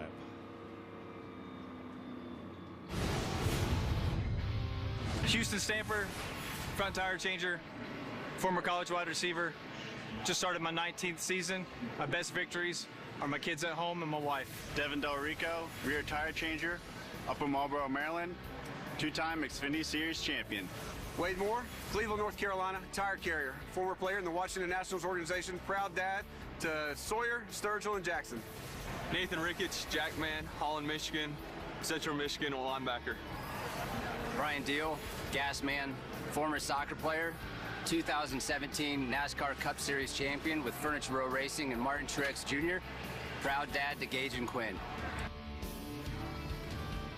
There's Billy Scott, the crew chief. Nick Payne, the spotter, up on the roof. And there's Billy Scott's resume. Upper Marlboro, Maryland. Used to be a racetrack there. There was a short oval and a Trans Am road course. Look how close this is. I mean, all day long. These two have fought it out on pit road. Now, last green flag run, it took Keselowski 33 laps to get by Reddick after the last restart. We're going to restart here with what, 34 laps to go? Taking the question right out of my mouth, Mike. Kevin, 34 laps to go. Been 110 races since you've won last. It's time to get aggressive. It's time to get dirty. Dirty, you call it? Darn right. I would be very aggressive on this restart. I think if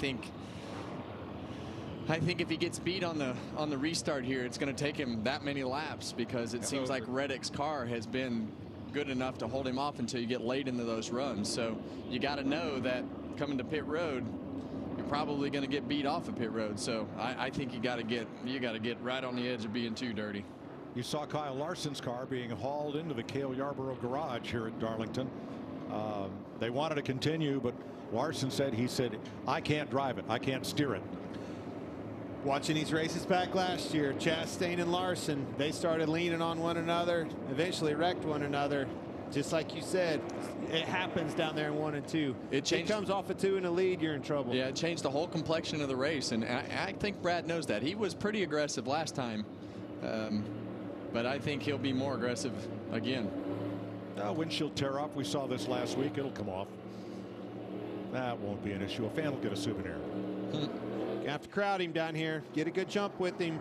Most laps the 2311 has ever led in a race, as Tyler Reddick brings us back to green with Brad Keselowski inside.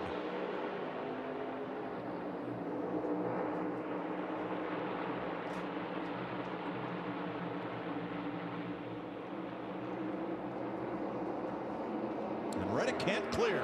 Well, I think Brad knew exactly what he needed to do right there. You see him shove the 45 up the racetrack. I think Brad feels like this is what would have been his best chance to drive by Reddick on the bottom, but definitely saw him fighting for space on the entry to the corner. And here we go again. Side draft off the 45. 45 had to lift a little bit. Yes, he did.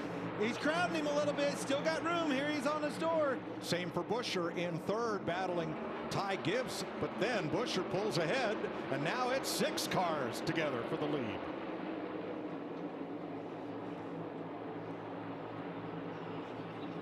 Well, either driver given an inch right here. Drag race down the front straightaway. Here comes Buescher to the inside. It's going to give his teammate a huge shot. How about that? I'm surprised he didn't try to cross over. He would have if that wasn't his boss. Could have got a 2-for-1 right there. Man, they're going at it, Kevin. Well, both of these guys know how important that this is going to be the race for the win if the caution doesn't come back out. Keselowski, relentless, holding the bottom. Reddick trying to power ahead and can't do it. Keselowski is still there on his quarter, door, even and ahead. One more shot. You're going to have to run him up the track. You need to crowd him. Running out of chances with him up there in that preferred groove. Yeah, and every lap he runs low, it just makes it harder and harder on his tires on the long run. So you see Chris Buescher, he's going to play a part in this if he has the opportunity to help Brad. As we saw, he'll do it again. Fantastic racing, door to door for these guys. I thought Reddick might have rubbed the wall right there, but he's leaning on him. Here comes a crossover for Buescher. Going to pass them both. Way down on the apron. He's clear, guys. Chris Buescher. Now he's going to check up. Last week the bridesmaid, now he's in the lead, trying to hold off Reddick. How about this, Kevin? Well, we said Brad needed to get aggressive, but they had definitely made contact, and he put Reddick in the fence off of turn 4, and it cost them both. Can you imagine if Chris Buescher puts his thing in victory lane after last week? What'd he lose by a nose? Well, Chris Buescher and his team have done a great job in rebounding from last week in what was just an up and down roller coaster of a loss. But Reddick and Keselowski are still going at it. If the racing gods ever owe anybody a win, it's that kid that just took the lead. And what a way to do it. While his boss was fighting the pole sitter and leader of the most laps side by side, Chris Buescher went to the bottom and stole the lead. Here's another look.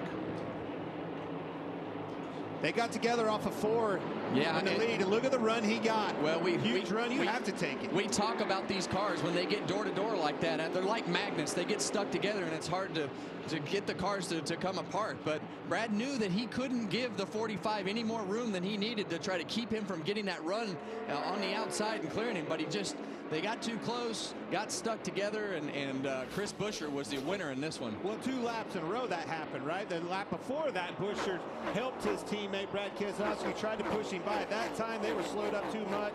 He had to go. Let's go to the garage and Jamie. Yeah, Kyle Larson has been checked and released last week's winner. We saw you get into the wall and then cut a tire and get in the wall again. What was the extent of the damage that essentially put you out here? Yeah, well, I was struggling. I got really loose at the end of that long run, and William caught me, and I was just letting him by in 1 and 2, and I just kind of hung out there. I was trying to be really wide away from him, and I just stayed wide too long, and I got hung in the marbles and hit the wall. And yeah, so we had a bent toe link or something, and then pitted and was struggling pretty bad. And then I don't know which tire shredded, if it was left rear or right rear, but a tire shredded and spun into turn 3. So yeah, I hate that. My mistake, not even really trying hard at all, cost us a race. So just a little bit frustrated with myself right now, but good car today. Felt like I was running a really good race to that point, and then just one mistake took us out of it.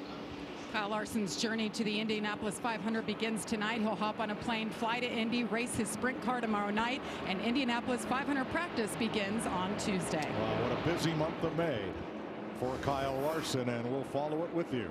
From Chris Buescher, looking at 2 cars side by side for the lead, drop to the bottom, all the way to the front. 23 laps to go.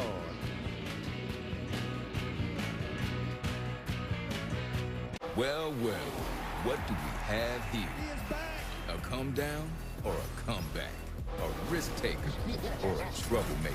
A lucky run, or that's how it's done? Great job, 5 teams. Surprise, surprise, 1, 2, 3, finish. or seen it coming? A trophy hunter or a party crasher? What if it was all that and a whole lot more?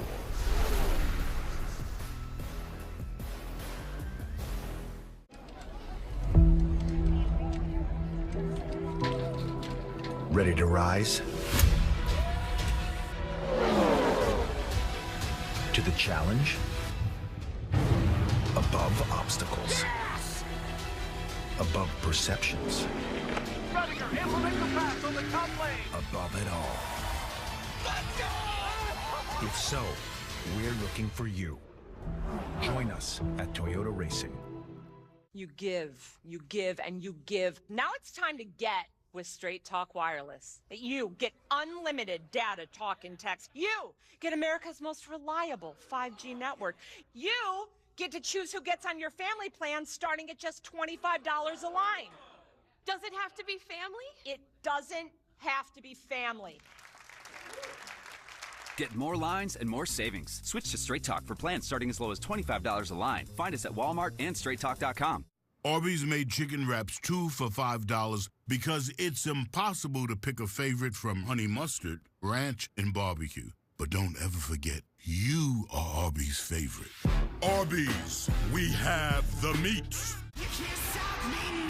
Brace for impact as the baddest superstars on the planet are unleashed in prime time. From the heavens! All new Friday Night SmackDown at 8/7 Central on Fox. I told you he can stop!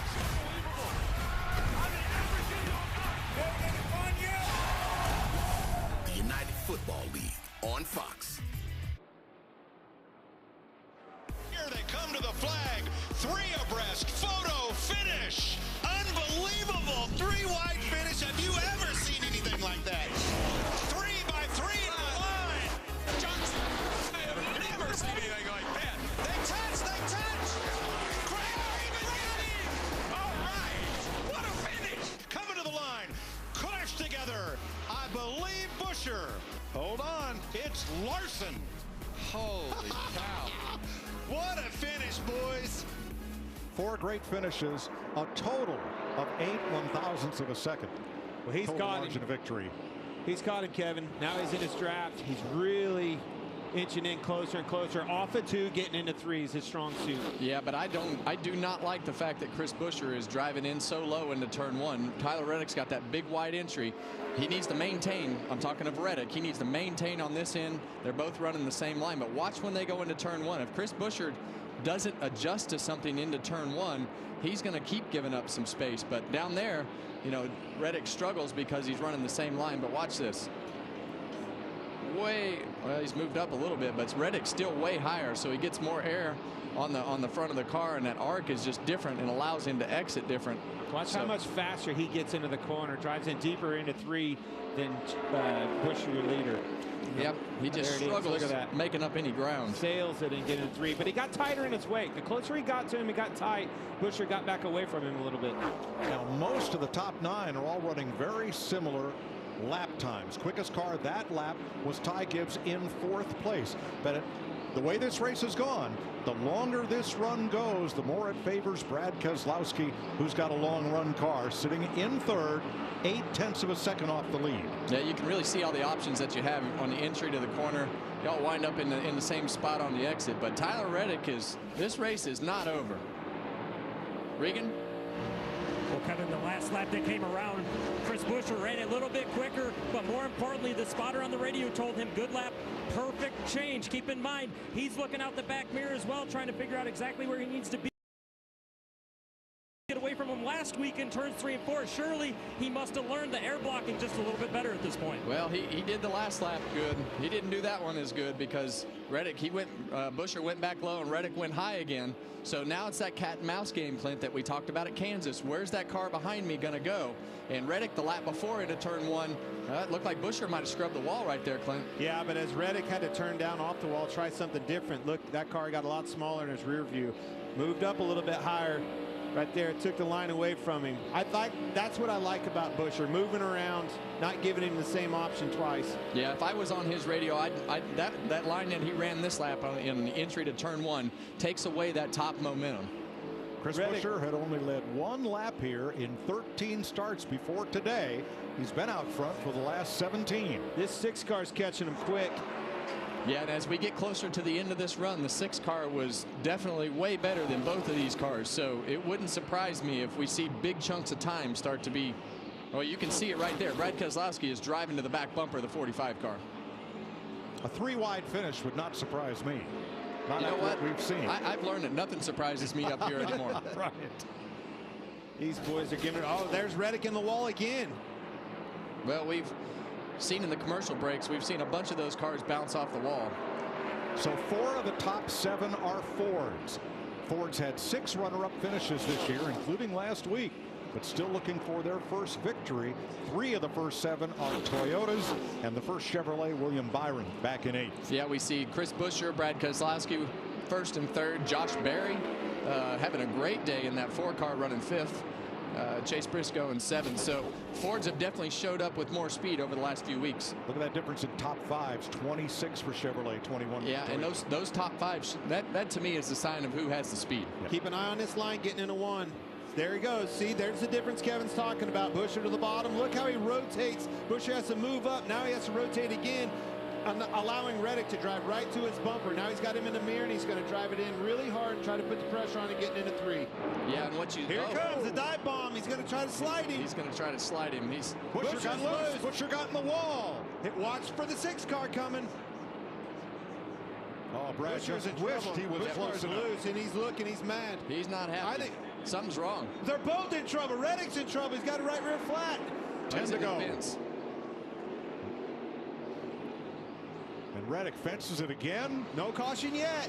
Yeah, he's still going around there. I'm not so sure that 17 car's not got an issue as well. Yeah, he's slowing down. 17's pitting. The 6 back to the lead. Oh my gosh. Brad Keselowski, the Keezer, out front here with 8.5 to go.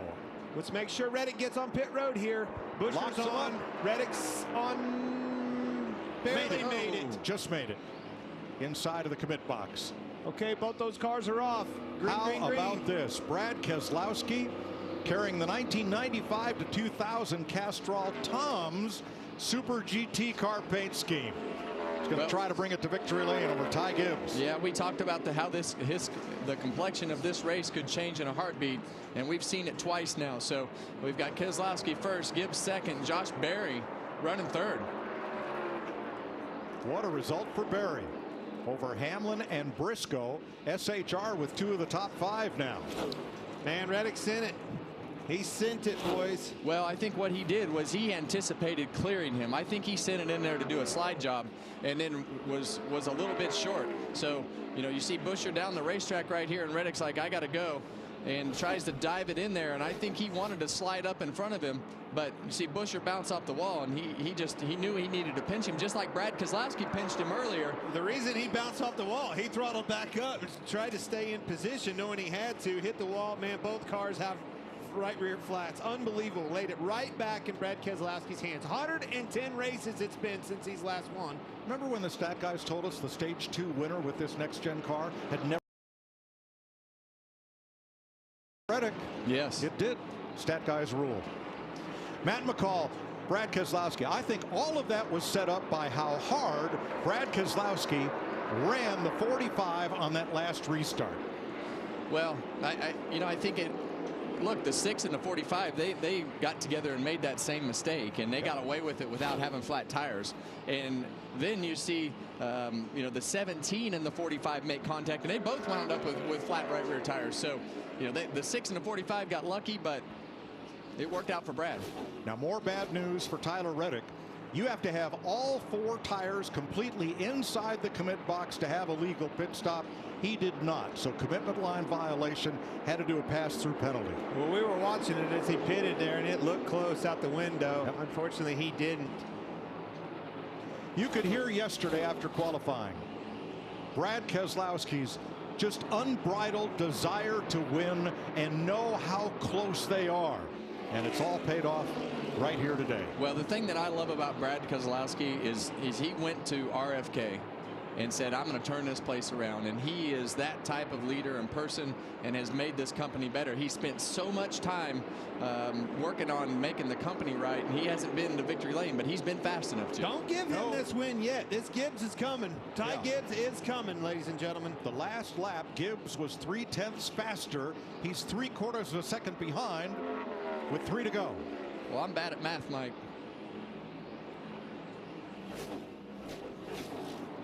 Bringing around here to 2 to go. You know that kid's giving it his all. Ty Gibbs trying to become the first-time winner at Darlington since Regan Smith. Clean track ahead, no lap traffic. Stay out of this fence. Get you a good, solid, comfortable lap. This is a huge win. 5 times a bridesmaid, 110 races. Got to get around here to be official. This last lap is a lap Brad Keselowski's been waiting 3 years to run. And you're right. He came over here, big gamble, put it on his shoulders and did it. Left a championship contending team and organization. White flag, 1 lap to go, sponsored by Credit One Bank. Well, Brad Keselowski is 4 corners away from getting back into victory lane. He has done a fantastic job. We knew that this was a style of racetrack, and we knew he had a good car yesterday. He qualified well, and that put him in position to do exactly what he's done today. RFK, they're here. They're back. Both of those cars were a factor, and it's Brad Keselowski. So happy for this guy. 3 years of trying. Since Talladega, April 21, Brad Keselowski wins the Goodyear 400. 36th career win. Ford's first win, too, by the way. Well, they have definitely made a whole bunch of ground from where they were 10 weeks ago. Appreciate it. Hell of an effort today. A lot of drama at the end. Way to get through it, TJ. Appreciate your help. Love to have an American flag down there if you got one. Matt McCall, the winning crew chief, and I think we'll see an American flag. There's one handy there on the pit box. Josh Berry right there, top 5, a 3rd place finish for him. Fantastic day for those guys. Chase Briscoe, nice rebound for this part of the season in 5th. Justin Haley, 9th place. out of Ty Gibbs. It's a hard place to get around. Proved his work behind the wheel, did a great job all day. This is the second win for Keselowski at Darlington. He's had 21 starts here. And he becomes the first driver to win for the team that he co-owns since Tony Stewart at Sonoma in 2016.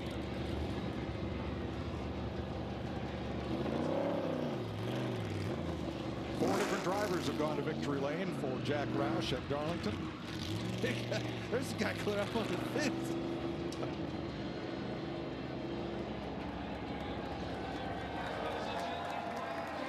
This will be a popular win for everybody in the garage area. There'll be a lot of emotion there, Brad. And Keselowski carries the American flag in a Polish victory lap and waves to the fans in the front stretch grandstand. Brad Keselowski is just a, he's just a phenomenal asset when it comes to building a race team because of his knowledge. He's obviously talented enough to win races and do the things that he needs to do inside the race car. But what a turnaround for this whole organization over the last 2 years. Well, to borrow a line from Horatio Alger, Brad Keselowski is NASCAR's Mr. Strive and Succeed. Hard work pays off. Look at this. Buescher mad at Reddick.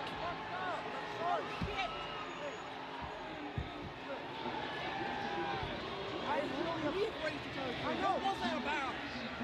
As soon as I knew it wasn't going to work, I tried to back out and I got it. The last thing I want to do is press your car. I can care less about mine. I'm sorry. I fucked up. I fucked up. It doesn't work for me. We don't have that sticker on the wheel right now. Huh? We need to be better. I don't have that sticker on my wheel. This means more. We need to be better. We've raced each other just fine for so long. Sorry. We apologize for the language, but we understand the frustration. Buescher is saying, I don't have that sticker on my car, meaning the checkered flag, the win sticker that gets him in the playoff. Reddick said the worst thing I wanted to do was get into your car. I'm sorry, I screwed up. Had himself in position 2 weeks in a row, too. Got it taken from him. That's a tough pill to swallow. I can understand the frustration.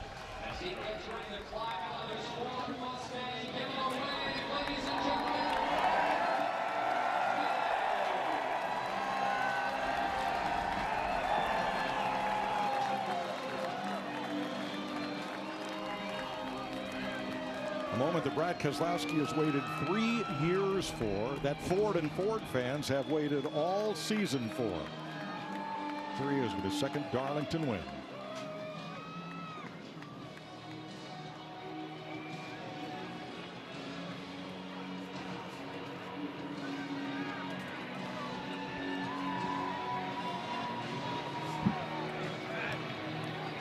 Finally.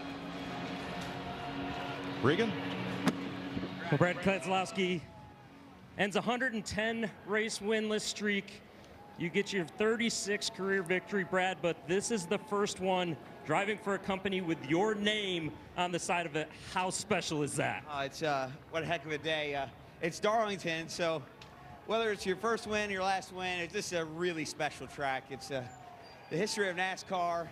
It's as tough as it gets, and then that battle at the end with my teammate Tyler Reddick and we're just all laid it all out on the line. It was freaking awesome. I thought I couldn't get much better in Kansas. It did today. That was awesome. I'm so glad you guys got to see that. That was incredible. Thanks for being here. We did it. Just really great. 34 laps to go, Brad. You've mentioned that battle with Tyler Reddick. You lost control of the race at that moment. Did you think it was all over with at that point? I mean, I wasn't good. But I knew that I'd have another shot at it. My car was really good on the long runs. And when Tyler got underneath Chris, I knew I had another shot at it. When they made contact and I couldn't get by, I'm like, oh. And they must have got a flat tire. I don't know what happened. And we caught a break. We've caught enough bad breaks over the last, year or two. It's nice to catch a good one. Brad Keselowski wins on Mother's Day weekend in Darlington.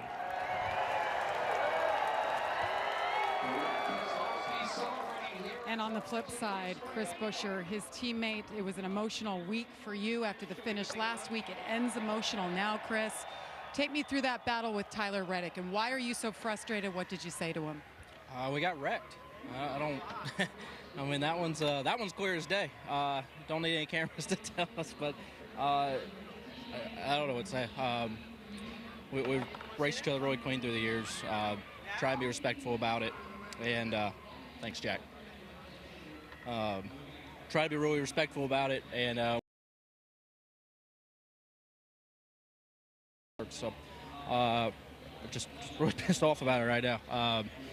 You know, we certainly had a chance to win another one. Really proud to have that speed. Huge congratulations to Brad and the Six Bunch and Castro on their win.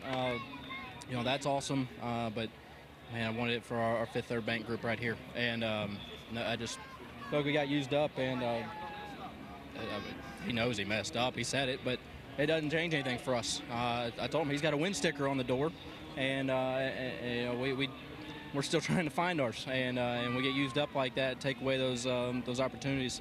It's tough. That's 2 weeks in a row we've had a shot to win races, and you know, one I'm going to live in my head forever on what I would have done different, and this one here, I need someone else to be more mature about it. Heartbreak 2 weeks in a row for Chris Buescher. Let's hear from the other side of that story. We'll go back here and find Tyler Reddick. Of course, everybody hearing his side of the story will step right on in here. Talking to the radio right now. Dominated this race, led the most laps. Heck of a battle at the end. And Tyler, we saw the emotion. It was your race to lose. We saw the battle with Chris Buescher. He came up and got in your face. Take me through your side of things and what transpired. Yeah, I completely understand where he's coming from.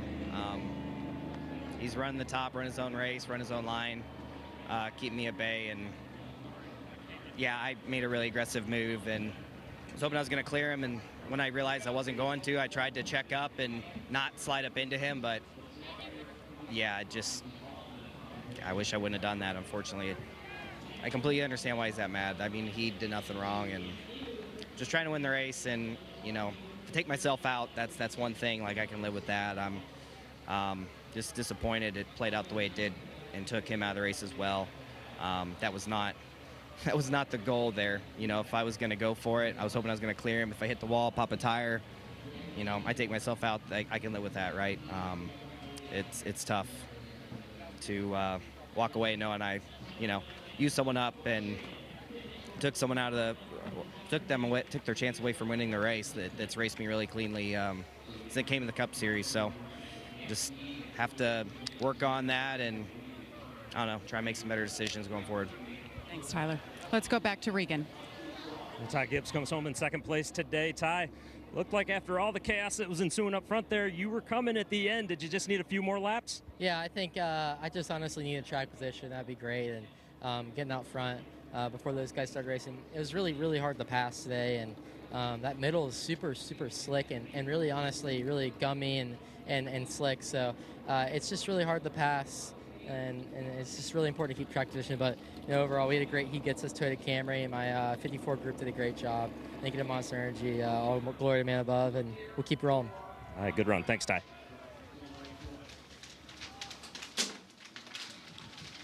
Daughters Autumn and Scarlett accompany their dad, Brad Keselowski, to victory lane on Mother's Day in Darlington. How cool is that? What a day. Jack Roush in victory lane with his partner. Roush Fenway Sports Group, the third leg of that triumvirate that own that team. 5 Fords in the top 10, so let's not worry about how competitive the Fords are this year. They are right there. Well, we've definitely got a three manufacturer battle on our hands now. We've seen it on a 1.5 miles. We've seen it on a wore-out, slick racetrack now. It's not just RFK this week, you know. But we see the move here again. You know, I understand when we talked about the 45 car was trying to drive in there far enough and slide up in front of Buescher to do the slide job, but he missed, as you heard him say when they were having their discussion. So unfortunate for those two guys, but I just want to say this crowd did not leave. These people appreciate Brad Keselowski and the things that he has done in this sport. They stuck around. They wanted to cheer for him, and what a great way to end a winless streak. Another heartbreaker for that Buescher. You see him going by the wayside right there, but putting RFK in victory lane with that guy. Buescher had 3 of them last year. He was sat back and watched all that after moving over, putting his name on the billboard of that place. Now he's standing in victory lane with his partner Jack Roush. Pretty cool. NASCAR Race Hub weeknights, the All-Star Race next weekend on FS1 from North Wilkesboro. What a day in Darlington, one we'll never forget. Brad Keselowski finally goes to victory lane. Stay tuned for PBA Bowling, the PBA Playoffs quarterfinals. The Goodyear 400 to the Keyser, Brad Keselowski.